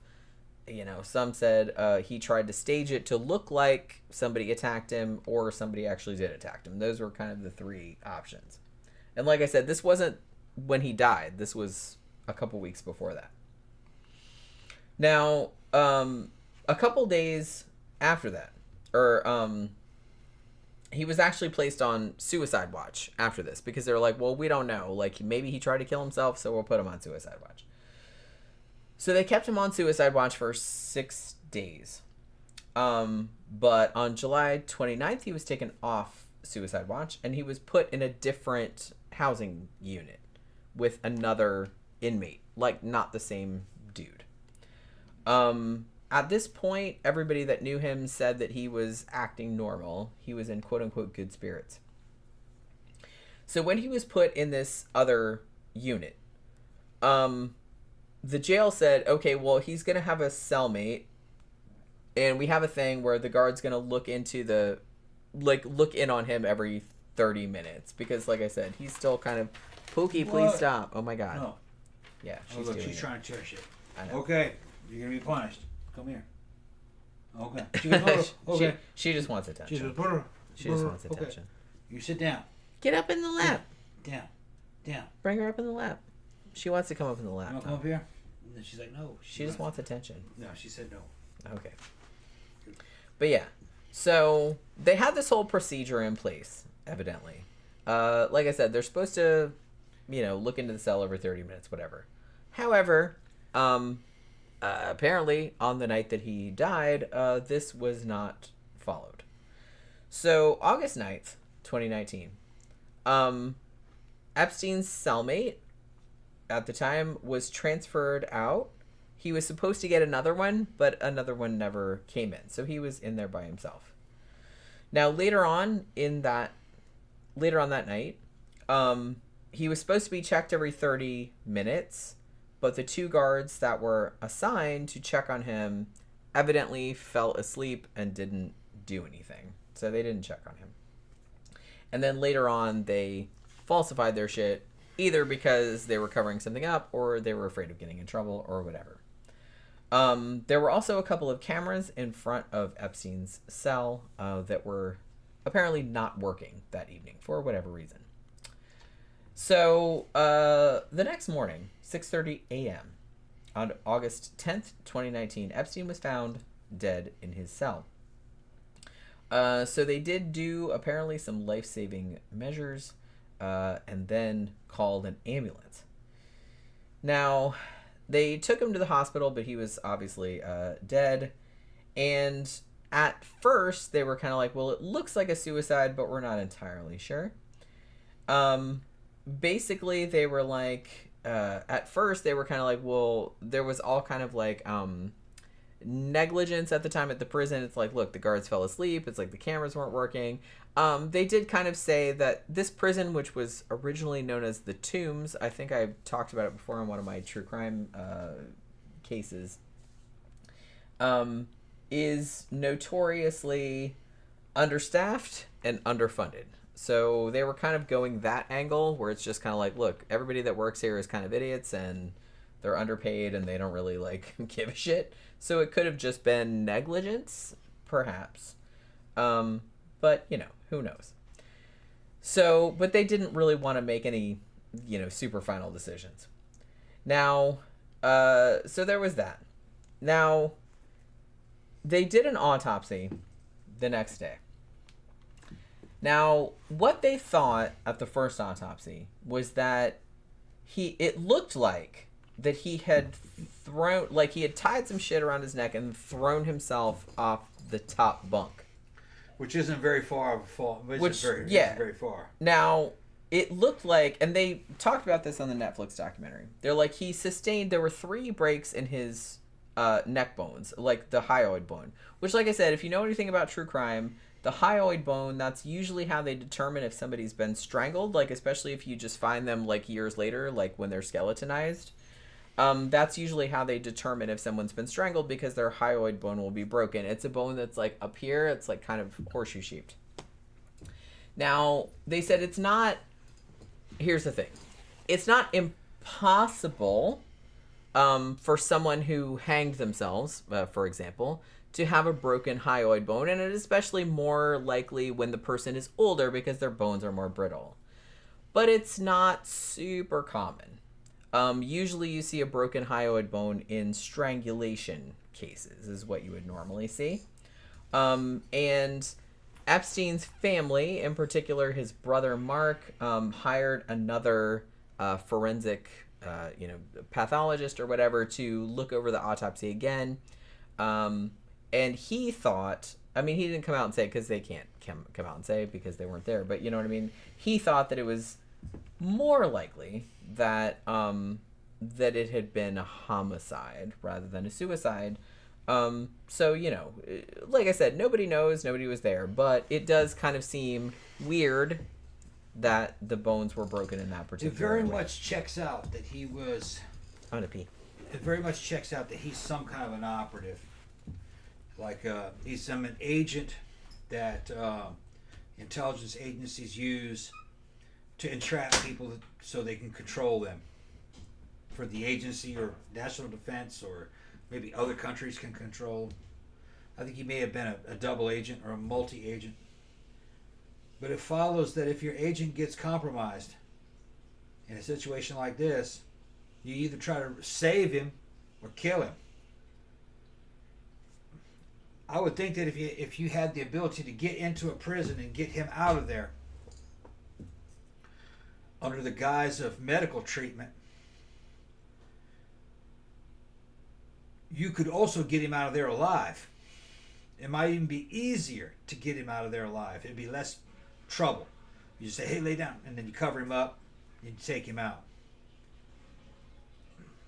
Now, the story that I heard is that it looked like they were choking him, and the guys that were choking him, he's saying, breathe, breathe, Jeffrey, it's going to be okay, wake up, Jeff, and that kind of shit, while they're killing him.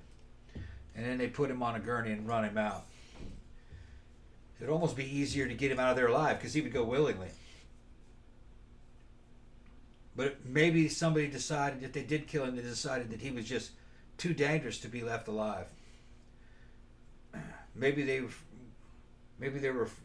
afraid that he had all that dirt, he'd be able to squeal. But the FBI got all that dirt. It looked like the FBI that was turning the place upside down. They got some drone footage of them turning the place upside down, getting out of Epstein's Island. So maybe they had recovered the dirt already. So they just thought he was dangerous. They didn't need him anymore, and they just killed him. Could be. But it follows. It just, if that guy was just a lone offender, just getting the dirt for himself, they wouldn't have bothered. They just let him rot in prison, because they wouldn't consider him to be credible. So he could talk all he wanted, and people, oh, he's just making that up. He's in prison. Because they already had all those tapes that he had. Yeah, they probably trying to see what they would do. They had the evidence. They collected it from his fucking residences. Here's the thing: they got everything. They got everything, so they didn't really need him. But I guess they just decided to kill him just to totally silence the whole thing. So he couldn't bring up even throw allegations based upon what was on those tapes. Although the thing is, like, all the shit's already out, though. The weird thing is that at the end of 2023, they were like, oh, we're going to release this list of, like, all these, like, people. But the thing about it was that it wasn't really, like, I read all the articles about it, and it's like, it wasn't really any names that anyone hadn't heard before. Yeah. And the thing about it was that a lot of the people that were named, they're like, these people that doesn't necessarily mean that they've been to the island or they fucked underage girls or anything like that. These were just people that were named in, because, like, for example, one of the names that came up was Leonardo DiCaprio, and it's like, that doesn't mean the only reason his name was in there was because somebody asked one of the victims, hey, did you meet Leonardo DiCaprio, like, at something, like, you know what I mean? So he wasn't. Yeah. So the fact that they're in the shit doesn't necessarily mean anything. Yeah, what I was talking about, though, is I think the evidence that they got hold of, that I'm talking about, were the discs, the video evidence. I believe the FBI got it, and they're not going to show it because there's too many important people, and they would consider it a threat. But they would say, well, it's a threat to democracy. That's what they would say. Really, what it is that these guys are fucking some of the most important people that run the world. You know, it might be dudes that are fucking powerful in the UN or in the military-industrial complex, or somebody who helps people get hired. You know what I mean? Fucking some just important mogul, and they don't want to expose him. You know.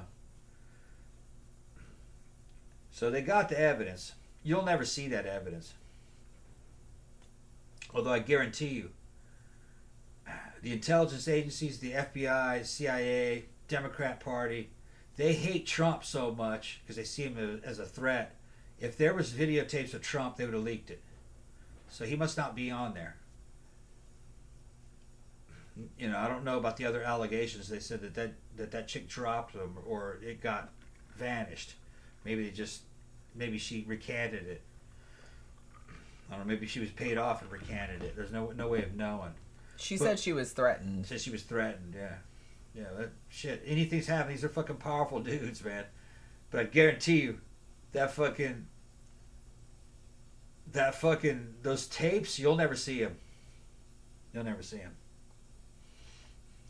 If anything, the FBI has it, or the CIA has those tapes now, and they are using them to blackmail people.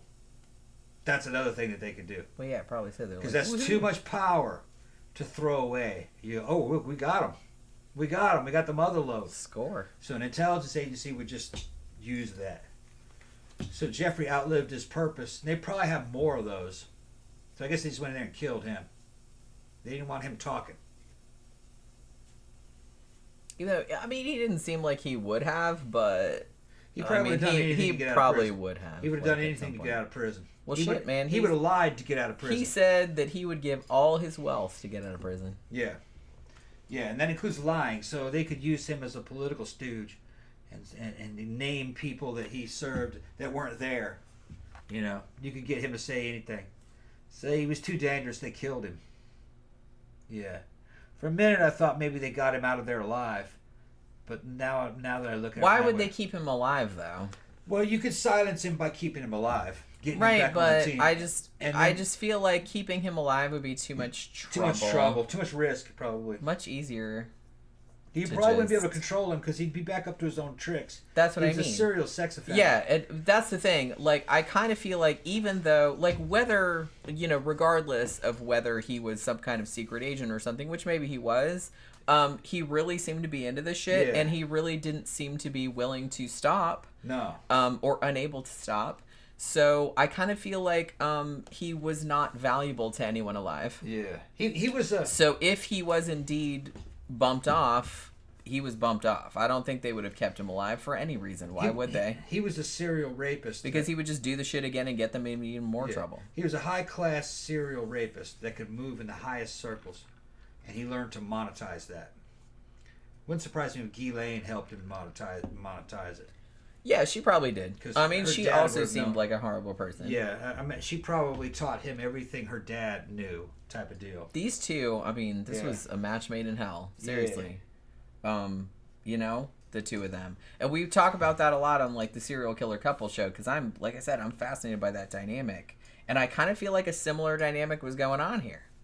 Similar dynamic. This, you know what this reminded me of? This is maybe off the wall. This reminded me a little bit of the Moores murders.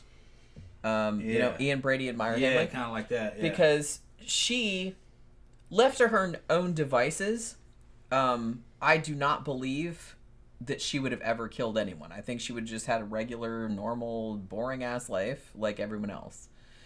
But when she met him, there was some kind of weird synergy that happened, like a horrible synergy, and she ended up wanting to please him so badly that she was willing to procure children for him to rape and kill, and she was like okay with it.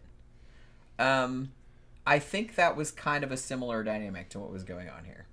It just seems very similar to me. Yeah, Maybe not I'm quite totally as extreme, but probably no. Yeah, that's what I mean. But it's but similar. Same like not relationship. obviously not. They weren't killing anybody that we know of. Maybe they did. I don't really know. Well, I would imagine they made threats. I would imagine. Oh, for sure. Imagine if they did think a girl was threatening enough, they probably would have had her killed. Well, and but they would have used how they would have done that though. Most likely, probably wouldn't have been on the island or anything. That's unlikely. Be more likely that they would do it at her home. They would hire a private detective to do something like run her over in a crosswalk and like a hit and run. That according to did any of them show up dead? Maybe suicides. Maria Farmer. Well, one of them did commit suicide, but I don't remember how it happened. Maria Farmer, the artist that reported them back in 1986, she said on the documentary that not Jeffrey, Ghislaine, had basically said every time she moved, she said they knew where she was. Yeah. Like they would call her at her new number. Yeah. And she said that Ghislaine told her, oh, I know that you go jogging along this particular road. Oh, it's not safe. You don't know what could happen. Like they were going to run her over. Yeah. So they absolutely did allegedly like threaten people. Well, and like some of the other victims too just said that they did like kind of low-key like threaten them and their families and stuff. Well, I guarantee you they had people, clients, ex-clients, and friends either in the state police, police forces, or FBI that could trace you and find you wherever you are just through your electronic footprint that you used back then. And I mean, it's much easier to find people nowadays. They can find you nowadays. If you got a cell phone, they can fucking find you. Oh, big time. If you got a cell phone, not only can they find you, they can turn your cell phone on and it doesn't look like it's on. And they can listen to you through that cell phone. They can track you through GPS and know right where you are with that cell phone at all times. They can go through all your data, every post, everything you've ever seen, and have an AI program scour your entire internet footprint for keywords to see if you've been talking about certain things.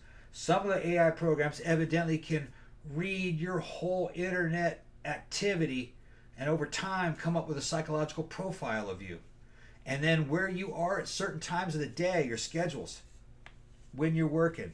When do you go to Starbucks? When do you fucking go to the club? Where do you park normally when you go to the club? That's fucking powerful information. I dare somebody to stalk me. I'm boring as fuck. Yeah. But if you have that kind of information, you can hand it over to a fucking agent to do black operations. Like say you got good pull with the Mexican mob, Mexican cartels. You just hire them. Say, hey, we'll let your buddy out of prison, or hey, we'll let you. We'll pay you $1 million if you or 500,000 if you take care of this target. She's gonna be here, or next week, on Thursday. That kind of shit. Just be right there, and she'll be there. She always shows up there. That's how good that kind of technology is. Well, yeah, it's much easier nowadays to like stalk people, which they'll know right where you are. They know your patterns. Not great. And all of us have that footprint. The only difference is that they're not putting that laser on you. They don't have the microscope on you. They haven't looked at you're not important enough to look at. Thank fuck. But if you ever fucking became important or a threat to them, they would know everything about you in minutes. It's spooky. Yeah. Well, like I said, I don't really worry about it because no one gives a shit about me, but it's just kind of like, if I ever, got into a position where somehow I had power or money or something, which I don't think is ever going to happen. Sometimes. Yeah, it's just kind of like, I understand how easy it is to stalk people. Although, like I said, now, yeah, go ahead and stalk me. You'll be bored as fucking within an hour. I guarantee it. So here's the thing. So after this fucking shitheel died, however he died, we don't know. So they figured out he had actually signed his will a couple weeks before, because remember I said a couple weeks before he actually died, there was an incident where they don't know if like he was attacked or he tried to stage some shit or attempted suicide or whatever. So he had made his will around that time, like 2 weeks after that. And in his will, he moved all of his money to a trust, I believe in the Virgin Islands. What he was doing, at least according to, some of the attorneys and stuff that talked on the Netflix documentary, they said what he was doing is that he was moving all the shit offshore, so that he wouldn't have to pay any reparations to the victims if anything happened, like after he died. And one of the attorneys said, it was like a fuck you to the victims. Like, basically, I'm taking all the money, you can't have it, is how they interpreted that. Which, maybe that was what it was. I can't believe this is a 4-hour show. Well, I told you it would be long. Man. I told you it went by fast, though. Well, yeah, like I said, there's a lot to get in. And I didn't even get into... Yeah. I mean, there's so much stuff. Yeah, we got like I said, I was kind of worried about this because it's like I had this huge thing of notes. Like, you see these notes, and I'm almost at the end now, but it's like, it was like twice that long. Yeah. So I had to go through today, and I had to like pare it down, because I'm like, I gotta take this out, I gotta take this, because this is gonna take too long. So I went through and like mercilessly pared stuff down. So there's like a lot of other stuff out there about it, but I try to like kind of get all the main gist, you know what I mean? So he moved all his money to an offshore trust. Some of the lawyers think it was because he didn't want to pay reparations to any of the victims, is why he did that. I don't know if that's why he did that, but it seems likely. That seems like some dick move that he would do. Evidently, after he died, a bunch of other women came forward and, like, sued, obviously, trying to get, like, some shit. And honestly, like, I think, like, a month after he died, they also started investigations in France because he also had an apartment in Paris, which I don't know if anybody knows, but and they assume that he was doing some nefarious shit over there too. So they want to like find out what's going on over there. So in August of 2019, they also launched an investigation in France to see what he was up to over there, because they can't imagine that he wasn't doing some bad shit over there also. So yeah. Now, also, I thought this was interesting, and I actually didn't know this. The U.S. Virgin Islands sued Epstein's estate in 2020. They were saying, you are running a sex trafficking thing for 20 years, and, they're suing. I think that's still pending. And they allege that children as young as 11 years old were on that island. So they're suing for that reason. The U.S. government also sued J.P. Morgan Chase in 2022 because J.P. Morgan, the bank, was allegedly facilitating the sexual abuse and the sexual trafficking. So I believe that case is also still pending. As if they knew? Yeah, that they might have known what was going on. Yeah, so so they're being sued also. The bank is being sued also by the government. Now, as most of you probably know, in 2021, Ghislaine Maxwell was put on trial and was found guilty of child sex trafficking and various other crimes in connection with all of that. She was sentenced to 20 years imprisonment, but she also faces a second criminal trial for 2 charges of perjury, essentially. Like At her age, that's a life sentence. Lying under oath, yeah.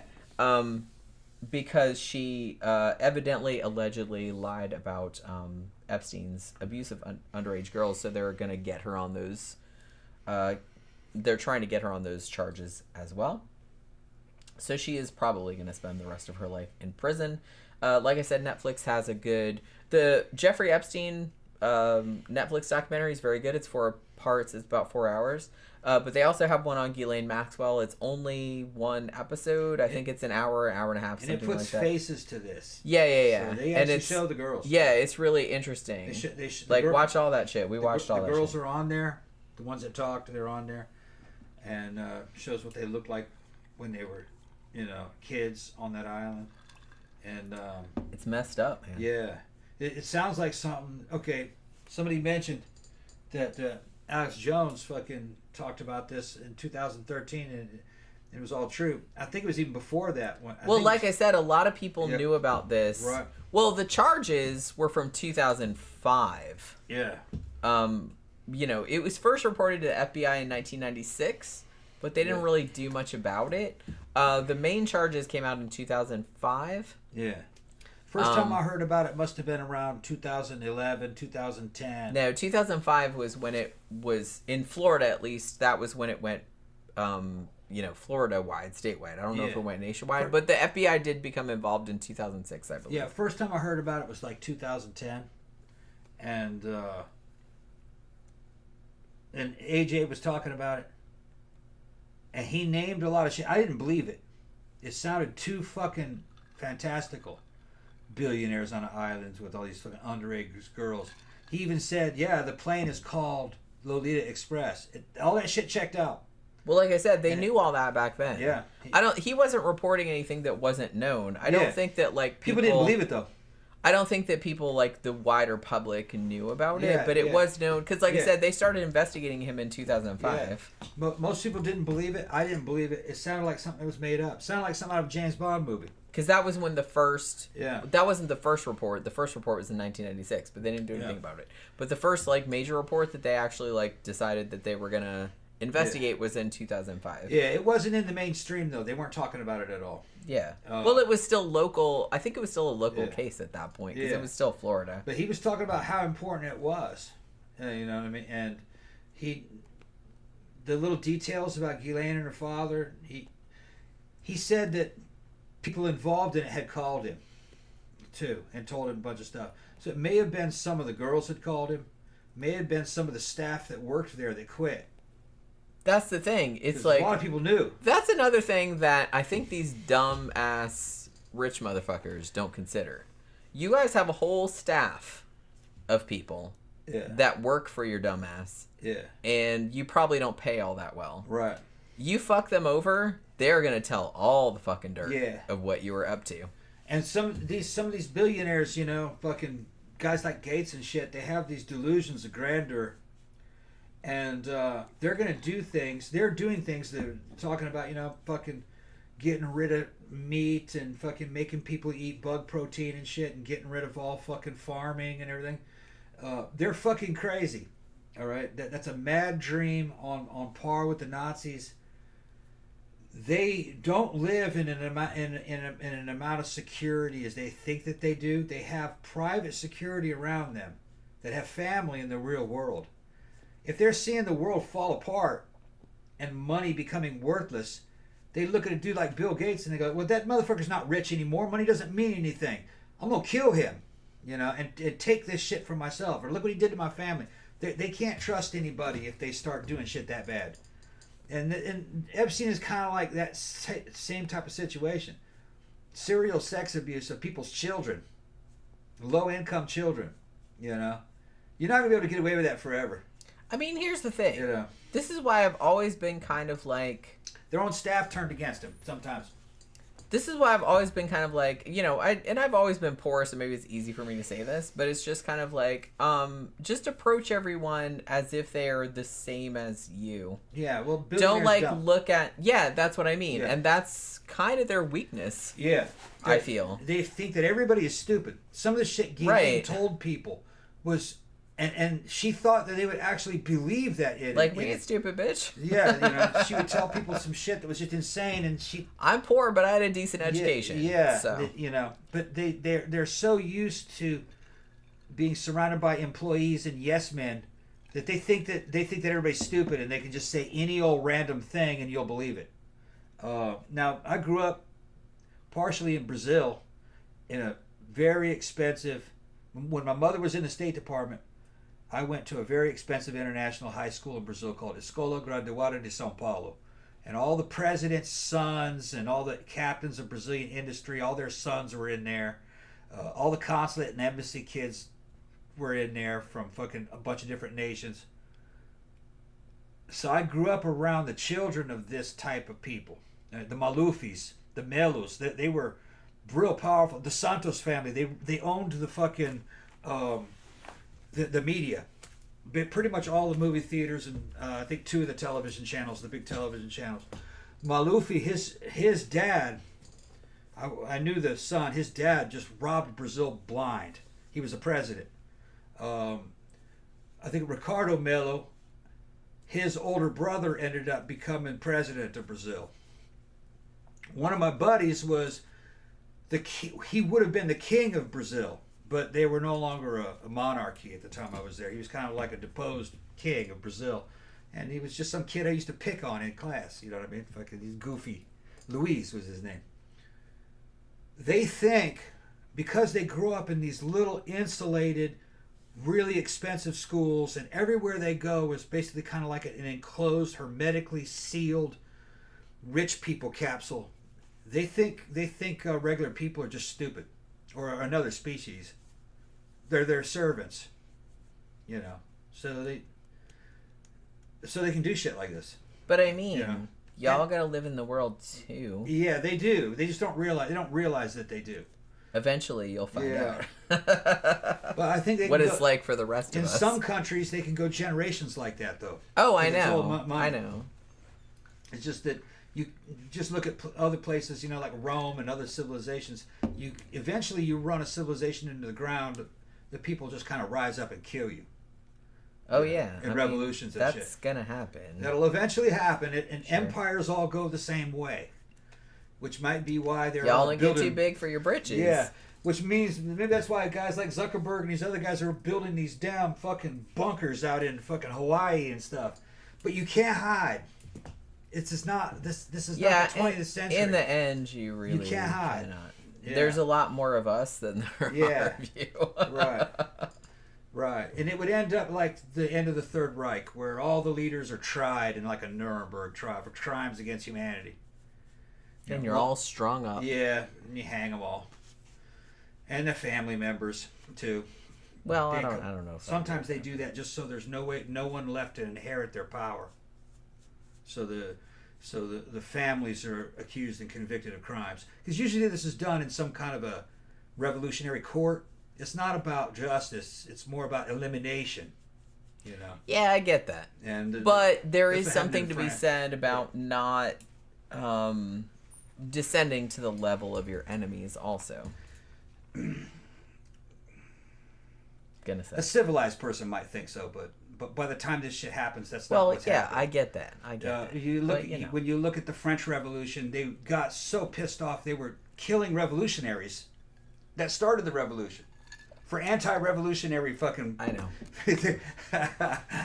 Yeah, and they killed fucking King Louis. That really turned into a clusterfuck. Yeah, they killed King Louis and fucking Marie Antoinette, and they weren't really guilty. They were kind of just symbols of. They didn't really do anything. They were just. symbols of an old I corrupt mean, they system. did, but it's just kind of like They didn't do anything unusual. Yeah, It was the same shit that's been going on That's for what I hundreds of mean. years. they were just there, They were at, just the there at the time, time and they that were the- just that kind the of shit like fell the apart, right. representation of Yeah. everything that people hated. And Louis and Marie ran, but they ran too late. They should have run fucking a year before that, but they just thought it would. They had normalcy bias. They could have run to the United States and lived. You know, incognito, or just kept it low key. You know, in the end, he was trying to escape in a carriage. The revolutionaries got him and fucking hung him. Or didn't hung him. They chopped They his chopped head his head off. Yeah. And the same with Marie. Yeah, they both got their heads chopped off, Yeah. which freaks me out still. Right. Beheading is like freaks me out. Kenny says, "Great podcast presentation. Jenny is on a roll tonight. Plenty of information I didn't know. Yeah. Isn't that something?"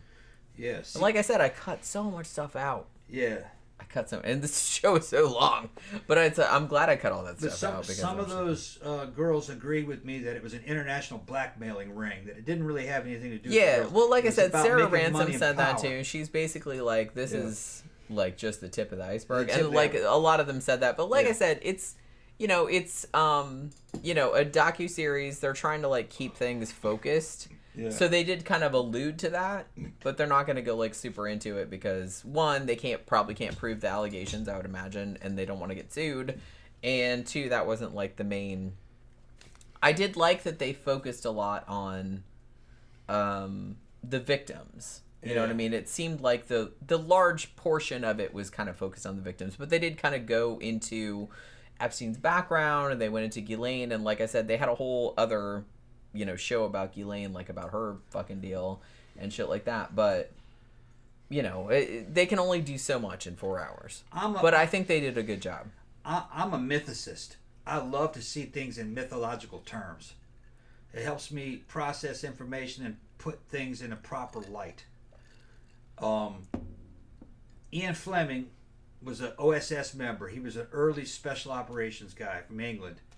And he ended up writing the 007 books.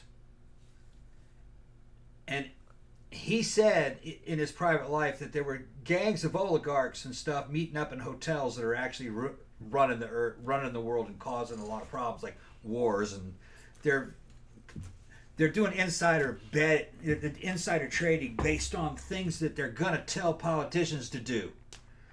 All right, and he called him Spectre, and that's what Jeffrey Epstein was. It's kind of a similar thing. He was a high-level Spectre agent,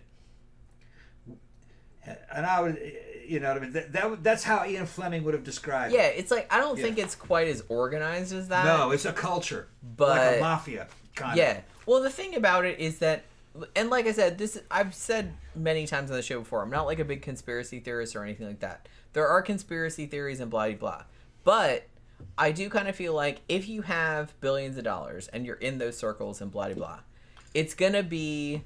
you're gonna end up getting into that kind of shit. I don't think it's a conspiracy in the sense that we're planning this kind of thing and blah blah, but they do kind of end up hanging out together. They do kind of end up influencing things together. Like, I don't even know if they necessarily know what the repercussions of that are going to be. No, this is another thing. I think they're just kind of, and the thing about Epstein and people like that, I don't even think they were giving a shit about that. They were just kind of like, we just want to fuck underage girls. We just want to know how we can get that facilitated. And then the other stuff was just, I don't know. I kind of grew up around this type of people in Brazil, and the thing that will astound you is how average most of them are. That does not astound me at all. They're not that bright. Most people are average. They're not that bright. The motherfucker basically has inherited his father's empire. It's been going on for fucking 3-4 generations. And maybe he's 110 IQ, a little bit above average. He's not a genius. It's easy to bamboozle him. And Epstein got in with him because he was probably higher IQ than a lot of them and could bamboozle them. He definitely bamboozled fucking those dudes into keeping his job, and then he's a bamboozler, Yeah, a lot of people said that. They're like, he was really good at like manipulating people and like just... A lot of these guys inherit their money and their wealth. Their dads and granddads might have been a lot more talented and than they were, and they kind of came up through the ranks and had to work to build it. But this guy's just kind of inherited. He's just Joe Snuffy. He's just skating. Yeah, and he hasn't really lived. He lived a pretty isolated life. He doesn't have any fucking street wisdom or street knowledge, and a dude can go in there and bamboozle his ass because he's soft. You know, he can throw a couple underage girls his way, get video of it. Now I got this soft motherfucker. Yeah, it's like, look, I got video of you doing that. You wouldn't want me to show that to your wife or your If I need a employers or favor, I'm anything gonna like call that. you. It's gonna be that kind of shit. I got all that shit on video, bitch. And I got you already. Might as well keep coming back to the island. You know, so they do. You know, bring your friend. I'll get his ass. Yeah, I mean, once you've already recorded him, it's just like, well, you just might as well do it might again. as well just keep doing it. Yeah. And dudes will fucking do it because dudes are the worst. And then you got them. They're loyal to you. They keep coming back. Dude, man, it's an ingenious fucking plot. It's ingenious because you're using. Tom loves that shit. Oh yeah, you're using the weaknesses of human nature. So here's the weaknesses. If of you men. were a billionaire with a lot of power, would you do this? No, I would hope not. No, because it'd be real labor intensive. You'd have to be Jeffrey Epstein. It's like a lot of work. You did all this fucking work, and you'd have to. I mean, other than it being morally reprehensible, you know, I would just want sources of income that just keep flowing to me. That I don't have to do much. I just want to be lazy. If I had all that money, I don't want to work. I'd have Epstein's Epstein's Island, but I would just have regular people over and party. Sure. And I wouldn't even want rich people to come see me. Fuck them. Yeah, they're not fun. I'd have fucking working class hotties and shit, and fucking my favorite band, and we're gonna have a goth fucking concert on the island. That'd be awesome. Everything's free. Yeah. We could have an island and we could like build a house however we wanted. We could have whatever bands we wanted. Yeah. We'd have all our friends there. We could fly them in. That'd be awesome. Have a whole fucking. It would never occur to me to fly in like underage people. No, I fly in just cool goth. That would never have occurred. I would just fly in cool goth people to have a party. Yeah, it's like I would fly our friends in who are all celebrities and obviously shit. Like over 18. Yeah, I'd call in fucking Amy Lee so she could fucking play, all the bitches, like all the bands come. Fucking maybe have Clan of Zymox come. Yeah, come play on the island. Yeah, get Andrew Eldridge to come over so we can listen to some Sisters of Mercy. So if anybody wanted blackmail shit on us, it'd be super boring because it's like, look, all the people there are like we're making porn anyway in their 40s and 50s. Yeah. They're making porn, but everyone's. No, I'd have the youngsters too. You'd have to be 21 plus. Well, like I said, nobody underage. Because there's gonna be booze and shit. And we don't want anybody that's under drinking age. Yeah. Come on. Everyone has to be 21 or over. The under 21 crowd's a pain in the ass anyway. They are, yeah. We don't want any of these youngsters here. But like I said, that's why this shit is mystifying to me. Yeah, we were talking about it, and I'm going, why is he bothering with this? Why would you bother? It's because that's what his job was. He was trying to help. And he was into it. I think he was also into it. He was an agent of Spectre, and whoever else he was working with, he was the blackmail arm of the organization. There was more of them. There had to be. And I think some of the money was coming from the guys above him. They were paying him to get this done, or loaning him the money to buy these islands. I don't know. Loaning him money for this kind of shit to get it done. And it might have been China. Might have been the Chinese government that wanted that information. It could have been lots of people. It might have been two or three governments that were paying him. He might have been not a double agent, but a multi-agent, kind of like a information collection and control for hire. He'd work for probably anybody who came to him. Like China says, look, we want this certain law passed in the United States to help the industry that we have in the United States, not to pay all these tariffs or taxes. You go, oh yeah, I got a guy. I think I can help make that happen. You send me $2 million. I'll make sure that this senator will put that fucking law up there, and we'll bribe him if you give me the money, and we'll get it passed. And that way you can bring the rest of your operation over. It's going to be shit like that. Probably. A lot of it's going to have to do. Not with fucking real sexy 007 shit.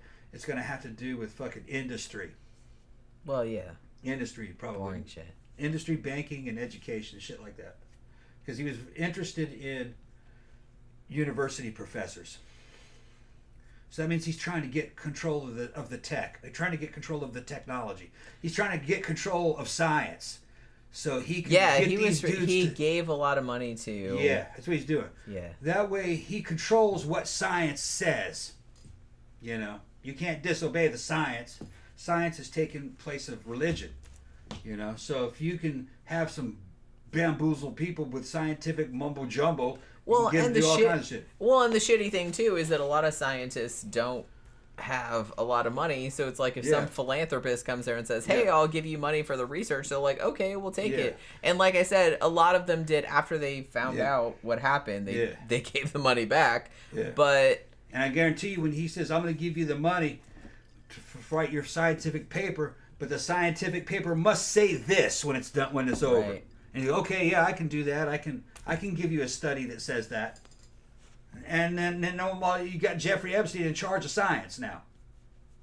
Maybe he's doing it to help somebody else make money. You know. Well, yeah. Like I mean, where he placed his money really does seem like you kind of knew where he was going with that shit. He was just really kind of trying to... He gave a lot of money to, like, scientific research and all that kind of stuff. Mostly it was just, like, eugenics type stuff and transhumanism type stuff. Yeah. There's a good professor, I believe his name is Eric Weinstein, and he did an interview. I listened to him off and on pretty regularly. He was a university professor. Jeffrey Epstein invited him to his house. I believe it might have been on that island, but it was just him. Or his house. When he said his house, I'm not sure exactly where he was talking about. He had a lot of houses. And then he said he met them too, and he said it was like something out of a fucking movie. He said there was... He goes there and he's sitting behind a table, jiggling. He's sitting behind a table. Over the table is draped a huge American flag, and it's long. He's at one end and Jeffrey's at the other end. He brings fucking Ghislaine comes in and sits on his lap, and while he's talking to him, he's jiggling her tits up and down, and they're trying to get him to do something, but he never quite really knew what it was they were trying to get him to do. What exactly? He said he immediately started to shut down that this was some kind of a scam. Yeah. Yeah. Eric, go. Let's not come right in with the titties. Yeah. Because that's a little... Yeah, she's bouncing up and down, jiggling her implants, because she actually had a nice rack. Did she? I didn't know. Yeah, she had big old implants. She's Tom noticed that. Of course, I'm a man. And she's jumping up and down with the low cut blouse, boobs jiggling, and fucking and Epstein is like assisting the jiggle, and fucking offering him stuff, I think to drink and shit, and he's not sure why he's there. Yeah, I kind of... If I was a scientist and I got brought to somebody's house, it's like, hey, there's this philanthropist that wants to fund your research. Yeah, right, yeah. And I went there, if I was a dude, okay? And, like, somebody's, like, shaking their tits in my face and, like, offering me liquor, I'd be like, yeah, I'm just gonna go. Yeah, I think that's basically what happened. I haven't listened to Weinstein's... I don't know what's going on, but it's not good, whatever it is. Yeah, I don't remember all the details. It's been a while since... He just said that it was extremely surreal, and he said it just seemed like a huge put-on. Like a huge act. You'd think they would know better. That's very try-hard. No, he said that he was not under the impression that Jeffrey Epstein was particularly intelligent. He said he felt like he was pretending to be intelligent. That's what he said. Yeah, he might have been intelligent in certain ways. In very specific parameters. Yeah. But sometimes people that are really intelligent in very specific parameters are not intelligent. He had good math skills across the board. He evidently had very good math skills, and he had great human engineering skills, which means he was very manipulative. A lot of people said that he was really good at manipulating people into doing shit that he wanted. Yeah. Like he was... I don't know if anybody said he was charming. A lot of people said that Ghislaine was charming, and that she facilitated a lot of the shit. But a lot of people said that he was real good at manipulating people, though, into doing what he wanted. Which I don't know. I never met him, so I don't really know if that's true or not. But you know, Kenny says, and the conspiracy theories are in full effect. Some wacky televangelist swears that Epstein has been smuggled to the dark side of the moon, apparently aided by some Jewish cabal. Yeah. I mean, that sounds like... Well, here's another thing, though, is that one of the main functions of the intelligence community is what's called information warfare. If the public starts to become aware of something that they think is sensitive, they don't want the public to believe that, they will do things to cloud it. Like they call in and call in and say, yeah, Jeffrey Epstein is on the dark side of the moon. The Jews smuggled him there.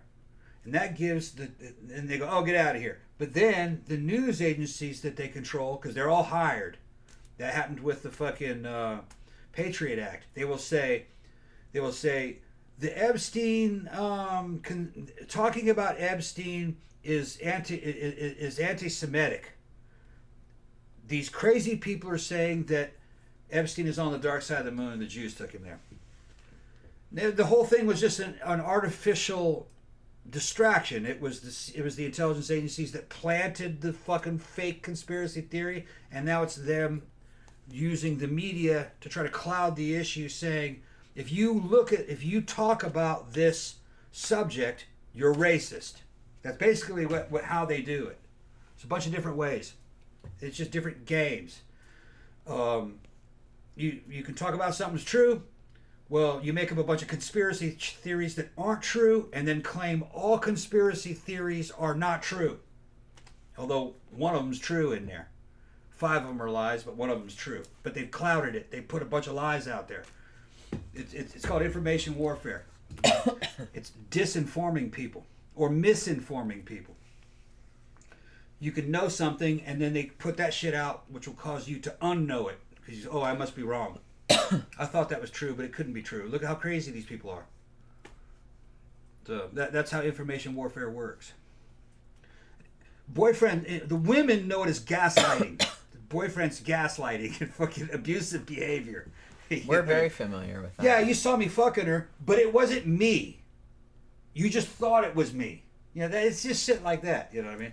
You're saying that sounds like some shit you'd come up with. Yeah, you walked in and saw me, and it just looked like I was fucking you. You know, you were wrong that day. You know, just weird shit. What was that? It wasn't me. It wasn't me fucking the chick. It was me fucking you. You just got confused. Who was that comedian? I can't remember what comedian was it. It wasn't. Shit, I can't remember what comedian said it. But he's like, "Who you gonna believe, me or your lying eyes?" Yeah. That's what. Yeah. Yeah. So that sounds like some shit you'd come up with. Information warfare. If I walked in on you, you'd be like, you're not seeing what you think you're seeing. No, this is actually you down here. You're just having fucking identity crisis. Just weird shit like that. Yeah, you'd come up with something. I'm just trying to come up with this shit on the top of my head. That's not a perfect example. I wouldn't fall for that. I'm not that dumb. Of the way an intelligence or PR firm, which is an intelligence agency, just a mercenary intelligence agency, they discredit stories. They discredit the truth by putting other theories that are real close to it, but associated with racism or Nazis or some shit like that to make the whole subject toxic. That's what they're trying. That's how they do it. I mean, I hate to say, but you kind of have to get to a point where you just like trust nobody and nothing. Yeah, everything's suspect. Because I don't think you can't believe, I'm not saying you can't believe anything. I'm just saying that from the outset, don't just believe anything you hear. No. If you believe something, if you hear something that sounds like, but that sounds kind of believable, like look into that shit. Yeah. That's all I'm saying. Any kind of corporate media, and corporate media is not mainstream media. It's corporate. It serves corporate interests and government interests. It's just like Pravda in the Soviet Union. All those 3-letter news agencies are for hire. They will say whatever you pay them to say because they don't make money off of advertising anymore. And the Patriot Act made it legal for the U.S. government to propagandize the people using those news agencies. They just use them as mercenaries the same as you'd use a mercenary soldier as a mercenary. You just pay them and this is the mission. So they're just towing a line. Not for the government. They're towing a line for the corporations that own and control the government. Because the government is not the ruling class. They're the servant class. They serve these motherfuckers. These billionaires. Well, whoever has all the That's money. who they work for. Yeah. They don't work for me or you. They work for them. They got all the money and the power. Without them, that government would not exist. Okay, so if you hear it on the news, whatever they tell you on those on that corporate news, the truth is probably the opposite. Just look it up. Yeah. I mean, it's not necessarily the opposite, but just look it up. A lot of times it's the opposite. Just look it up. Like they're telling you that they are straight up saying that Russia has been defeated. Russia has not been defeated. Russia fucked Ukraine up. They're winning that war. You're going to see it. They won that war already. It's getting ready to collapse. They lost 500,000 men, and Russia's got stronger. It makes its own hypersonic missiles and everything. It's rich now. But they're not going to say that on the news because that doesn't fit the corporate narrative that they need. They're going to try to start a war over this, and they're going to lose because the U.S. can't fight any wars. It's got a shitty army now. They don't know that, though. These guys couldn't fight their way out of a fucking paper bag. But if they go to war with Russia or China, they're going to get their asses fucking kicked. And I don't know what army they're going to use. They don't have enough dudes. And they'll never make it across that ocean. Those Russian subs carry fucking hypersonic missiles. They'll send everything to the fucking bottom. But you can't tell these guys that. They're dumb. Even the people in the Pentagon are dumb. They're not supposed to be in there. It's just they were slowly replaced by idiots over time because these universities can't turn out military thinkers. There are no military schools, you know. And what they learn in university is the exact opposite of what you need to know to learn how to effectively run an army or a war. They could barely run McDonald's. You know, they're just corporate guys. Kenny says, Clinton was just having good old-fashioned fun with Monica Lewinsky. Tammy says, the cigar jokes didn't help either. Yeah. Yeah, I kind of, like I said, I kind of feel bad for her. Because, like I said, nobody was exploited in that situation. It was just, you know, yeah, like I said. Extramarital sex. He was cheating on his wife, which is fucked up. But she knew, though. Nobody, yeah. One, she knew. Yeah. Two, nobody was being forced into anything. So, you know, nothing illegal was happening. Yeah. It was ill-advised. Yeah. Sure. But not illegal. The Clintons are married, but I don't think they've been husband and wife for a long, long time. They're more like business partners. I mean, Bill always seemed like he was open. Yeah. He was open to everything. And honestly, he never struck me as anybody that was like, he wasn't really into underage girls. He was just like a poon hound, kind of. Yeah. But everybody that he slept with was like of age and seemed like they were down with it. I always thought Bill Clinton was kind of slimy, but I never had him, I never had him pegged for a bad guy per se. He doesn't seem like a pedo. I mean, he seems like a very chilled out, laid back, kind of just a bum kind of guy, you know. Right. He put on a good speech and whatever. Now he is rumored that they sold a bunch of cocaine back when he was governor.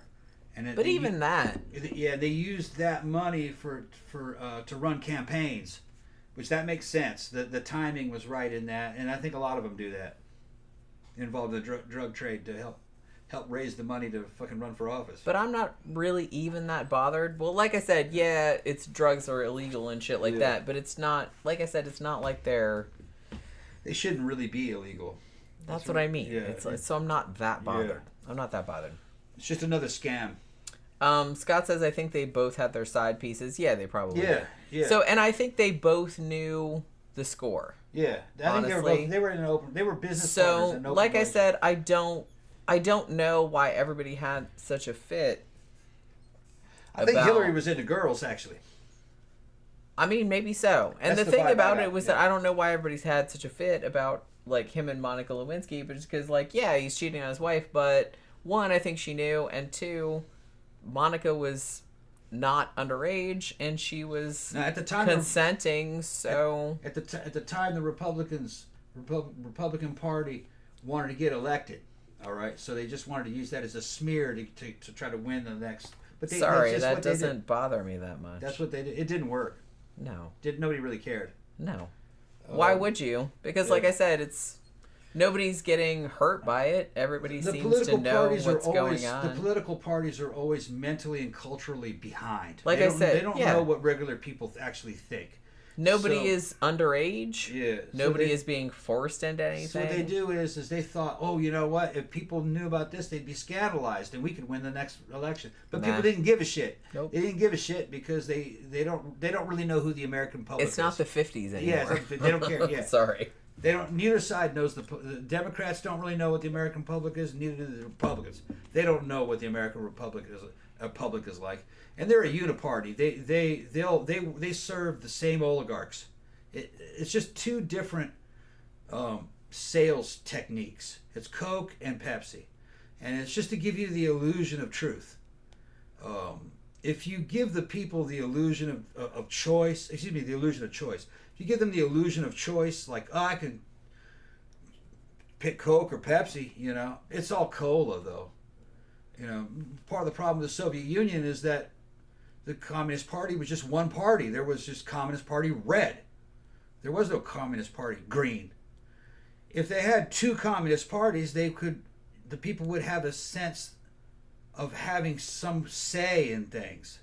It would be an artificial sense of choice, but it would hold together a lot longer. And that's what we got.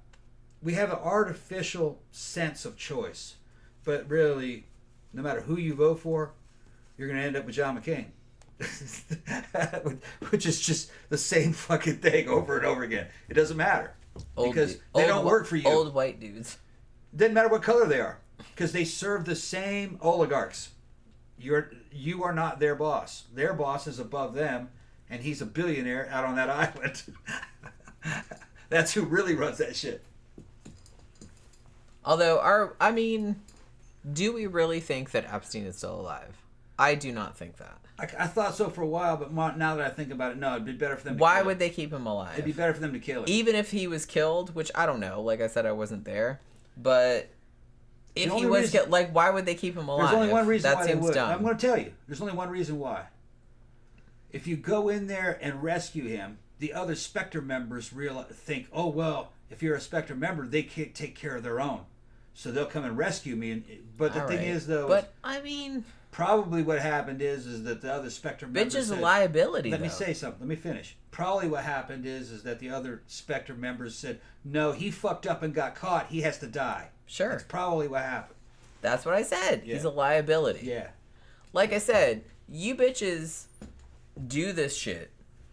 You want to have sex with 12-year-olds so badly that you're willing to, contravene multiple international laws to do so.